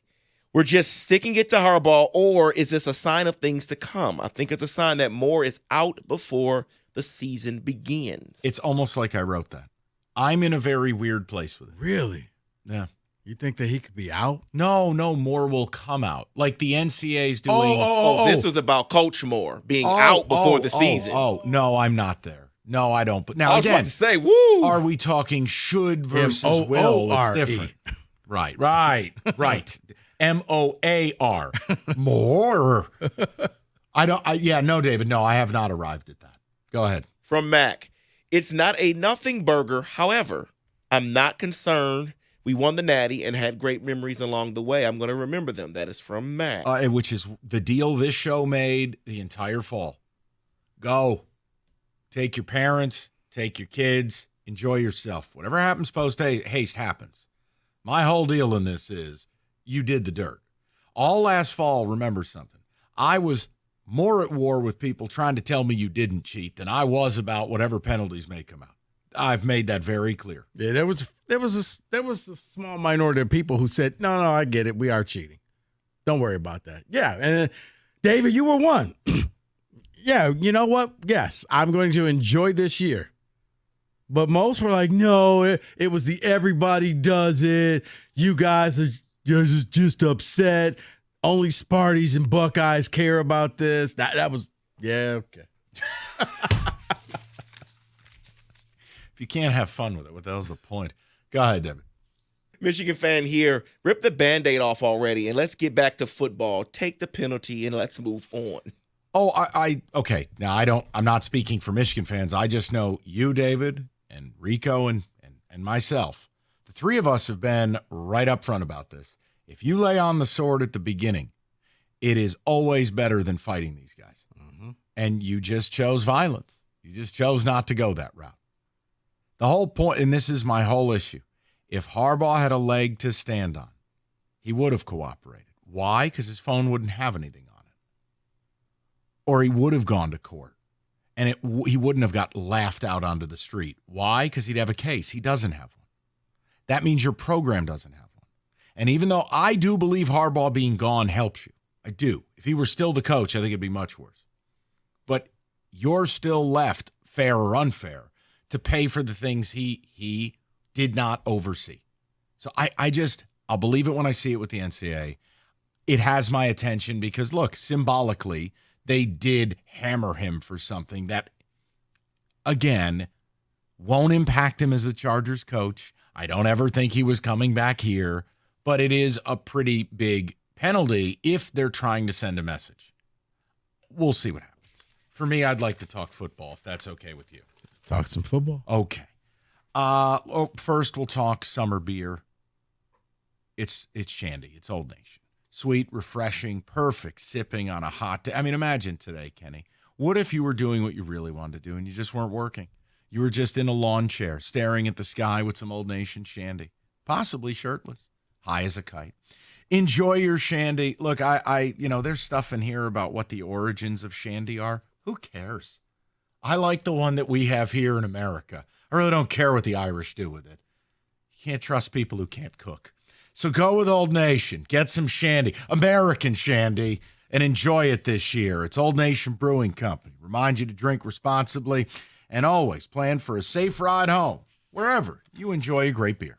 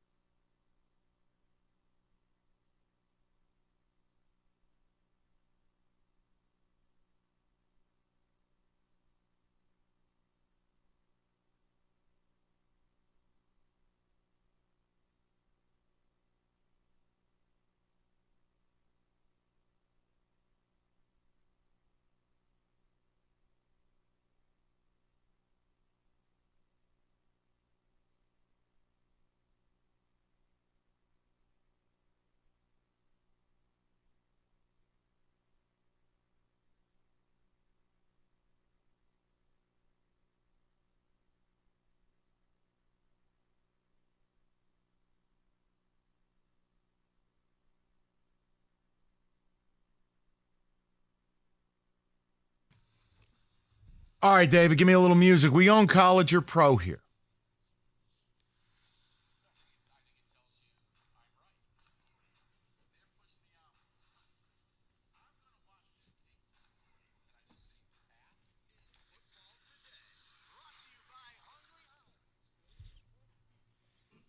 Yes, David. So I wonder if you believe in preseason hyper. Did you just go falsetto on us? Yeah, I don't know what that was. I was about to say, his voice cracked. Kenny, can you pull that for me? I just would like to explore that after this segment. Thank you. I don't know what that was, but you just went soul glow on us. Just let yo. So there's some training camp hype coming out of here, and I'm a little shocked by it. Okay. It's a quarterback that we didn't see have a great college career. His name is Spencer Rattler. Ah, yes. He got drafted by the New Orleans Saints, apparently he's having a great camp. But what I read here is a writer for the Saints that covers the Saints saying he could be the next Drew Brees. Okay. Oh, what are we doing here? Looks like somebody needed some clicks on their article. Look, I treat training camp like I treat the NCAA. I'll believe it when I see it. I'm not going to go that far. If you want to support the point that it's plausible, he has immense pedigree. He was a 5-star recruit. He was the number one QB in America. He was also a guy that was not very well liked at certain points of his career by teammates. So nobody went to his birthday party. Kind of, especially if you watch the show QB1. I digress. I'm not buying Rico. You know what? Here's the thing. You are buying? No, maybe. I could take a look at the stock. I may not buy it, but I'm going to read it over. Here's why, David. Because of everything that Mike said. But the best thing that happened to that kid was he got humbled. He pretty much got ran out of Oklahoma, ended up going and finished his career at South Carolina, and he learned how to be a quarterback. He learned all the things that he just took for granted. So maybe that made him a better man and a better quarterback, so we'll see what happens. He has all the tools. He has all the intangibles, but can he put it together? Because he had an arrogant streak like nobody's business.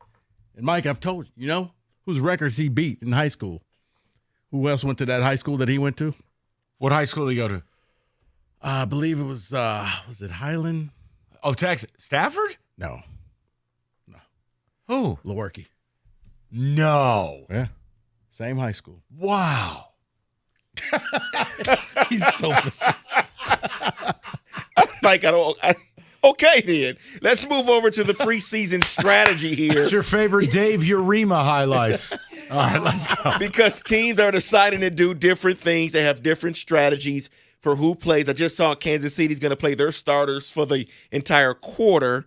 Panthers announced Bryce Young won't play on Thursday, which you need more action, Bryce Young. You need to play. He needs help. Jaden Daniels is set to start for the Commanders in their first preseason game on Saturday. Yeah. So what is the best strategy when you have young quarterbacks and young receiver? Like, what do you do with these guys? If I have an offensive line, then I'm going to go out there and I'm going to play you for a quarter. Bryce Young, we didn't get you an offensive line this year, son. Maybe this Christmas, Daddy will make enough money to go out and buy you some players. But until then, I can't put Bryce Young out there. He's going to get the hell beat out of him in the season. Let's just wait a few weeks before that happens.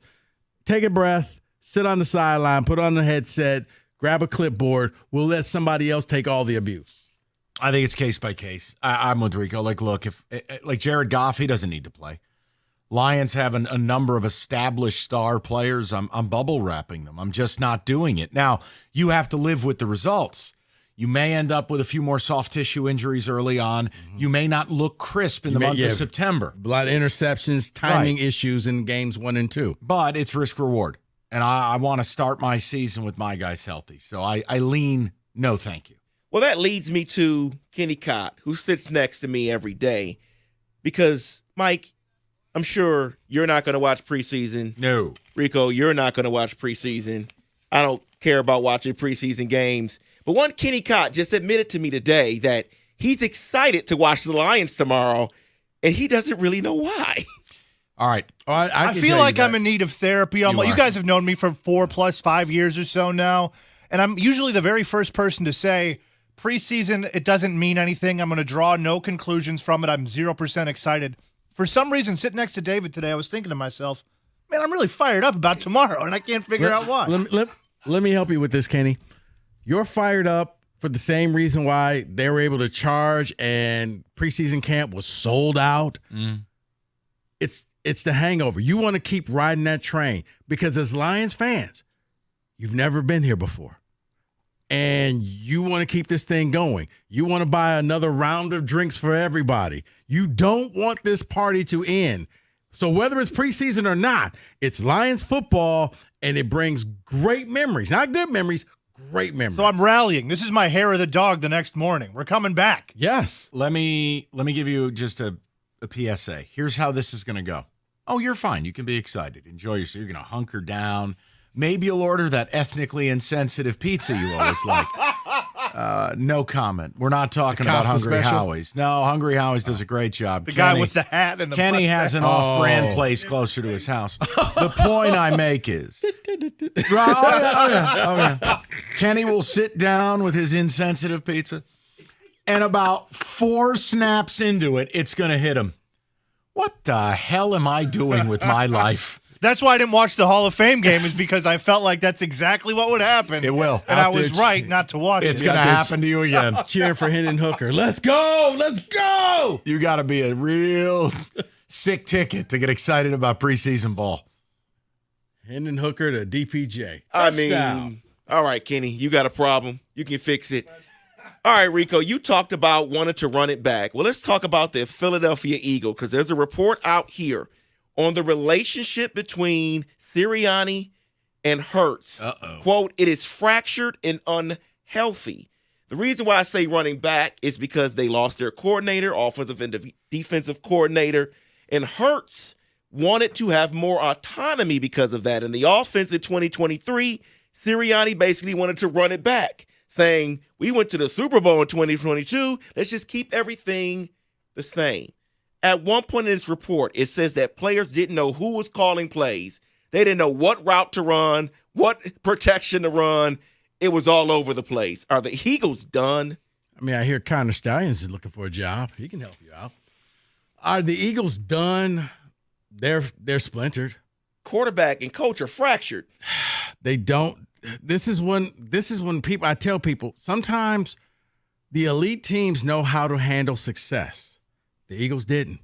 That's why I kudos to the Chiefs.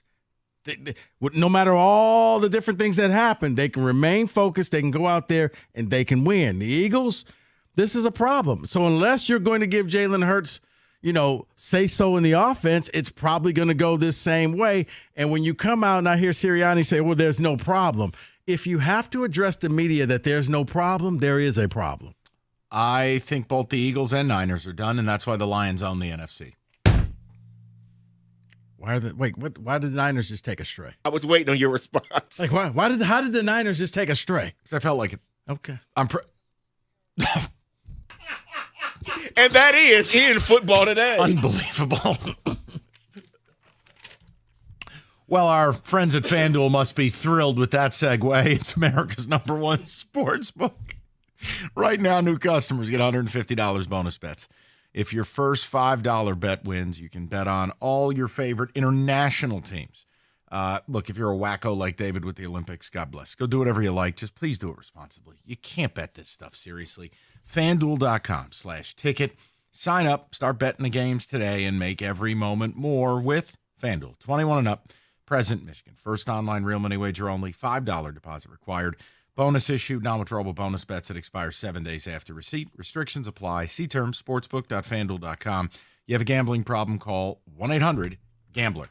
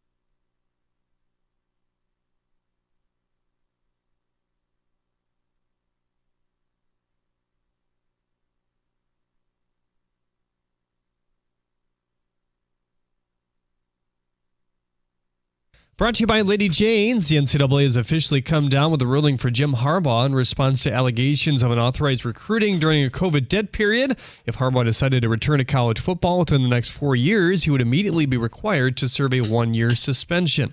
Red Wings head coach Derek Lalonde was asked today if he was concerned the team hasn't locked up Sider and Raymond yet.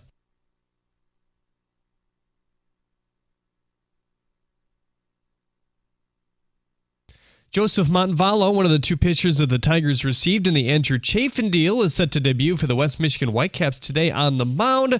Max Clark once again set to lead off. The big league club takes on the Mariners tonight in Game 2 of the series at 9:40. You can hear the action right here on 97.1 The Ticket. Utica's Freddie Crittenden just took first in the 110-meter hurdles in Paris, despite having a strained right abductor. Texas running back C.J. Baxter suffered a knee injury in practice yesterday and is expected to miss the entire upcoming season.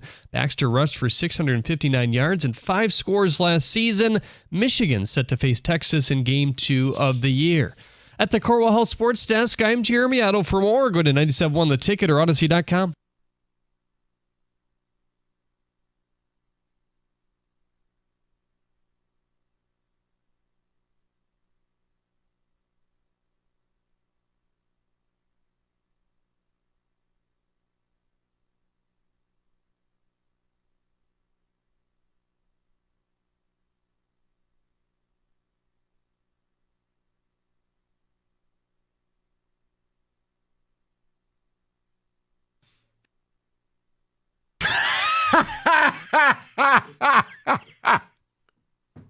Oh, I get one more time.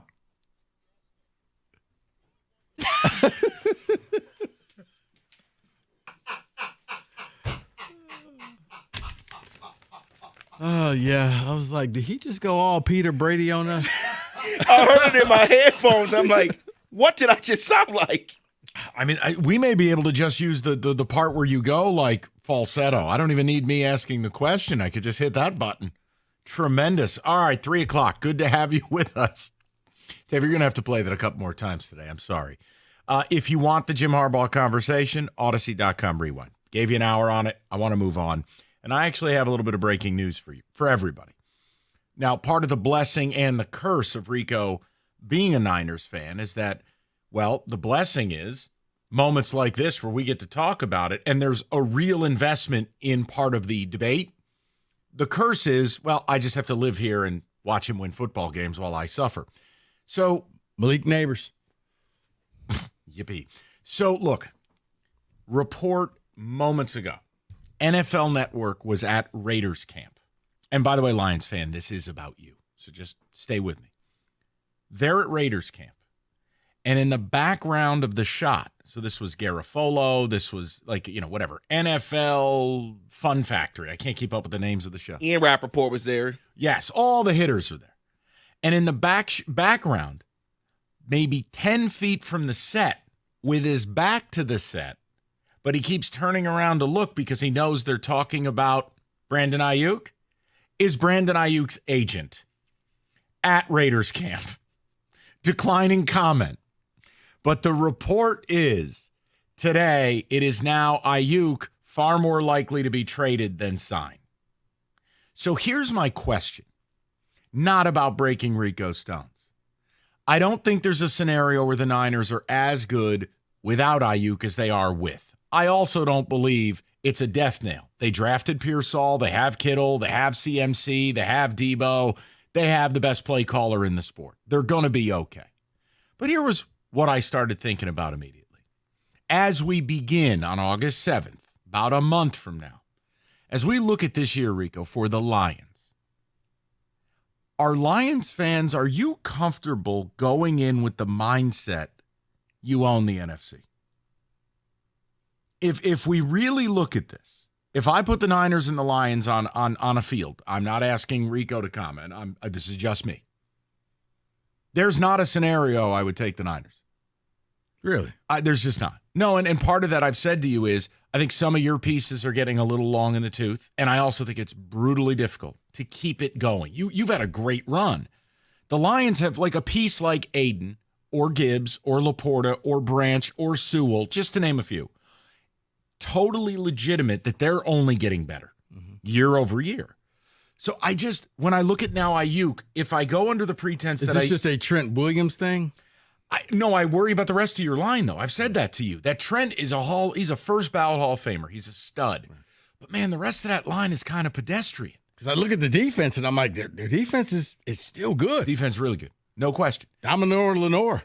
It's Shanoris, Lenoris, Liquororish. Greenlaw, and all those guys, yeah. The point I'm making is, if Ayuk is in fact going to be dealt, and boy, if his agent's at Raiders camp, and they're catching him on TV, and they're going, hey, Ryan, come on, give us a comment. It was the most awkward television on the planet. So let's play with that hypothetical. Sure. Let's say they trade him to the Raiders. Yes, sir. You know who goes back to San Francisco from the Raiders? Not Devontae Adams. Yes. No way. Yeah. How? Because Devontae doesn't want to be there. Hit the button, David. You're about to make me go falsetto. How would that happen? He wants out, and I it's football, Mike. The money's not real. They'll find a way. But okay. If you want to, if you get Devontae Adams, this topic is void. So thank you for that. But I was it's one of those that if it was like the if he went Niners' to demand on Cleveland, this? if they went to Cleveland, it would have been Amari Cooper coming back to San Francisco. That doesn't. Okay, I haven't read that. Which is why the trades aren't going down, because the Niners are like, look, we're not giving him away. You have to send us something back in return. Look, my whole thing is this. The enemy to me of the Detroit Lions is not the Niners anymore. It is the Green Bay Packers. I truly believe the winner of the NFC North is going to win the NFC. That's not a shot. I have all season to break Rico's chops and vice versa. Right, and see, we're doing a real topic here. And I still look at the fact that, yeah, it's still San Francisco because they still have Christian McCaffrey, and he's that difference maker, plain and simple.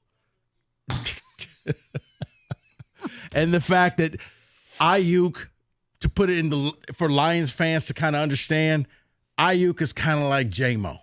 You made it all the way to the NFC title game, and J-Mo had a couple plays. Brandon Ayuk had more, but J-Mo was like extra. Ayuk's the fourth option on that team offensively. It's McCaffrey, it's Debo, it's Kittle, and then it's him. It's not to take away from him. But I've said, David can vouch for me. I've said it for the longest. David, I wouldn't pay him. I cannot pay him that amount of money because there's too many mouths to feed. He's not worth it. On a different team, yeah, he will get paid. But on this team, do you want to win or do you want to get paid? And if he chooses to get paid, they've already drafted his replacement. I trust in Kyle Shanahan. And but that's the point. That's my whole point is just work with me on this one thing. Let's just say you don't get a 1v1 replacement. Okay. You get picks, things. I don't know. Okay. It just for Lions fans, not you. You have every right to believe you're still, to be the best, you got to beat the best. For Lions fans out there, if you hear that Brandon Ayuk is no longer going to be a Niner, isn't it really just you versus the Packers? Or do you still respect the champ? That Apollo Creed hasn't been killed by Drago yet. You're Drago, by the way. You are a sledgehammer. The way the Lions play, you're the hammer. And 90% of the other teams are a nail. That's how I view it. I think it's going to be Lions-Pack blood war next 2 to 3 years. And I don't know that the Lions will get on top of that. See, that's where people are going to get mad at me because I'm not just bequeathing everything to the Lions. I think Pack are going to have something to say about this. Big time. But that news, Rico, first of all, as a former TV guy, you would appreciate the awkwardness of that shot. And the guy's looking over and he's like, get away from me. It was amazing. But I want to throw the number out, 248-539-9797. You had the report, Jalen Hurts and Nick Sirianni hate each other. The Cowboys have a ton of problems, haven't paid Dak. The Rams are probably not going to match what they did last year. The Seahawks take a step back. You look at Minnesota, step back. It's the Niners might be trading one of their elite weapons. They're blessed they have multiple elite weapons, but Ayuk's the deep throw. No. Please don't take it as I'm trying to downsell Ayuk. It's just you've already got a Pearsall jersey. You do, don't you? No, I do not. 248-539-9797. In a game of last man standing, is it Lions-Packers? See, I don't think. Oh, go ahead. Oh. No, both of you. Oh, no, please. my thing is this: is Ayuk may leave, but here's the one concern that I have for the Lions, and because I know that you have all these great offensive weapons, and you talk to people, and it seems like it's going to be a video game. They're never going to punt the ball; they're just going to score on every possession. I don't see how you made this defense get better. You drafted young corners, but young corners get roasted and tested early and often. So we'll have to see how they can handle the adversity, but this ain't college anymore. You're going up against real pros. Until you show me that you can go out there and cover, then I'll say, okay, they've turned the corner. But I didn't see any great upgrade in the defense. Go ahead, Kenny. I think what Mike said about 90% of the team being the nail while the Lions are the hammer, I think that's accurate. But I also think, Green Bay did get better. I do respect Green Bay. I still have to respect San Fran. They lost one of their major weapons, but they still are loaded with other weapons. Rat Purdy is Rat Purdy with good weapons, plus that defense you can't overlook. I'm not saying that I don't have confidence in a game against San Fran, because I do. I think they're a live chance to win that game 9 times out of 10. You're going to celebrate New Year's by kicking their ass in their own stadium. And you know 30th. What? You may. I love it. You know why? They've already locked up number one. It'll be like this preseason game tomorrow.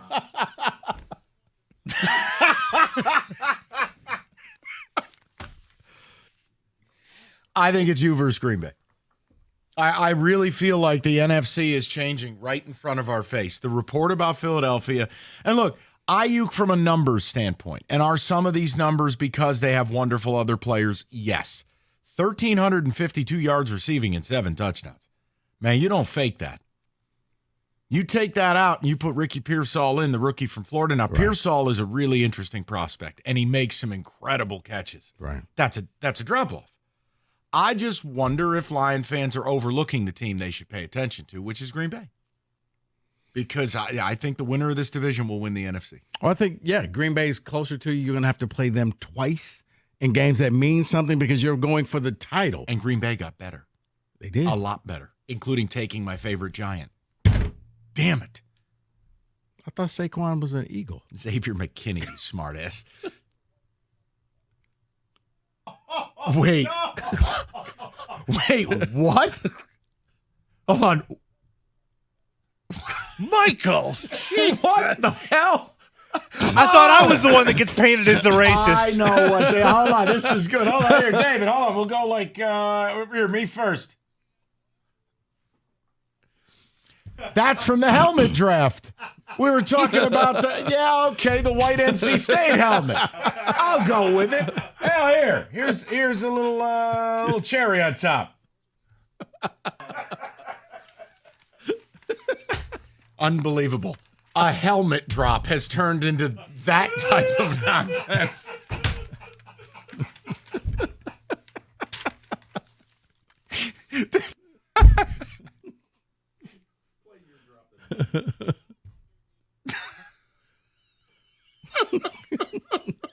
Wow. The NC State helmets. Okay. Yeah. Oh, yeah. Just read. You know what? You got me good. You got me. I take great pride in not becoming a drop. You got me. You win again. Well, drops, that's part of radio. If you want to get into the radio industry, you want to go into television, you're a graphic design artist, Specs at LTU can help you get your goal of becoming a professional in the industry. How? You're going to be taught by people who actually work in the industry. Everybody's going to be there for you. Doesn't matter. And with the hands-on approach and expert faculty, you can learn the practical skills you need to succeed in today's media industry with Specs at LTU. You need to go visit the website, ltu.edu/specs, to learn more about the broadcast media arts, digital media arts, and graphics communications program taught through Specs at LTU right here in Southfield on the campus of Lawrence Tech. And like I said, if you want to get into the industry, you want to have fun like we do on a daily basis, Specs can help you start that dream of yours. What are you waiting for? Be curious. Visit the website, ltu.edu/specs, to learn more. Then make magic by enrolling in Specs at LTU certificate program today.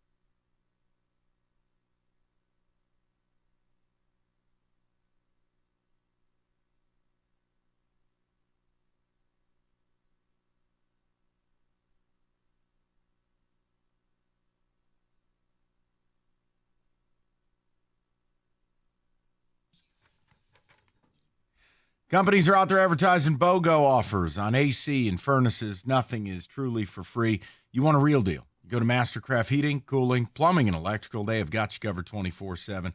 Locally owned for over 40 years, and they're going to back their work with a 5-year warranty. Mastercraft, your one-stop shop for heating, AC, plumbing, and electrical. They'll beat any price. And now you bundle a new high-efficiency AC and furnace. You save up to $2,000. Fast installation and great same-day service. Just visit mastercraftheating.com.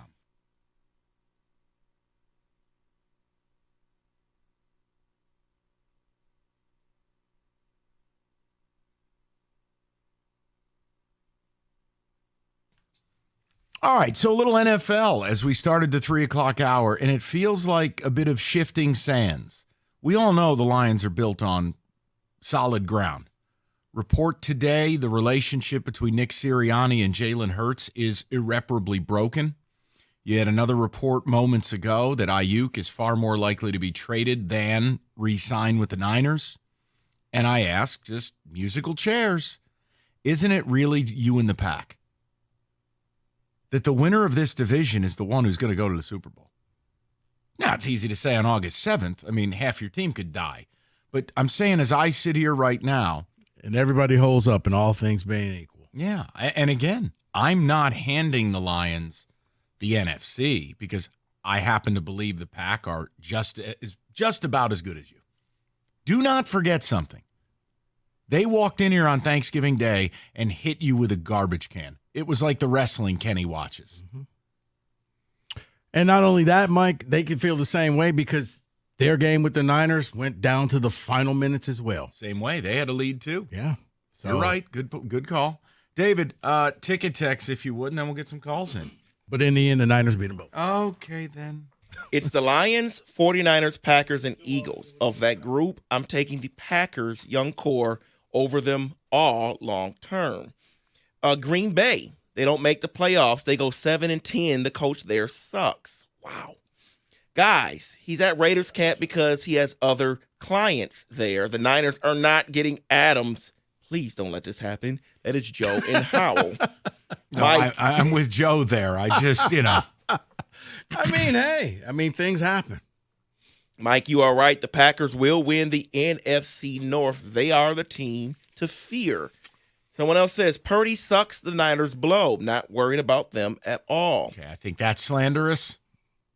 They're still a good football team. Like I said, say what you want about Purdy. That defense is still one of the best defenses in the NFL.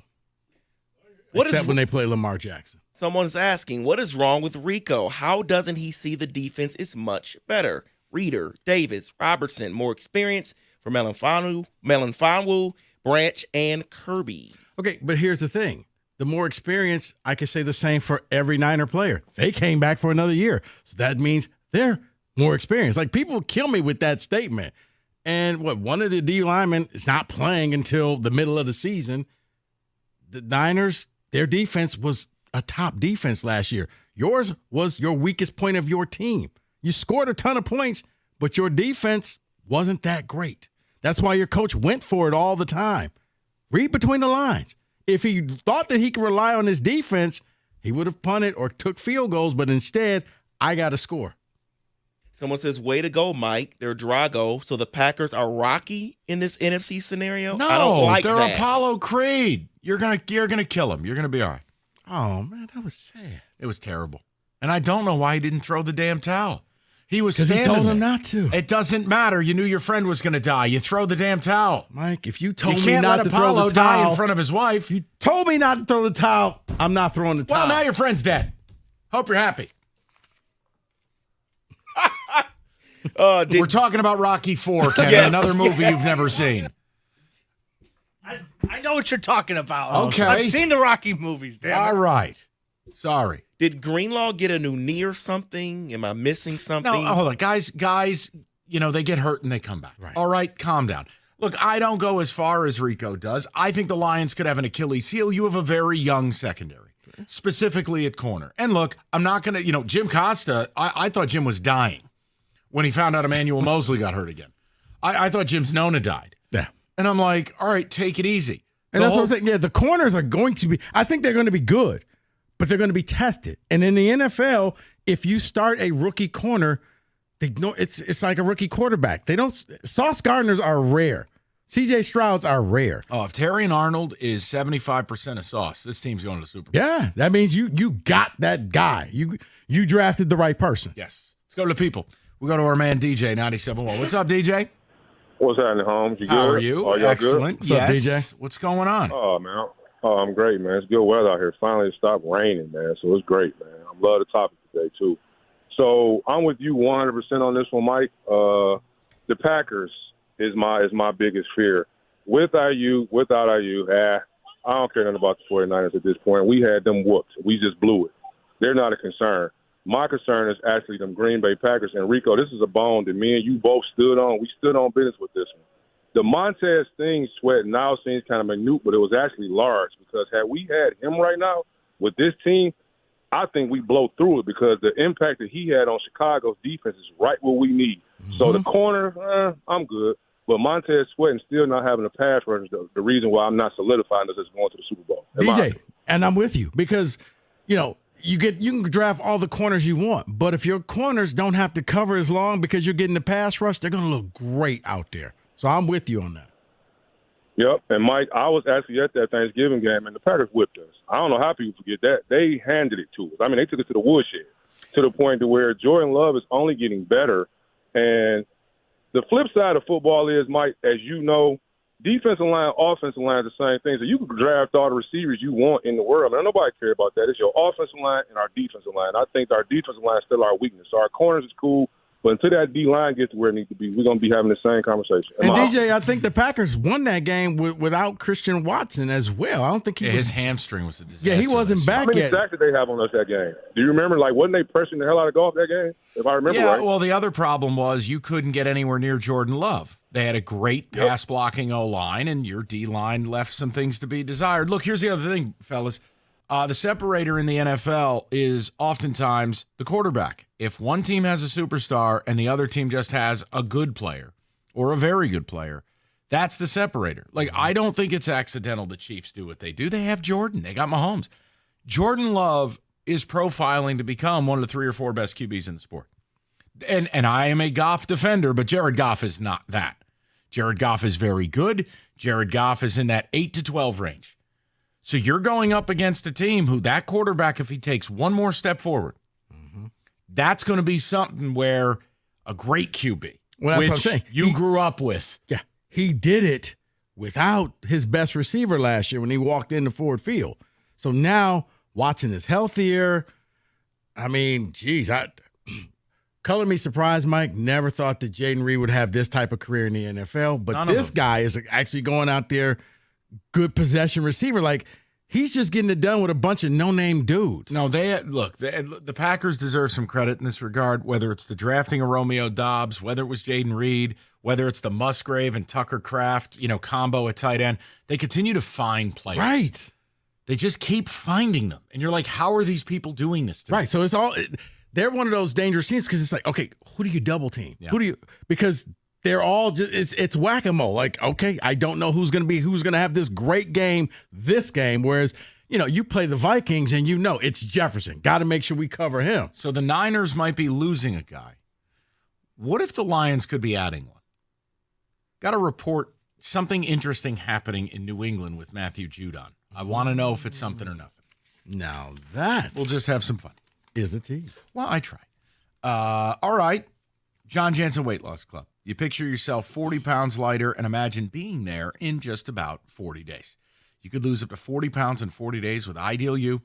The program works. It worked for John. It can work for you. John lost 63 pounds. He's kept it off, and he did it with Ideal You.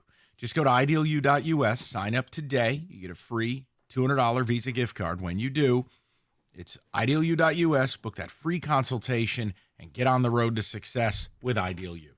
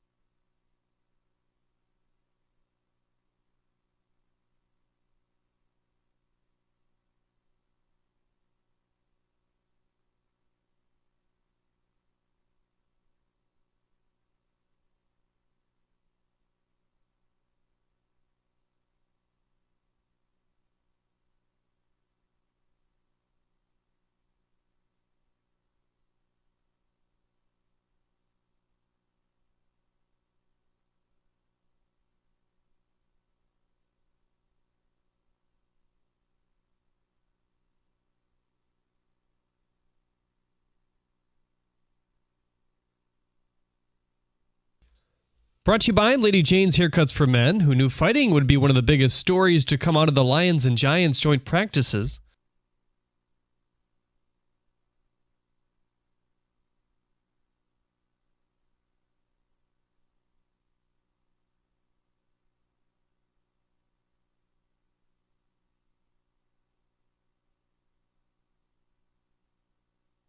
Both teams were slapped with a $200,000 fine for excessive fighting and unsportsmanlike conduct, something that was addressed in an NFL memo to all teams earlier in the offseason. Jim Harbaugh was hit with a sanction himself from the NCAA that would deal a 1-year suspension should he return to college football in the next 4 seasons.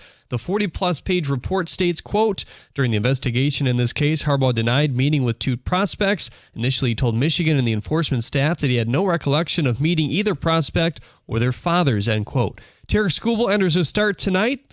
He's third in the MLB in strikeouts, trailing just Tyler Glasnow and Dylan Cease. He'll deal against the Mariners. Hear coverage right here on 97.1 The Ticket at 9:40.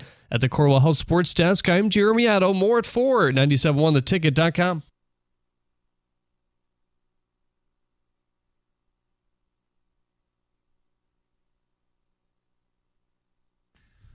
So, quick note. We're talking a little bit news today. Brandon Ayuk more likely to be traded than re-sign. You got reports that Sirianni and Jalen Hurts, that relationship is irreparably broken. And I always knew it because Sirianni's got such a punchable face. I mean, really. He just does. Do you realize they're like 2-10 from the moment he left Arrowhead Stadium yelling at the fans? Once again, punchable face. Didn't realize that. But what if it wasn't all about your opponents subtracting, and what if it was you adding? Matthew Judon is a player we talked about last week. Week prior, actually, and then I Monday, I think I brought it up with Stoney. He is in a war now. This is like the final step to getting traded. Go ahead. No, Mike. It's why I was hoping that the Niners would trade with the Patriots. You want Judon. Because he was going to come back, and I'm like, you know what? I can deal with that. Ayuk, enjoy the wasteland. He's in a fight with the local media, including WEEI, a local radio station, where basically the hosts accused Judon of being fake, only cares about himself. You're signing, you're only doing this stuff with the fans at training camp because you're trying to put on a show. Then he threatened to kick their ass, and they said, well, you can come on the show anytime. It's chaos. The whole thing is fugazi. Here's my question. On a scale of like 1 to 10, if you assume it would take a 4th-round pick and a 2-year extension, if I had to comp it out, it would be what Cam Hayward signed in Pittsburgh. A 2-year extension, call it $28 million. Would you at least call on Judon if you're the Lions? I'd think about it yes. Okay, Rico sold. I'm asking. Absolutely. Are you kidding me? Yes. He can only help this defense. Once again, I can't stress this enough. You want to help that young secondary out? Get a better pass rush. And before you guys say you signed Davenport and you have James Houston, understand something.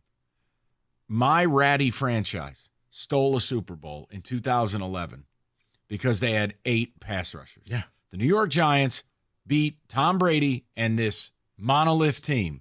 We had 8 pass rushers. Right. And we won the game like 10-7. Because what happens? Some guys are going to get injured, and you could just rotate. You're actually playing your defensive line in hockey shifts. I just wondered about it. That's all. And, I mean, it does feel like, okay, this is now you get players arguing with media while at camp, while demanding trade, wanting a contract. Pats are going nowhere. And it is Lions are Super Bowl or bust. I'm comfortable saying that. Isn't that the type of move you make? I could see Howie Roseman doing it in Philly. I could see John Lynch doing it in San Francisco. Yeah. I know the Lions are big on their own people, but that would be one I would just keep an eye on. If he doesn't get a contract, Rico, that thing's going to go sideways. Yeah. But yeah, I thought that was going to be a part of the deal, but absolutely. If I'm the Lions, yes.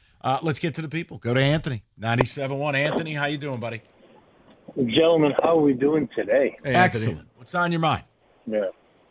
So right now, I agree a little bit with both of you, and it's going to sound a little weird because I really do think that the Packers are the team that we need to hunker down on just because they're in our division. But at the same time, San Francisco, I mean, as much as people like to say, oh, all our guys are getting better, like Gibbs and whoever you want to say, they did too. I mean, they have the best running back in the NFL. They arguably have one of the best defenses in the NFL. So, well, all I'm trying to say is it's going to be a fun year trying to beat the very best. And if you want to validate that Super Bowl, if you want to get to it, then you have to beat the best. And those are the two best teams in the NFC aside from us right now. Yeah, I agree. And I also believe here, I don't care.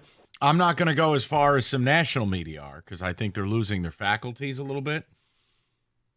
I think the Bears could be a wild card team. I think this division could be the best division in football. Yeah, you lose me there. I know.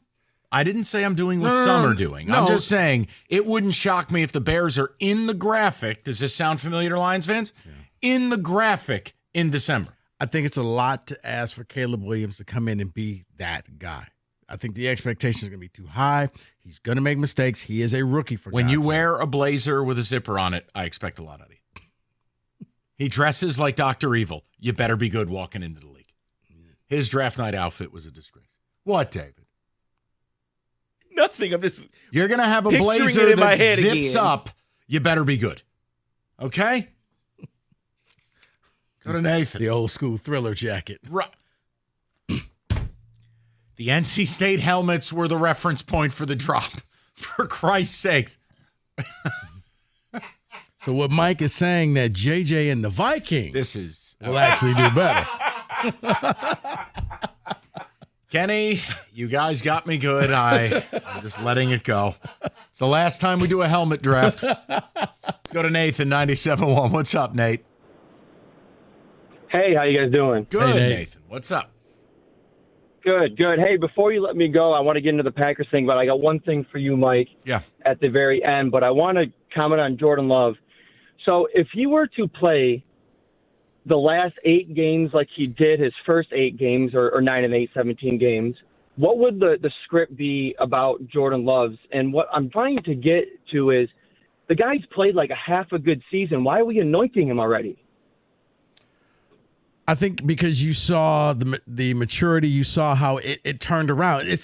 Nathan, it's the same reason why you saw the Lions after going 1-6, they turned it around and they continued it into the next season. And I think people are buying into the fact that Jordan Love, he's one of those quarterbacks. He led his team into the playoffs. He goes into Dallas and embarrasses the Cowboys. He goes into San Francisco and takes them all the way down to the final 30 seconds. And he's still young with a young team. So if he was a stock, you would be investing in him. Yeah, I kind of agree with him. I mean, Nate, you're right. If the guy fell down a flight of stairs the last 7 weeks of the year, the story's different. But when you're a young QB who didn't play a lot of football and you finally get a chance and you get better and better as the year goes along, you're the driving force in why the team's winning. I mean, hell, Aaron Jones was dead most of the year. And then Rico's right. I mean, they dropped a bomb on Dallas in Dallas, and they had San Francisco. Nate, maybe you're right. Maybe the kid was a flash in the pan, but there aren't many people in NFL circles who feel that way. Yep, very, very fair. And then I also, too, feel like the Thanksgiving game, for whatever reason, we don't talk about so much that it was a Thursday football game. I know it's Thanksgiving and you get up for it. However, it seems like every other Thursday football game when there's an upset or something weird happens, it's fair. Like, oh, well, it was a Thursday night football game. I'm not mad at that. That's a good point. And you're right. I do think Thursday football is wholly unnatural. It's not good for the players. No, but see, Nathan, I can't give you that one because Green Bay had to play on Thursday. So both teams are playing on a Thursday. So there's really no advantage or disadvantage.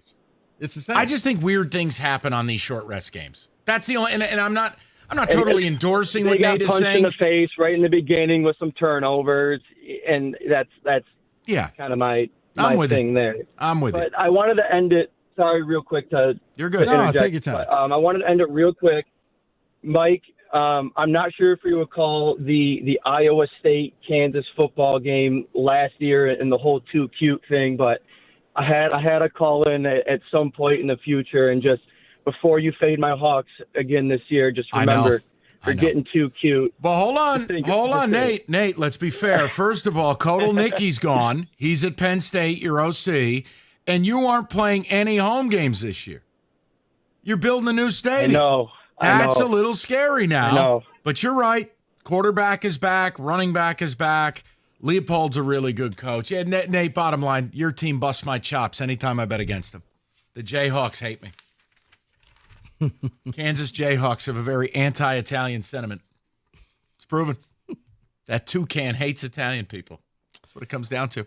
Maybe they like Kenny's Pizza. Okay, leave it alone. Best place to bet the games this summer. FanDuel, America's #1 sportsbook. Right now, new customers get $150 in bonus bets. Your first $5 bet wins.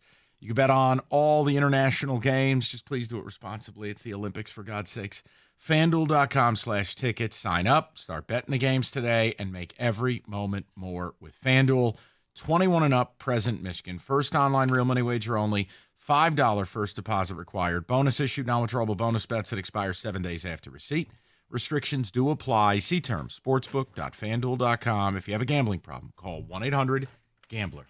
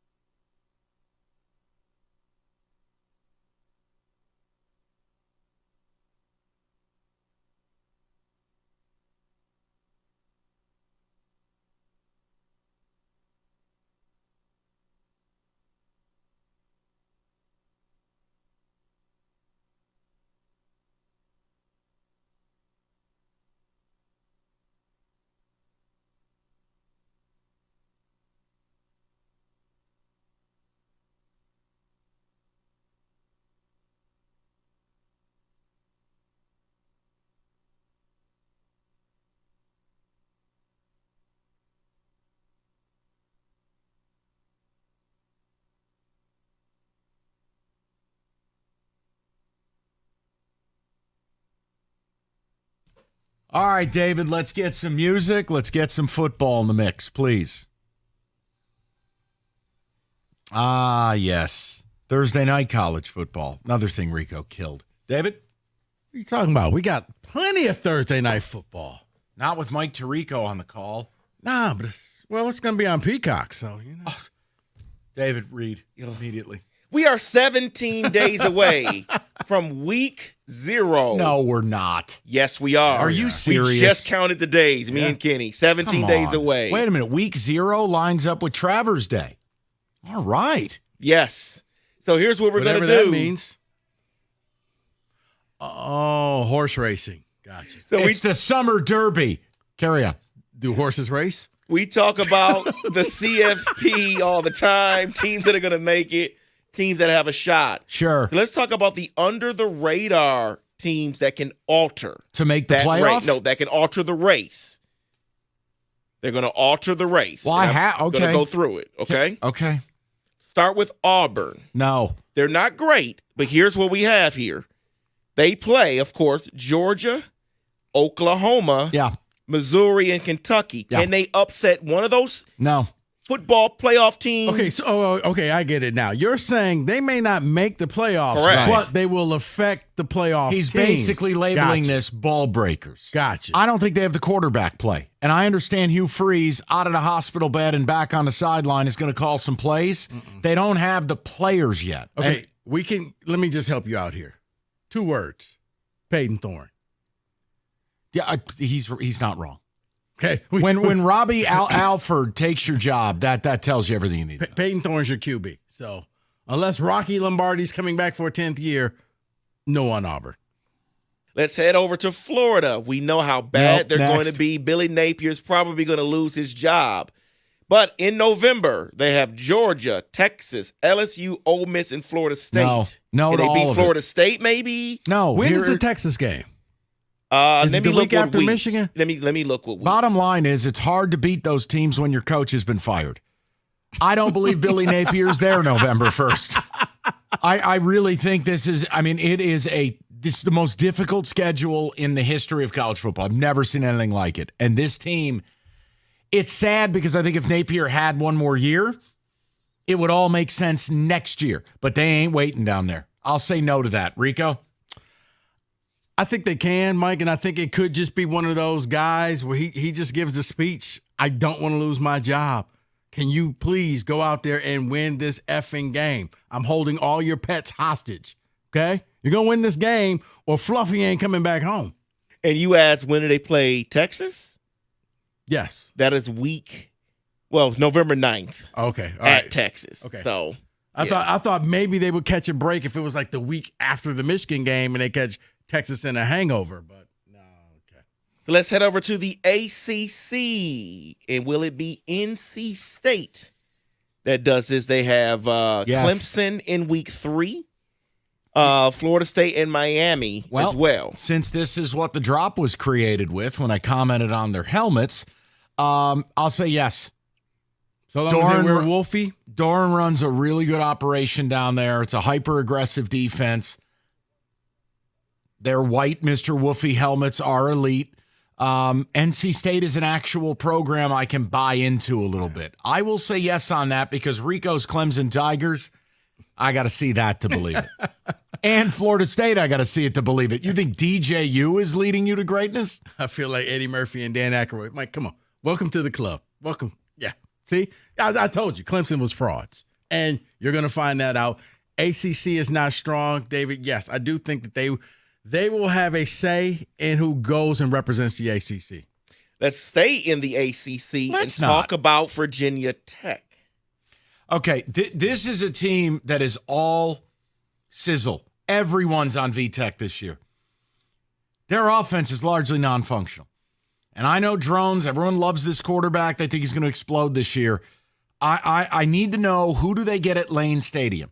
That will be the key to my answer. If there's a night game at Lane Stadium, enter Sandman, maybe.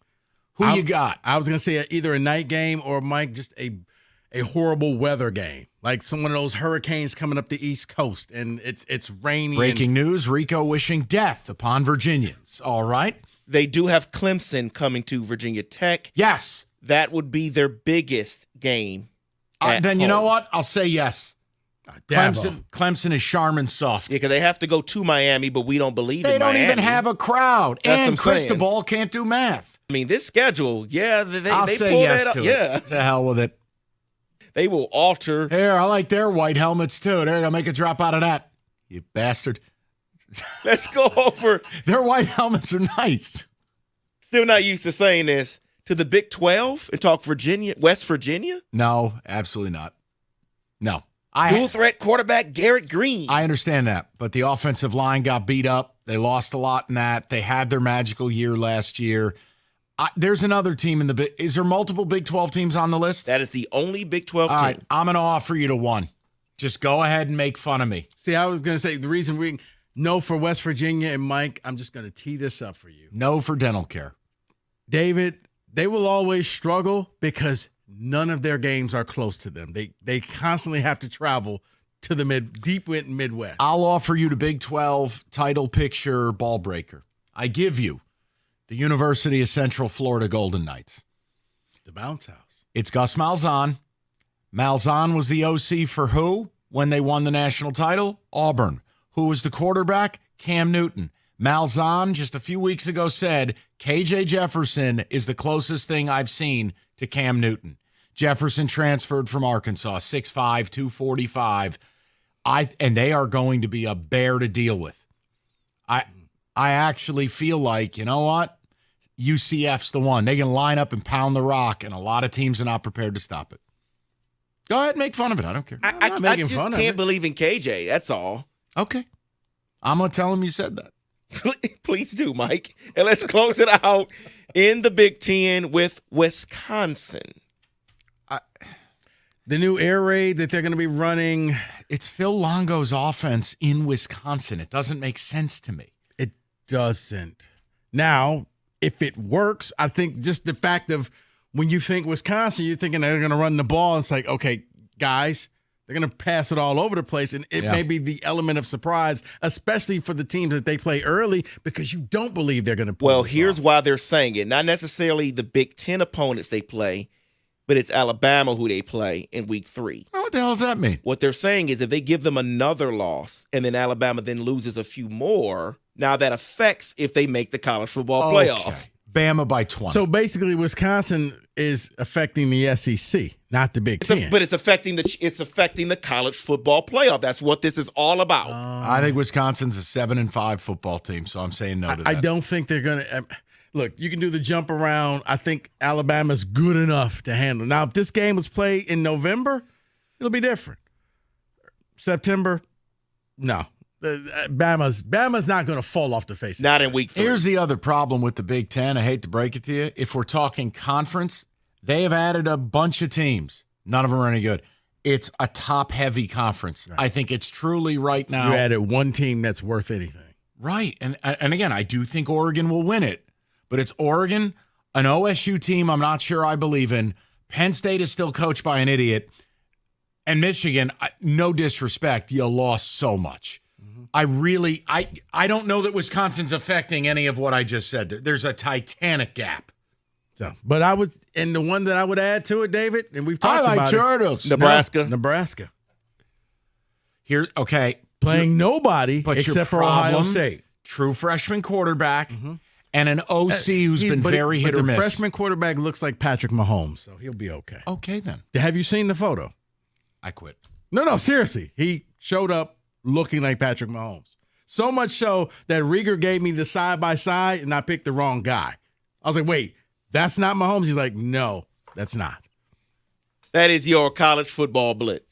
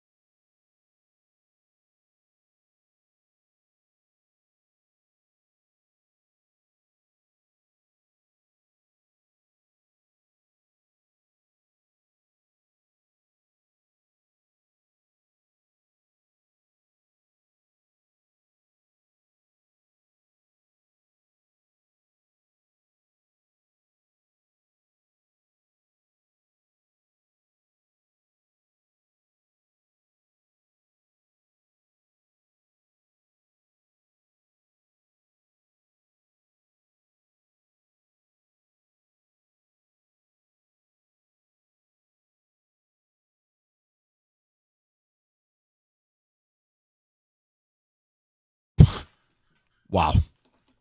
Welcome in at 4 o'clock. If you're looking for Harbaugh conversation, Odyssey.com, rewind. So in the lead up, we are 17 days from college football.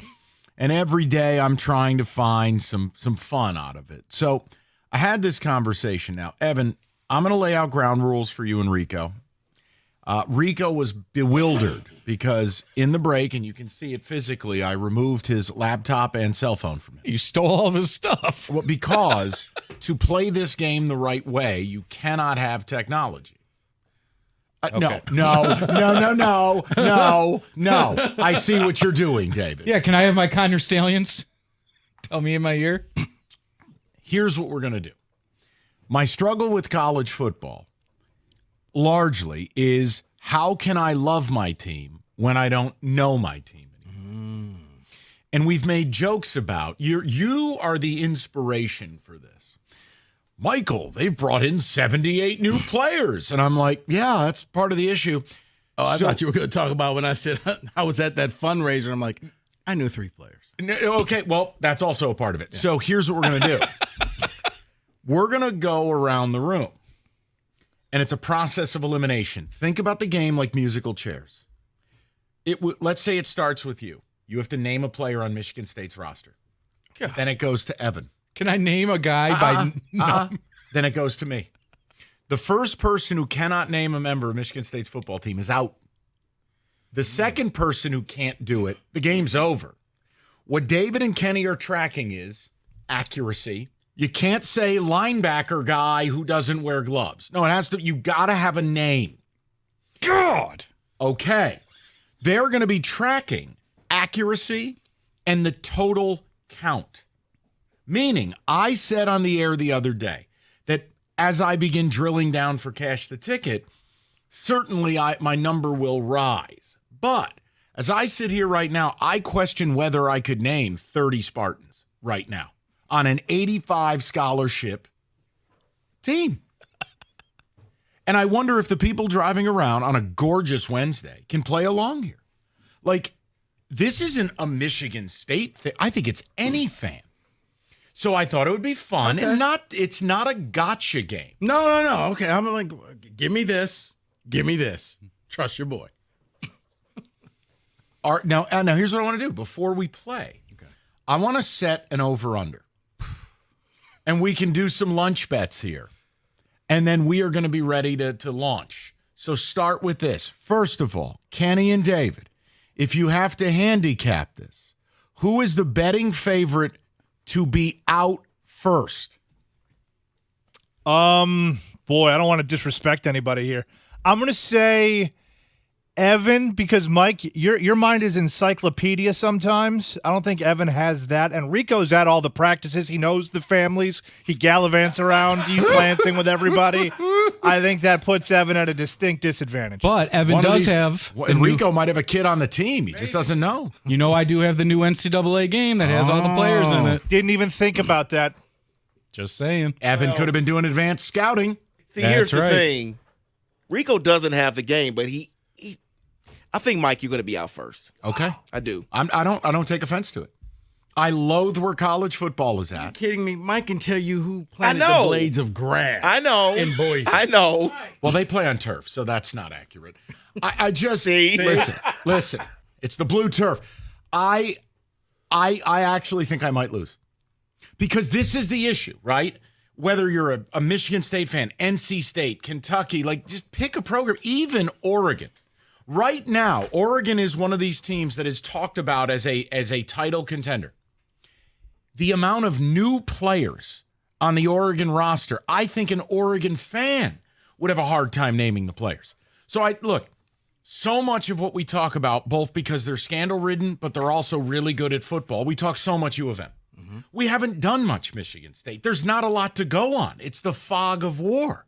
So I thought this would be a fun thing just a shade over 2 weeks from season opener. Okay. And we put it to the test. Now, here's the question. Between Evan, me, and you, what is the total number of players you think we will name before the game is over? Before the game is over? I'm going to say 12. Evan. You said once 2 guys are out. I'm going to go 23. 23 and a half. You got to be a hook. 23 and a half. Go 23 and a half. David, over under, if you had to set it, that by the time two of us can't come up with a player, the game is over. What's the total number of players we will have named? 16 and a half is what I'll go with. 16 and a half? You really think we're terrible. Okay. Kenny, 23 and a half, 16 and a half. What's your number? I was thinking more like you'll name 20. That'll be the total, so 19 and a half. Okay.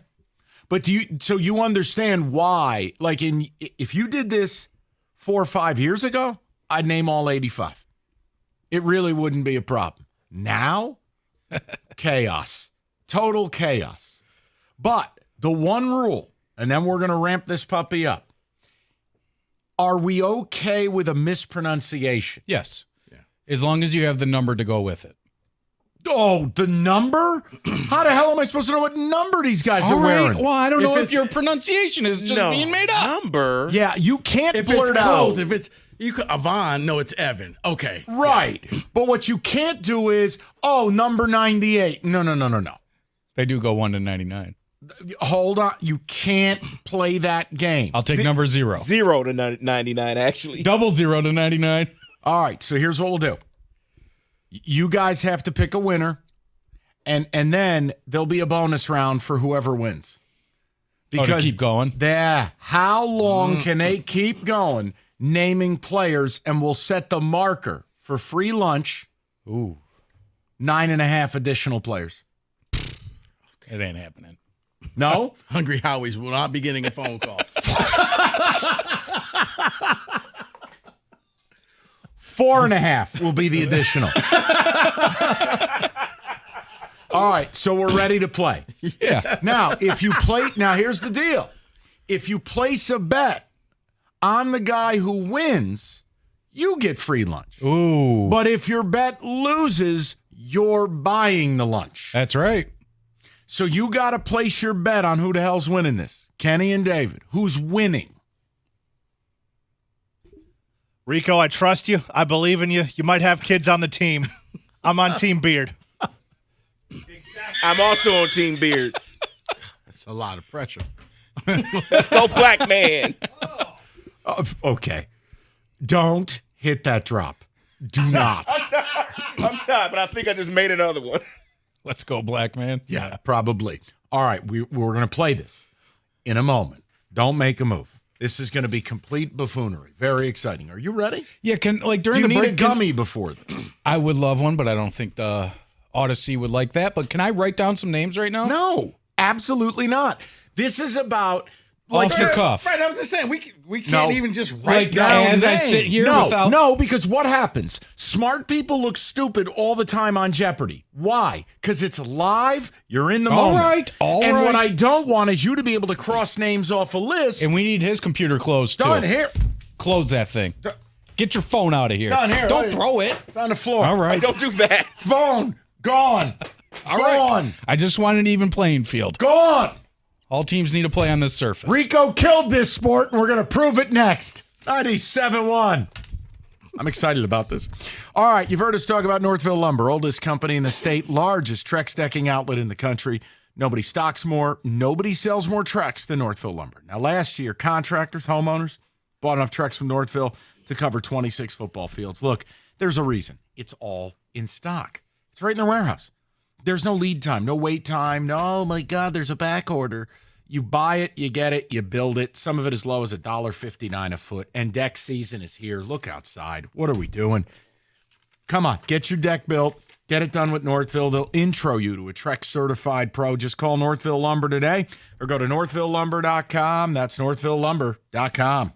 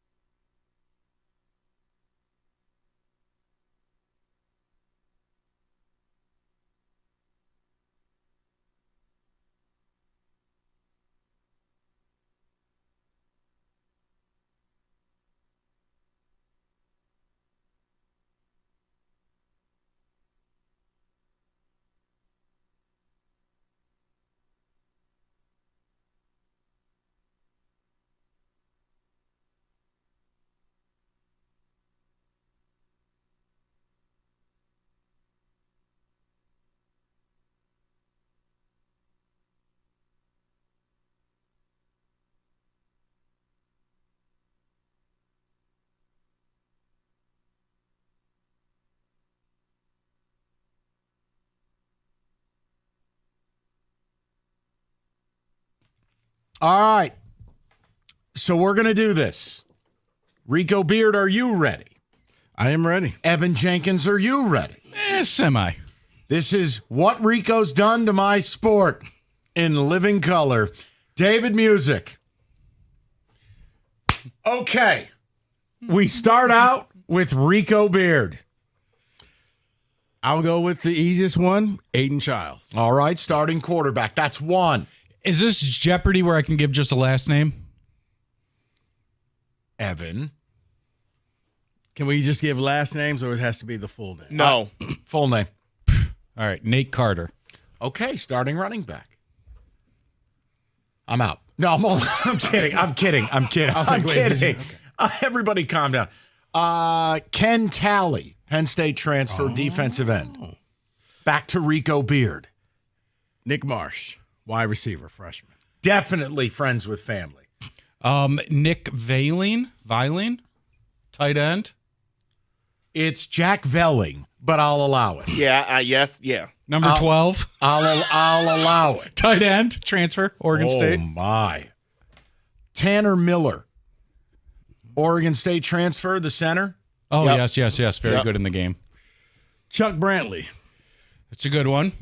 I'll always thank him for what he did versus Michigan. But my God. The It's actually Charles, but we'll give it to you. Yeah, but when you know the players and you're partying with them, it's Chuck. All right. Over to It's Evan. CB. Over to Evan Jenkins. How about friend of the program, Darius Snow? Okay. Yes. Good one. I'll go. Oh, the lousy Van Sumeren who's never healthy. The D tackle. I know it. Alex. Yes. Oh, I was about to say, I'm going to steal that one. He's never healthy. Over to Rico Beard. I'm going to go with Montori Foster Jr. He's still there? He is still there. I am going to go with part of the famous Fathers Club, Antonio Gates Jr. Tried to leave. Twice. Figured out nobody wanted him. Okay. All right. Kid they got from Oregon, defensive tackle, Ben Roberts. Sounds like a creative player. That's a real human being, David. Is. He's in the game. All right, over to Rico. Linebacker Jordan Hall. Good one. Kenny, what's our number total? Want to see how we're doing on the over-under? You just got 5, Rico. Evan has 4. You also have 4, Mike. Okay, so we're up to 13. This is positive. All right, over to Evan. This is a questionable one. Ooh. Tell me the kid is left. No, he's on the team. I just am unsure of his first name. Okay. Backup quarterback Alex Milkovich. I will accept it. Yeah, I will accept that. What is he, a true freshman? No, Aiden Childs left my team on NCAA, so he's What now is your my... whole reference point? A video game? Yes! I mean, I'm not at practice. I'm here. I'm not at practice either. I got Jesus. I got a reference point, though. I'll go. He's battling for a starting gig on the O-line. Ashton Lepo. Yeah, he's there. I don't know if he's any good. I just know his name. Over to Mr. Beard. Jordan Turner, linebacker transfer from Wisconsin. Oh, that's a good one. Who? Okay. Yes. Over to we're in trouble if he's naming guys like that. Over to Evan. All right, I believe this might Evan get me is out. physically sweating, Kenny. It is, I believe it's Ron Glover, 15, wide receiver. Am I wrong? Am I out there? I'll give it. That's not his first name, but it's Glover. Duran Glover? Yeah. It's Jaron Glover. All right, Ron's in there. Yeah. His friends call him Ron. Yes. Amazing. Okay. I remember. Okay, read an article. They wanted the kid, and he went to Illinois, but then he transferred before ever playing for Illinois. A.J. Dennis, offensive lineman. A.J. Dennis is correct. All right, I survive another round. Over to Rico Beard. How bad is this? The only kids I know are the ones you read in the newspaper who transfer. I'm going to go with Dylan Tatum. Whoa. It is not A.J. Dennis. Ooh. Now we see an Andrew Dennis. Is that the same one?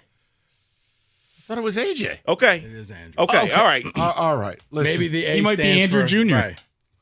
Look, he changed A.D. Mitchell's name to like Adam Amathopoulos. Hey, that's his government name. Just checking. Okay, continue. I think I'm out. Dylan Tatum. He has Dylan Tatum. That's a good one. Oh, Evan's hitting a wall now. No, because I only know the last names because it's on their jersey. Then just say one. Eckley, the punter. Eckley? Is that how you say it? Yeah, Ryan Eckley, the punter. Yes. Who the hell is that? I use him quite often in NCAA. Right, the punter. Okay, I'll stay with special teams. I pray to God this kid's still in school. Jonathan Kim, the kicker. Yes, he is their kicker. Over to Beard. Wow. Now it's getting dicey. Let's pick an O-lineman. What do you got against the O-line, other than they stink? I think he's still on the team. Uh-oh. I think it's Willie Ade, A-D-E. What is that, a beverage? Yeah. It's like Gatorade. Willie Hold Aid. on. Aids any Willies. I know who he's naming. It's A.D. Wiley. I don't know that kid's ever played in his life. Is he still there? You know, he's okay. there. All right. I'm helping Rico. I'm trying to be a friend. Right. Yeah, he's there. Back to Evan Jenkins. You need a gummy to calm down? You all right? I think. Uh-oh. Just so I can go out with no class, I'll say Jalen Berger, even though I know he's on UCLA. You can't do that. He's out. I'm out. I got nobody else. I'm like Kramer. I'm out. Evan's out. How many did he name? Wow. 1, 2, 3, 4, 5, 6, 7, 8. It's not bad. Meanwhile, Rico's in a meditative state. No, Let it be- because I see, but I can't. It's the That's names. my Yeah. problem. Let it be known that I had Evan out first. That's me. That's a point for Kenny. Okay. I'm going to go with number 43, Malik Spencer. He's actually a good ball player. Safety, right? Yes, he's a good player. I know One of he our is. few. Over to it's mano a mano. I'm drawing a blank. It's tough. How many No. players total are we through? Like No, 30 because something? No, 20 something? barely. Sure as hell Evan named a starting 22. Yeah, 8 times Look at 3, this. 24. Rico, we're going to need an answer. Angelo Gross. Ooh. He's still there? Yes, he is. How wasn't he encouraged to transfer? He is. That's a good one. God. Good one, Rico. Still there? Making Okay. plays, man. All right. Taking names. All right. Because they wanted him over Sauce Gardner. Oh, my God. I'm going to throw up. Seems like an even trade, right? Is the lousy JUCO we had at left tackle still there, Baldwin? He's terrible. Is he still there? Yes. Oh, I would have given Oklahoma him for free as a part of the Spencer Brown transaction. Over to Rico. Okay. If we're allowed to do that, just last name. Yeah, that's okay. Okay. The other Gross, his brother. There's another one? Just Double transferred in. gross? Watching him play is gross. Avion gross. Yes. Avion. Are you serious? Okay. All right. Okay. This creates a bit of an issue. God, I don't want to blurt this name. Oh, I don't have to. I know this guy's still with the team, even though I wish he'd leave. Cal Halliday. How do we miss that? You know he doesn't wear any What gloves. a layup, dude. Yeah, it was. He was born in a cornfield. Yeah, and he can't cover anyone. Doesn't matter. I really thought, Evan, you would choose him early. Oh, why is that? White guy. And I don't wear gloves. There we go. Gloves. Over to Rico. Gillison's little brother. Gillison. The There's tight a- end. Why do all the bad players we have brothers? Why is it never the good ones? Trent Gillison? Yeah. Yes. Yes. Yep. Wow. This is back and forth. All right, hold on. I think Hold on. The kid, he's from around here, but he went to North Dakota State. I believe it's Tommy Schuster. Yes, Chippewa Backup Valley QB. alum. He is on the team. Yes! Back to Rico. Went to the same high school. Can I give hints? No. Rico is staring out the window right now. I really want to give one too. Evan. No. Can we each give a hint? I don't care. I don't take this that seriously. There's a transfer running back that came in, but I don't remember his name. Oh, that's a great hint. Well, I don't know his name. That's why I couldn't guess him. Rico Beard. He's supposed to play a lot. He is. This is so bad. What's his name? Come on. It is. God, Amari. It's not Amari Cooper. Oh my. It was because the fundraiser was for him and his family. It shows how much you cared. He doesn't even know what his name is. Kid's got somebody dying and you don't even know his name. Jeez. Yeah, I think I may be out. Maverick Hansen. Yes. Yeah. Yes.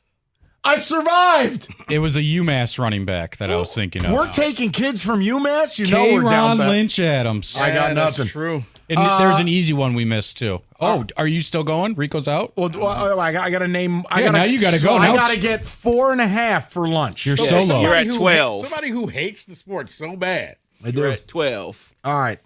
You got to get 5. Everybody, start the Z. Just sit there for a second. Hold on.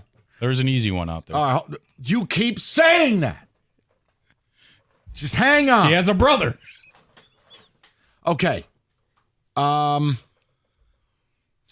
Oh God. Is Gavin Brocious still there? Mm-hmm. Offensive lineman. He's there. Okay. Yes. The tight end, not Velling. Oh, you're not even gonna get this one. Oh, you're just pass because I thought about that one too, and I'm like, I have no idea how to even say his name. I'll get it. The number 82. Braden Parachek. Yes. That's 2. Oh no, that wasn't the one. If he gets Wait a minute. Now, did this kid leave? Because if he did, there's a guarantee nobody wants him. I can't say his last name though. It's Maha Odi. Is he gone? Gone. All right, where's he? Home Depot? Yeah. Nobody wants But him. don't we have another Odi? No. I thought we had brothers. No. What about Jonathan Tullis? Freshman back? Yeah, Tullis is on the team. Yes, he's on the team. He's in the game. 35. Oh God! All right, guys, I'm pretty tapped out. Who's the easy one I missed? Magnum. No, he's not. He's at Michigan. Yeah, but the running back's still here, right? No, they took his scholarship. That's why the other Oh, brother is that left. one? No. Then he called the ambulance and he went to the enemy. Now I know one. Go ahead. Is this the fundraiser you didn't care about? No. Was it Adeli tight end? Okay, I'm done. Adamolo, Yeah. Faleye. Sure. And that is the result of Rico Beard. Planet Fitness is the home of the judgment-free zone. They won't judge you the way that Mike judges me.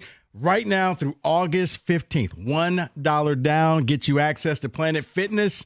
And then after that is just $15 a month. And with Planet Fitness, you can work on your cardio, you can work on your strength training, and a lot of the places have brand new equipment, squeaky clean gyms. And once again, they got a knowledgeable, friendly staff and a judgment-free atmosphere. And if you're short on time, don't even worry about it. You can get a full body workout in just 30 minutes with the Planet Fitness 30-minute circuit. And all Planet Fitness memberships include fitness training at no extra cost. What you waiting for? Head into your local Planet Fitness right now. $1 down. Save big when you join the Planet Fitness judgment-free zone. You can join it today. $1 down. Cancel at any time.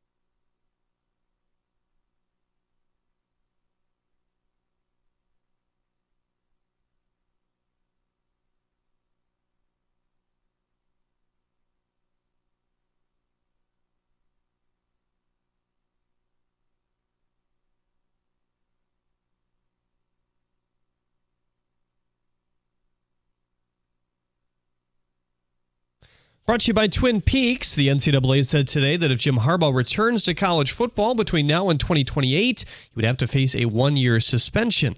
Ahead of their preseason opener with the Giants tomorrow, the Lions were dinged $200,000 and the Giants for excessive fighting and unsportsmanlike conduct the last few days.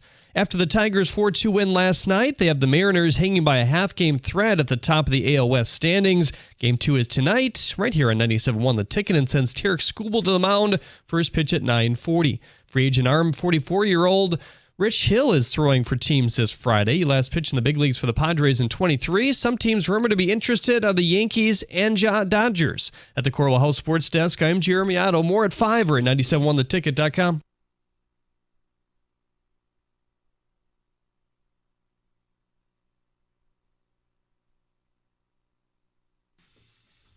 Okay, that was mentally draining. If you're looking for the Harbaugh stuff, Odyssey.com Rewind. We did it in hour number 1. There is new news today, and you can do what you want with it. David, some ticket text, and then I do have an update on. Yeah, you created this game. Like, man, I wish I could have wrote down some stuff. No. Because then afterwards, I'm like, yeah, I forgot Jalen Thompson. Because when it's live. Alante Brown. Yeah, it's hard to do. Does Alante Brown count? Yeah. On the roster, yeah. Okay, sadly. Yeah, someone is asking, how can you forget Jalen Thompson?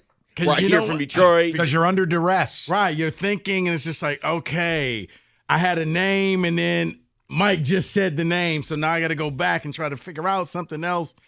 Yeah, Sean Smith. But it speaks to how difficult it is to be truly passionate about your team now when you don't know your team. I always use this example. When MSU was actually good, believe it or not, that happened, Kenny. I know it was a long time ago. But you saw a player developing one year, and you were excited to watch them the next year. Now, guys come and go before you ever get to see them. Mm-hmm. And there are so many players like Tony Lippett or Jeremy Langford or Connor Cook. None of those guys would have ever been around to become the superstars they became to help MSU win the Rose Bowl. So this is part of the struggle that I do. Okay, call me a boomer. I think a lot of people like me struggle with this. So because you won, will you now shut the hell up and saying that I ruined the sport? No, absolutely. Someone is asking, Rico, did you let him win so that he doesn't give up on the team yet? Another person. I was waiting for him to say Chris Bogle. Chris Bogle? Yeah, still there. He's terrible. Still there. Okay. Yeah, he is still there. I am looking at his name right now. Someone's saying full name and spell it. That's what use it in a sentence. Another person says, oh, brother, it's going to be a long season. Yeah, look, the win total for MSU is 4.5. I said this a few weeks ago. I will say it again, and we're not doing it every day. If Jonathan Smith is anywhere in the 4-8, 5-7 range, he can go back to Oregon. That's insane. In the portal era with well-heeled NIL at a place like State, no, come on. In the portal area, you got to. If your quarterback is there, you're not. That means that he failed with Aiden Childs, and he's got to go and do it all over again, and it's going to be another step back. Yeah, kill me. All right, David, go ahead. Someone says, where's Joey Hauser for year 9? Wrong sport. Yeah, there are. And now you still have these super seniors floating around the sport. You know, these the last. The very last. Like Alan Bowman, who was at U of M for 10 minutes. Alan Bowman is back again for year 7 or 8 at Oklahoma State. Yeah. He's their quarterback. Because I forgot it's like, didn't he come out with Lamar Jackson? Like, he came out with, like, in the class of, like, a lot of people. He was old when he played for Texas Tech. Then he came to U of M, didn't play. Then he popped up at Okie State. And I'm like, wait, this dude's still alive? Mm-hmm. He's back again. Well, it's funny you say that because when I was looking at this roster, there's a kid on your roster that went to Farmington Hills Harrison. Well, that school hasn't existed in like 6-7 years. Oh my! And he's still on your roster. Who's that? Maverick Hansen. That's the D tackle. Yes. This is the 6th year. Wow. Someone says before the matchup, they said Rico will win. Matt on his way to a concert. Then he responded later and says, I'm disappointed in you, Rico, for not winning. It's not easy. This game was set up. It's culturally biased, okay? Let's just call it what it is. Really?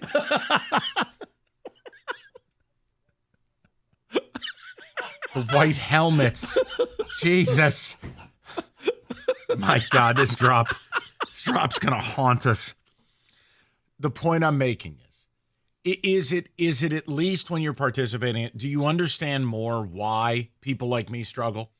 Not knowing who the hell is on your team is a huge impact on the passion. I actually thought it was Evan because Evan's been playing with them on the game. So it should be fresh in his mind. Like, contrary, I haven't been up there this entire season. See, the thing with him is he was telling us he knows the numbers because of the name. He's been throwing it to number 9. But what is his name? So that's the problem with him. Sad state of affairs in Evanland. All right, go ahead. They need to implement a rule that you have to sit out a year on your second transfer, no exceptions for injury or coaching changes. I think what needs to happen, and again, as it would relate to U of M, and you want the NCAA to go away, I think we all do, but they're here now. Once the NCAA disappears, you're going to have a real problem in this sport if there's not a true central governing body that has the ability to collectively bargain a real labor agreement. There has to be a labor agreement. Or if you sign this NIL deal, you're here. Mike, I'm signing you to a 2-year NIL deal. That's right. You cannot transfer. That would help. Or you pay back every dime. The problem to me, and it would I don't know if it would bother you, the listener, I just hate the idea of, oh yeah, I love this guy. He's a sophomore. He's become a really good player. Oh, but he's going to be a pending free agent at the end of the year. Listen, I get enough of that on Sundays. That's where you are, because I'm like, what if Aiden Child? Well, fine, then he'll be in Alabama next year. It's like, I guess you just can't win. No, you can't. Look, the situation has set fans up to lose. Let's say Spartan fans, all 12 of us that are left, are, oh my God, Aiden Childs is a ton of fun to watch. This is great. You can't really invest because the kid's going to want even more money. Like Oregon, for instance. Phil Knight, the reports are Phil Knight has just said, I'm going to die. I need a title. Dan Lanning, don't even call. Just send me the invoice. Let's say Aiden Childs is really good. And then they lose Numbnuts, the kid from UCF in Oklahoma. Gabriel. Let's say he goes bye-bye. Right. They come to the table and they offer $4 million for Aiden Childs. He's gone. Gone. So what was the point of being passionate? But they got the quarterback from King, so. I know. Okay, bad example. But no, yes, I get it. It's just this if one he blows up, then he becomes the hottest commodity. Just like Dylan Gabriel left Oklahoma, which you're thinking Oklahoma's safe, right? Nope. No. Definitely not. I mean, even Kenny, like the idea they have Carson Beck and they take good care of Carson Beck, they lost their backup. They had a good backup, that Vandergrift kid. Now he's at Kentucky. You can't that's the other they lost too. Yes. Because they had Rayola's kid. Yes. That's the other problem I have is it's very unnatural in college football not to have a backup quarterback. In the NFL, it's different. If you have Pat Mahomes, your backup can't possibly make any money. Mm-hmm. College football now, you literally had a pig farmer as the quarterback of Utah last year, that Brandon Barnes kid. He was a pig farmer. They didn't have a backup. Like that irreparably damages the game. Quarterbacks are one hit from being out. Not every team has 5 quarterbacks, Mike. I see what you're doing there, and I'm not taking the bait. Not doing it. You need to replace your roof this summer. Be forewarned, roofing companies out there skip over the most important step of the process, ventilation. Your attic doesn't have a proper air circulation plan, you're going to get mold, wood rot, and leaks. Won't matter how nice the roof is that you put on there. Victors, they don't skip that step. In fact, they start with it. Once the ventilation plan is created, that's when they put on their perfect roof. And with it, they can offer a 50-year leak-free guarantee. So not only do they have the best crews, but they also make sure the roofs they install are going to last because the ventilation's perfect. Call for your free roof inspection and estimate today, 734-773-1100, or book an appointment online anytime at victors.com.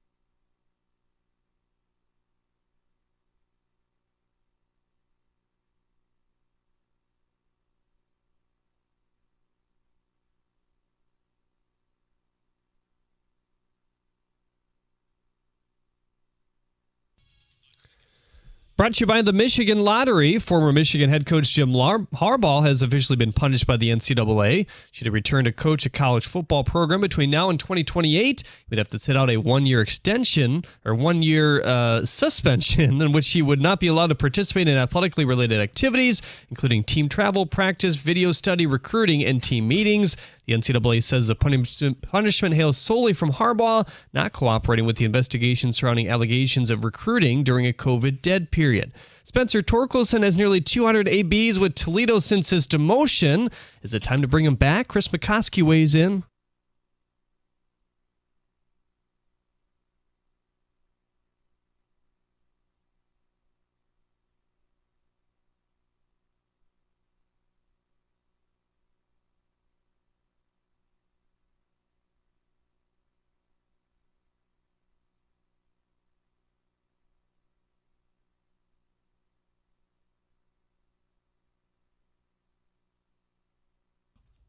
Torks Tigers have game 2 against the Mariners tonight. Hear the call right here on 97.1 The Ticket, pregame at 9:15. After signing a one-year, $15 million contract with the Jets this offseason, Mike Williams has not been able to train with the team due to recovering from a torn ACL. Today, he was removed from the PUP list. At the Corwell Hall Sports Desk, I'm Jeremy Otto. For more, go to 97.1 The Ticket or Odyssey.com.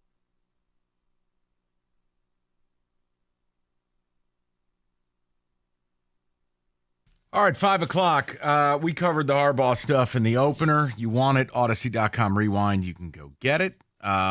Rico, you had something you wanted to do with preseason, and I know we have a different approach than the other shows. You know, David loves his preseason news. I loathe it. I genuinely, the only thing I care about is just everyone stay healthy. That's all I care about. None of the performance means a thing to me, good or bad. I just want to bubble wrap people like Jared Goff and Jahmyr Gibbs, etc. But I want to know what Lions see. This is the difference. As Lions fan now, you're entering this season as a Super Bowl or bust team. I understand if you want to gobble up every morsel of preseason news. I just wonder what percentage of the fan base is all in on preseason news and nuggets versus how many are all out. Where I'm not angry hearing about it, but I don't care. I think more people are all in. I think more people like Kenny, who can't wait for the Lions preseason game tomorrow and will probably watch a lot more than he cares to admit to us publicly on Friday. I mean, they sold tickets and they were the workout sessions were sold out, Mike. There were lines of people. I think Lions fans just want to ride this high, and it's an extension of last year, and they want to hear every little bit. The fact that you saw the fights with the Giants, like, yeah, we still got the tough guy, we're gritting. Who cares about the fine? And, right. You know, nobody's going to say anything like that to us. Nobody's going to push us around. I'm with you. For me, hey, the only news I want to hear is about Christian McCaffrey's hamstring. Other than that, I don't care. Everybody's healthy. Good. Yeah. Move on. Yes. Well, he dropped some passes. Don't care. No, he threw an interception. Look, don't care. I know we're in the doldrums, right? Like, I mean, look, we're 17 days from college football. We're not playing NFL football for over a month. And it feels like it's close, but it's not close enough. And I understand. People got businesses to run. You put a Lions article out there, people are going to click on it. But I want to know from you, the listener, right? From a radio perspective, when you tune into this show, are you looking for training camp updates? Like, I heard Cookies the other day, like, breathlessly breaking down the Malik Nabers fight. And I'm like, who cares? No one died. He pushed Kirby Joseph, and Kirby retaliated. I also don't understand why you're throwing haymakers at a padded helmet. It just doesn't make sense to me. The smartest man in the room was Dan Skipper, who went up to Sewell and was like, you're not doing this. Cat Williams, no. When you make that much money, you're no longer allowed to fight. Exactly. Your job, you pay all of our fines. That's what you pay. That's what you do. It's a great point. 248-539-9797. Now, David, you're the other end of this. I am. You love this stuff. Yeah, I seem to have changed because I used to not care at all. But now I seem to be leaning towards the Cookies excitement thing because, look, dude, I have no quarterback. Any news I get of a quarterback completing a pass, I'm excited. I want to hear it. I want to see the scramble play of Justin Fields throwing it to George Pickens. I want to see everything. Oh, he went 9 for 11. Okay, here we go. We're getting there. But what does it mean? It means that I might get a quarterback. That's what it means. No, it David, doesn't. so long as they still wear a red jersey or whatever they wear in Pittsburgh, that's not real football. Because you know what happens when you're a quarterback and you wear that jersey? You could take more chances because you know you can't get hit. It was a Jared Goff pass that he threw to I don't know who he threw it to. He may have thrown it to J-Mo or somebody. And everybody's like, "Oh my God, look at this great pass." No, when you go back and rewatch the video, he would have gotten crushed. The defensive lineman played two-hand touch and hit him and kept running, and he still threw the ball afterwards. He didn't run for his life because he knows you can't touch me, so I can look spectacular out here. Not to bust your bubble. I hear you, but I haven't had a quarterback in almost, it feels like a decade. Now, if the Steelers and Tomlin make the quarterbacks live, you'll have something to say. Okay, he can handle adversity. But right now, throwing the ball up the field is something I haven't seen. Is So that what the seeing bar it is? in training, Well, yes. No, but it's also like, look at the juxtaposition between the shows. Like, it's just like Doug and Scott will spend 20 minutes talking about the 9th wide receiver on the team and how he looked good stretching his hamstrings. I can't get there. Like, I can't do that. Because honestly, the guy's still going to be working at Home Depot. It doesn't matter. Oh, who's going to win that last cornerback spot? Let me help you. Don't care. Ever hear of him? Like, it doesn't matter. I hear you, but I need to see. Is my offensive line gelling together? No, you don't see that in the preseason. They run a Tecmo Bowl playbook. It's vanilla schemes. Mike, just give him. I'm reaching here, man. Just I don't give have him anything anymore. Just give him. I'm what You know old how Lions excited- fans used to be like. You got excited when you saw Malik Nabers out there scoring. Like, No. yeah, man. Just wait till week 3 when he blows his knee out.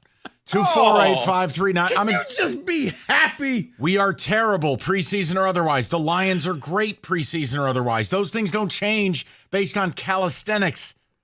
Seriously. I understand. The only thing I was hoping for was for Penei Sewell to rip Daniel Jones's head off and punt it into the crowd. Nope. And that's why Skipper, who standing, like, how tall is Skipper? Like, when he stood next to something, like, is this man 7 feet tall?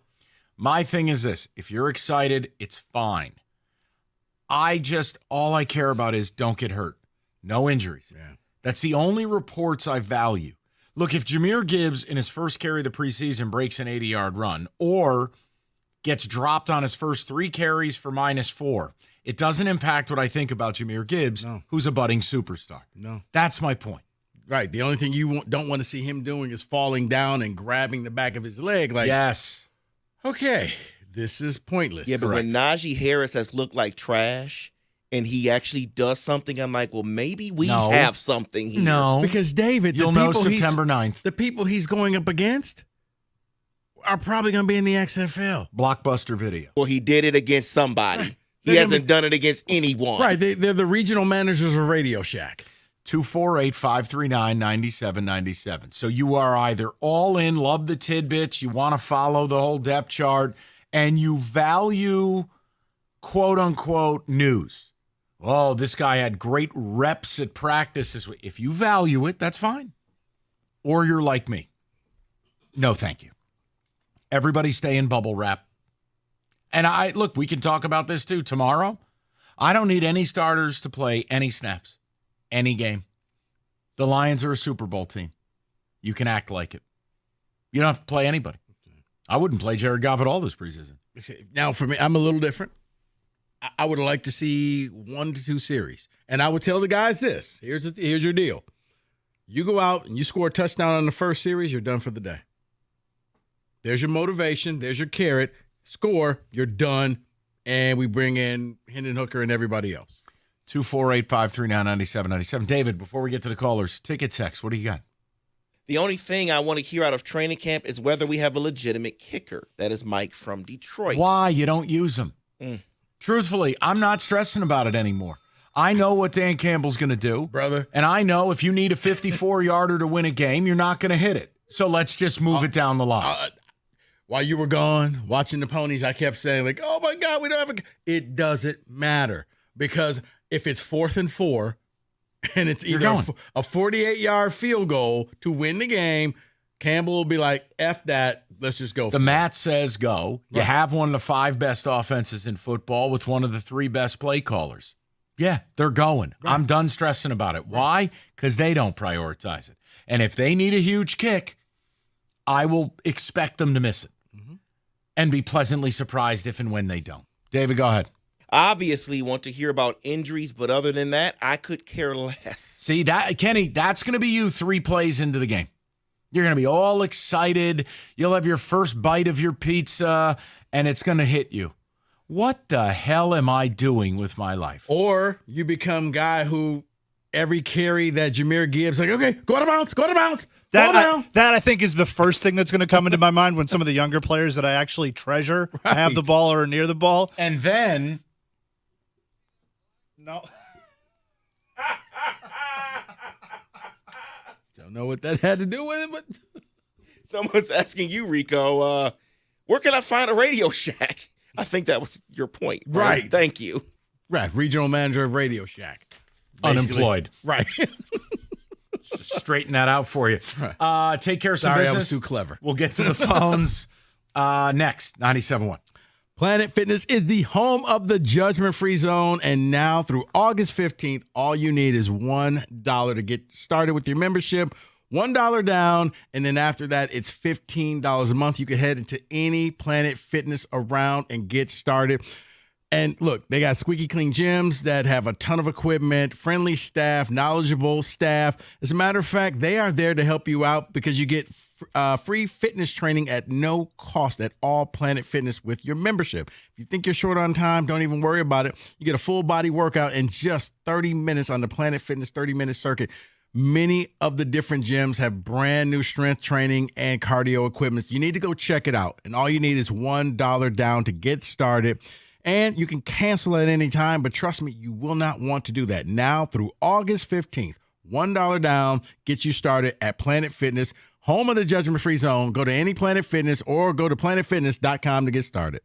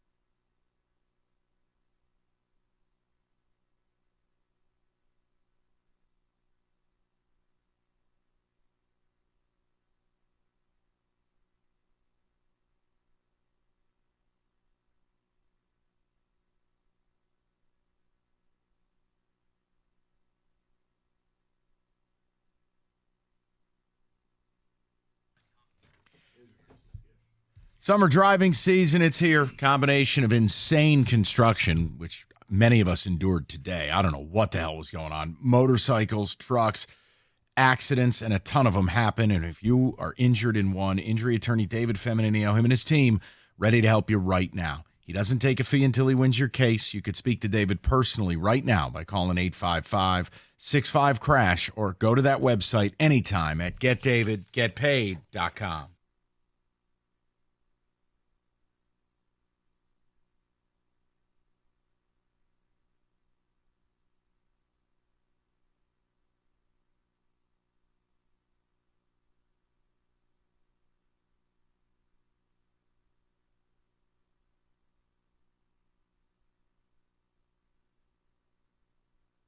Straight to the people. We lead off the 5 o'clock with Charlie, 97.1. What's up, Charlie? How are you? Hey, I'm doing great, man. Good afternoon. Afternoon. What's up? Speaking to this, this training camp, off-season hype kind of business, I'm more interested in what I'm not hearing. What I'm not hearing this off-season is that Frank Ragnow's toe has fallen off and he's not going to be able to play half the games. What I'm not hearing is Carlton Davis looks pedestrian at CB1, which is going to be a huge question mark for this team when you've got two rookies behind him. You plan to put Branch at safety, so you just lost Mosley too, poor guy. I'm looking at these key positions. I'm looking at the things that Burkett and Justin Rogers, all those boys aren't posting. Which is that I have a problem at center. I have a problem at cornerback one. All of this coverage is terrific, but you've seen kind of in the league the last few years, these teams use these joint practices as their periods where they roll out their wrinkles. They roll out their new things. So the fans that want to see Jared Goff, they want to see Jamison Williams, they want to see these wrinkles. While I appreciate that they want the assurances that come with, seeing it before it counts, the install is happening in those joint practices. I agree totally. Charlie, they have replaced preseason football. The joint practices and those reps, that's what coaches really go on. Yeah. The preseason stuff is for the guys barely making the roster. Yeah. I'm with you. Yeah, it's controlled chaos where, let's run that play again. And, you can put pressure on the quarterback, but it's just the unwritten rule. Don't hit the other team's quarterback because somebody's going to hit yours. Correct. Absolutely. And there's that element where the coaches, they're standing on the field next to each other, and they can control some of those variables. Ben Johnson knows where he wants his team to get tested. Right. He wants to control those variables in the safe setting where you don't have a guy who might be working at Ace Hardware 6 months from now coming at Jared Goff. Yeah, Charlie, the worst thing that can happen to any quarterback in preseason is try-hard guy. But just again, trying to make a name for themselves. I look at a team like the Bears or I look at a team like the Vikings. If I have a rookie quarterback, I think the reps actually are very important, meaning you need live fire. You just got to get in here and play football. But the Bears said, we're not playing our rookie. You're going to just sit and bubble wrap. Listen, it's a disagreement I have with them. That's all I'm saying. I don't think a rookie has earned the right to do the things that Jared Goff has earned the right to do, or if I have Patrick Mahomes. Can you answer this question? No smarm. What would you do with Daniel Jones? Because he's been in the league for a while. Would you play him? I'd do what Mooch did to James, the running back. What was his name? Okay, I know where you're going with this. He ran him 9 times until he blew his shoulder out in Buffalo. I'd play Daniel Jones until he can't play no more. Yeah, okay. No, I think you have to play Daniel Jones because, A, you've missed essentially the last 2 of the last 3 years. You also have so many new pieces. They have to hit the ground running. No, I think he has to play. They have to know the stability of his knee and his vertebra in his neck. You got to play the guy. Yeah. No smarm. Got to play him. But Goff, Super Bowl team? No. No, I know what you're talking. What was it? They called him Little Man. It was from Tennessee. James Stewart? James Stewart. Yeah. Moot. This was a meaningless preseason game, and he was run him again. He turned him into Lorenzo White. The fourth game of the preseason. Right, and he blew his shoulder out, and he was one of the team's best players. Mistakes were made. Yes. We go to Chris, 97.1. What's up, Chris?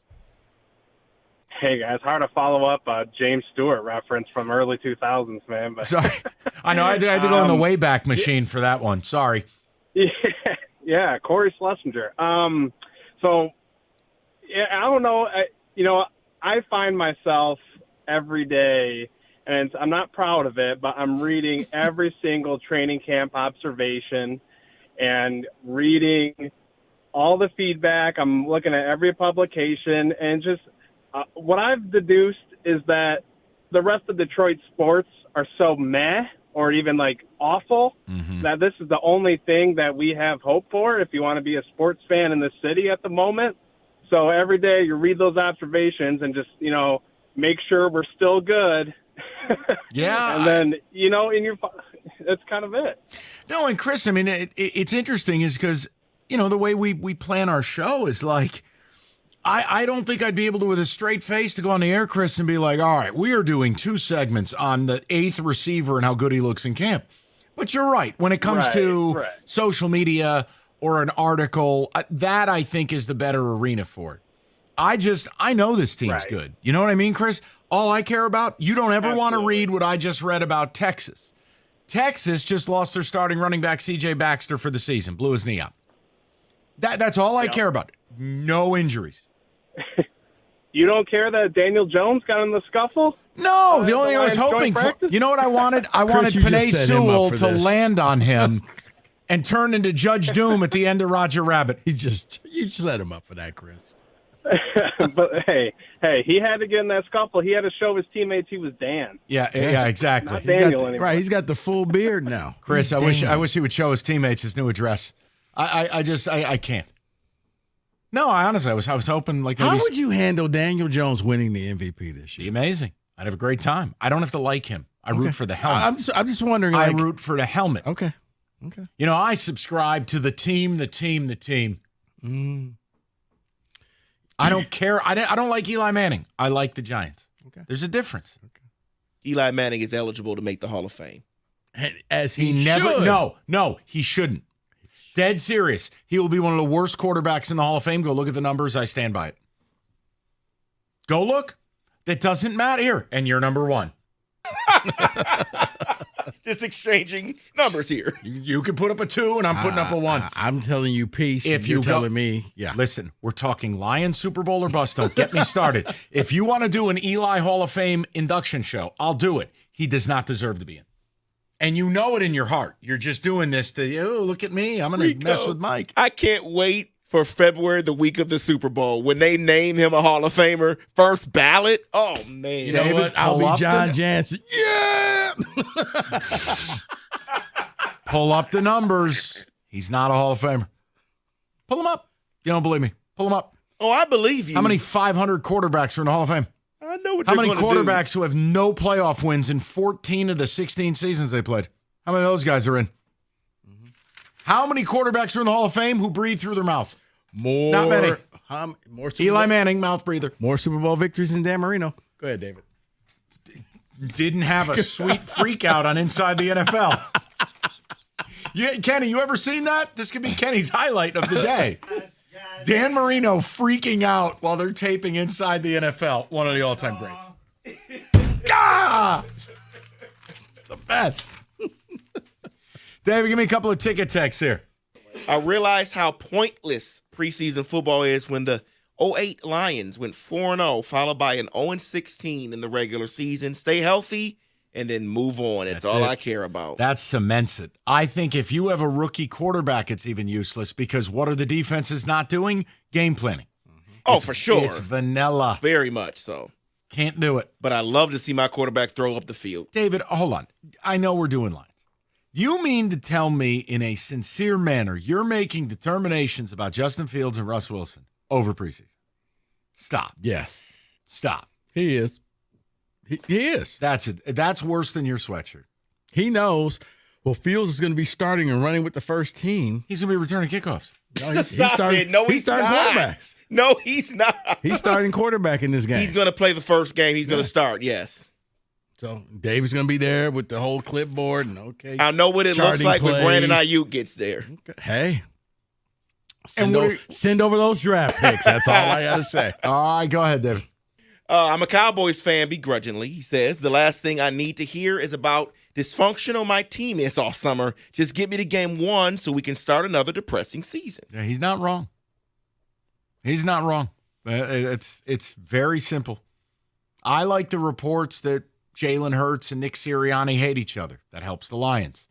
I like the reports that Ayuk might get traded. Helps the Lions. Those things I can look at and make sense of.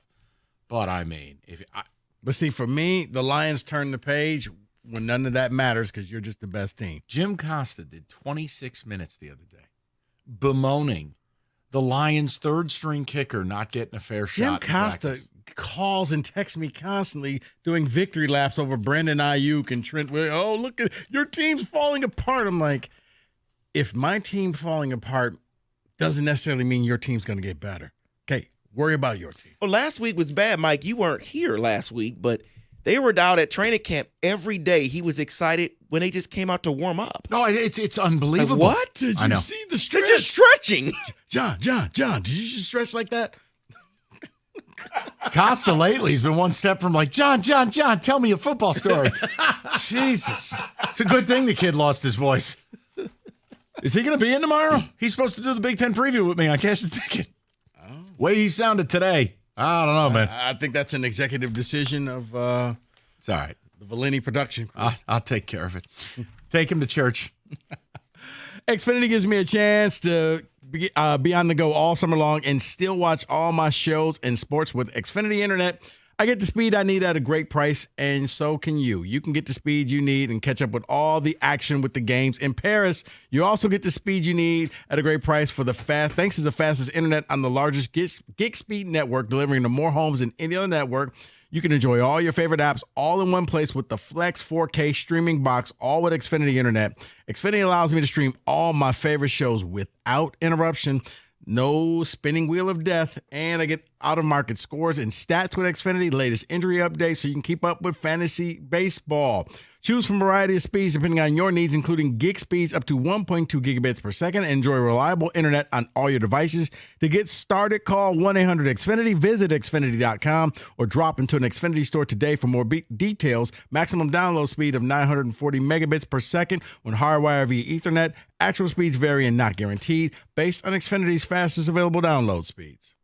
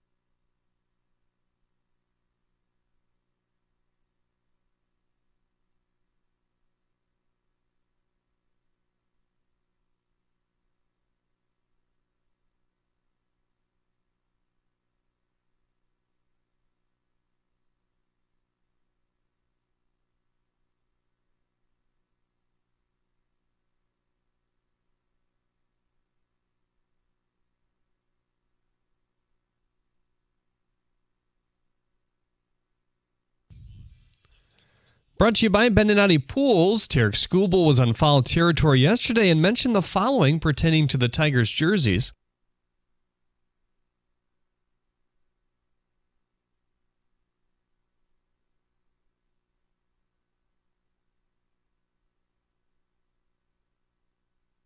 Here's Scooble's start tonight against the Mariners right here on 97.1 The Ticket. First pitch at 9:40. Red Wings coach Derek Lalonde said today that he's not concerned that Mo Sider and Lucas Raymond haven't inked their extension. He said it's, quote, all a part of the process, end quote. Texas running back C.J. Baxter suffered a season-ending knee injury in practice. He was expected to be a big part of the Longhorns' offense this season. Texas matches up versus Michigan in Week 2 of the regular season.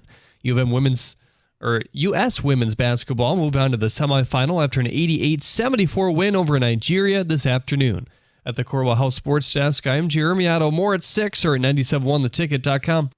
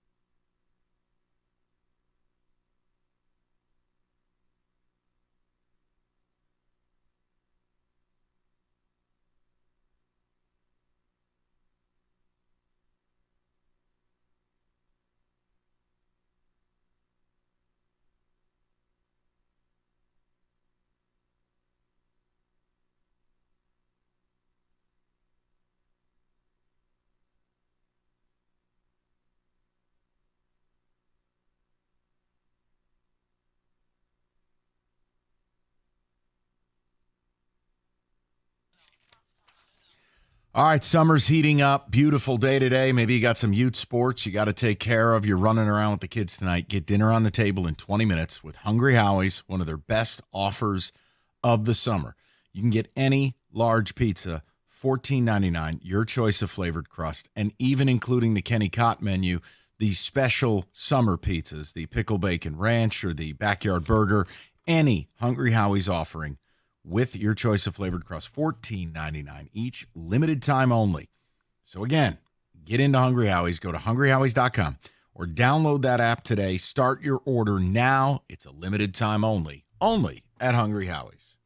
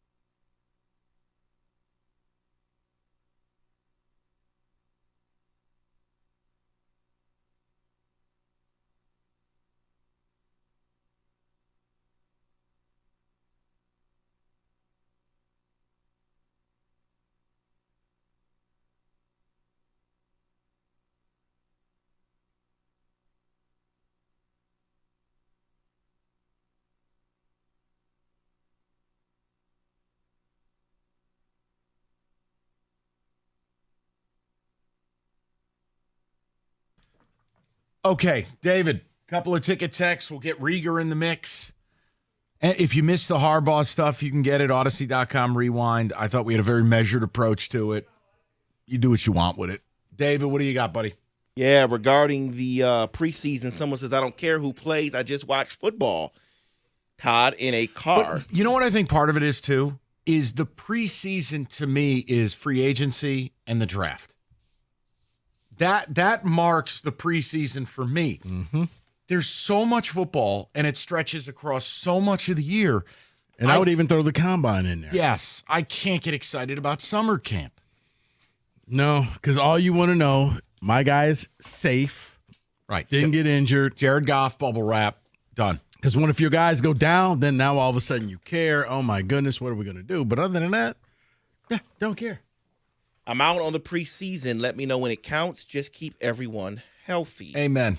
And I can't wait to monitor Kenny. How many plays does he watch in that game before he turns the channel? Oh, no. Kenny's going to watch, but he's going to turn into, overprotected mother. No, go out of bounds. Slide. Don't tackle. No. Don't get injured.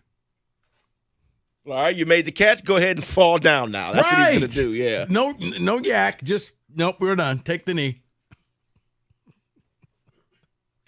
Ticket Text here says, it keeps my mind watching preseason off the upcoming election. So, yes, I'm going to watch. Well, that's fair. Different. I'm not mad about it. I mean, dude, do whatever you got to do. It's just we're a month from – look, we're 17 days from college football. And I know week 0, the games suck. But at least it's real and it's on the record, right? It might be Ball State and Tennessee. It's a real football game. But you are a month away. This is the other problem. The NFL, they just drag it out. Now, what is it? September 5th is the opener on Thursday night. Lions will play the 8th or 9th, whatever it is. Think about that. It's August 7th. We're nowhere close. No, you're right. Now, Yeah, 2-3 weeks from now, then it's a little different. But, man, it's just like college is what's on the horizon. The pro still feels eons away. To me. Rieger, what's your side of this? You all in or all out preseason? Well, I think it's time to ask the Jim Costa question. Are you willing to forego the last month? Absolutely not. To get the football? No, absolutely not. It does feel long. Football, the NFL always feels so far away. Yeah. But and once again, thank you, David. If we lived in San Diego, yeah, I would go ahead and fast forward. Right, every day is today. Yes. I must say, though, I mean, listen, I am not wishing any time away because I'm an old man. With that being said, you just got done saying you wish you could get out from underneath this skid of yours. Excuse me? You wish you could leave and start a new life. Listen, that's what you said out there. I will. Yeah, that was my contribution of last week. You told me, Mike, get me a new identity. No, I don't want to do this no more. Although I did think about fast forwarding in a month. When my kid is back in school, we get football and I can golf during the day. So do you view your child's education as essentially paid daycare? I have no comment. You do. Say, don't ask him that question. You view so basically it's a win-win. She gets educated, I get a little daddy time. Anything that he can do to golf, he's okay with. I think he's one of these people who will never admit it. He don't like having a kid. Oh, will you stop? That's how I feel. That is unbelievable. That is. I can say it to you because I've known you for 20 years. No, that is ridiculous. I love my child. Disclaimer. I think there's different layers to the onion. I think he loves having his kid, but there's layers there. Duh. I mean, listen, are there times when I get a text message? Rieger, stop Can talking. you play a little golf at 7 in the morning? I got to say, no, yeah, that is not Rieger, the greatest. Rieger, treat it like the I love my family. Anything you say can and will be held against you. You should stop talking. Just stop talking. I am a very happily married family man. And that too, apparently. Oh, by the way, 2 new drops that have made an appearance on today's show. Go ahead, David, hit it. It should be great. Oh, wow, you're a racist too. We were talking about NC State's football helmets. Wow. And this nation has a culture problem. Here's David with his balls in a vice. Oh, you know what that is? No, what? Oh, that's he's getting the Costa, the Otto, and the me. What does that mean? Dude, this radio station, I have no idea who the initial victim was, but this radio station has spread this virus that makes you lose your voice. No. Makes you I'm telling you, it's going to happen. He admitted to feeling a little under the weather yesterday. That's how it starts. What? Yeah. David, what are you doing? I struggled the last 5 days. Yeah. I'm finally back. What happened? I don't know what it is, but we've had multiple members of this radio station get it. Well, Costa's dead. Yeah, I mean, Costa. He couldn't finish that show today. Did you hear him today? It was a struggle. I heard him, and it was dead air because John wouldn't talk. Well, obviously, that's like every day, but Costa. They're preparing for tonight, that Michigan thing. Well, that's true. But Costa texted me last night. I was on the air, and my voice was awful.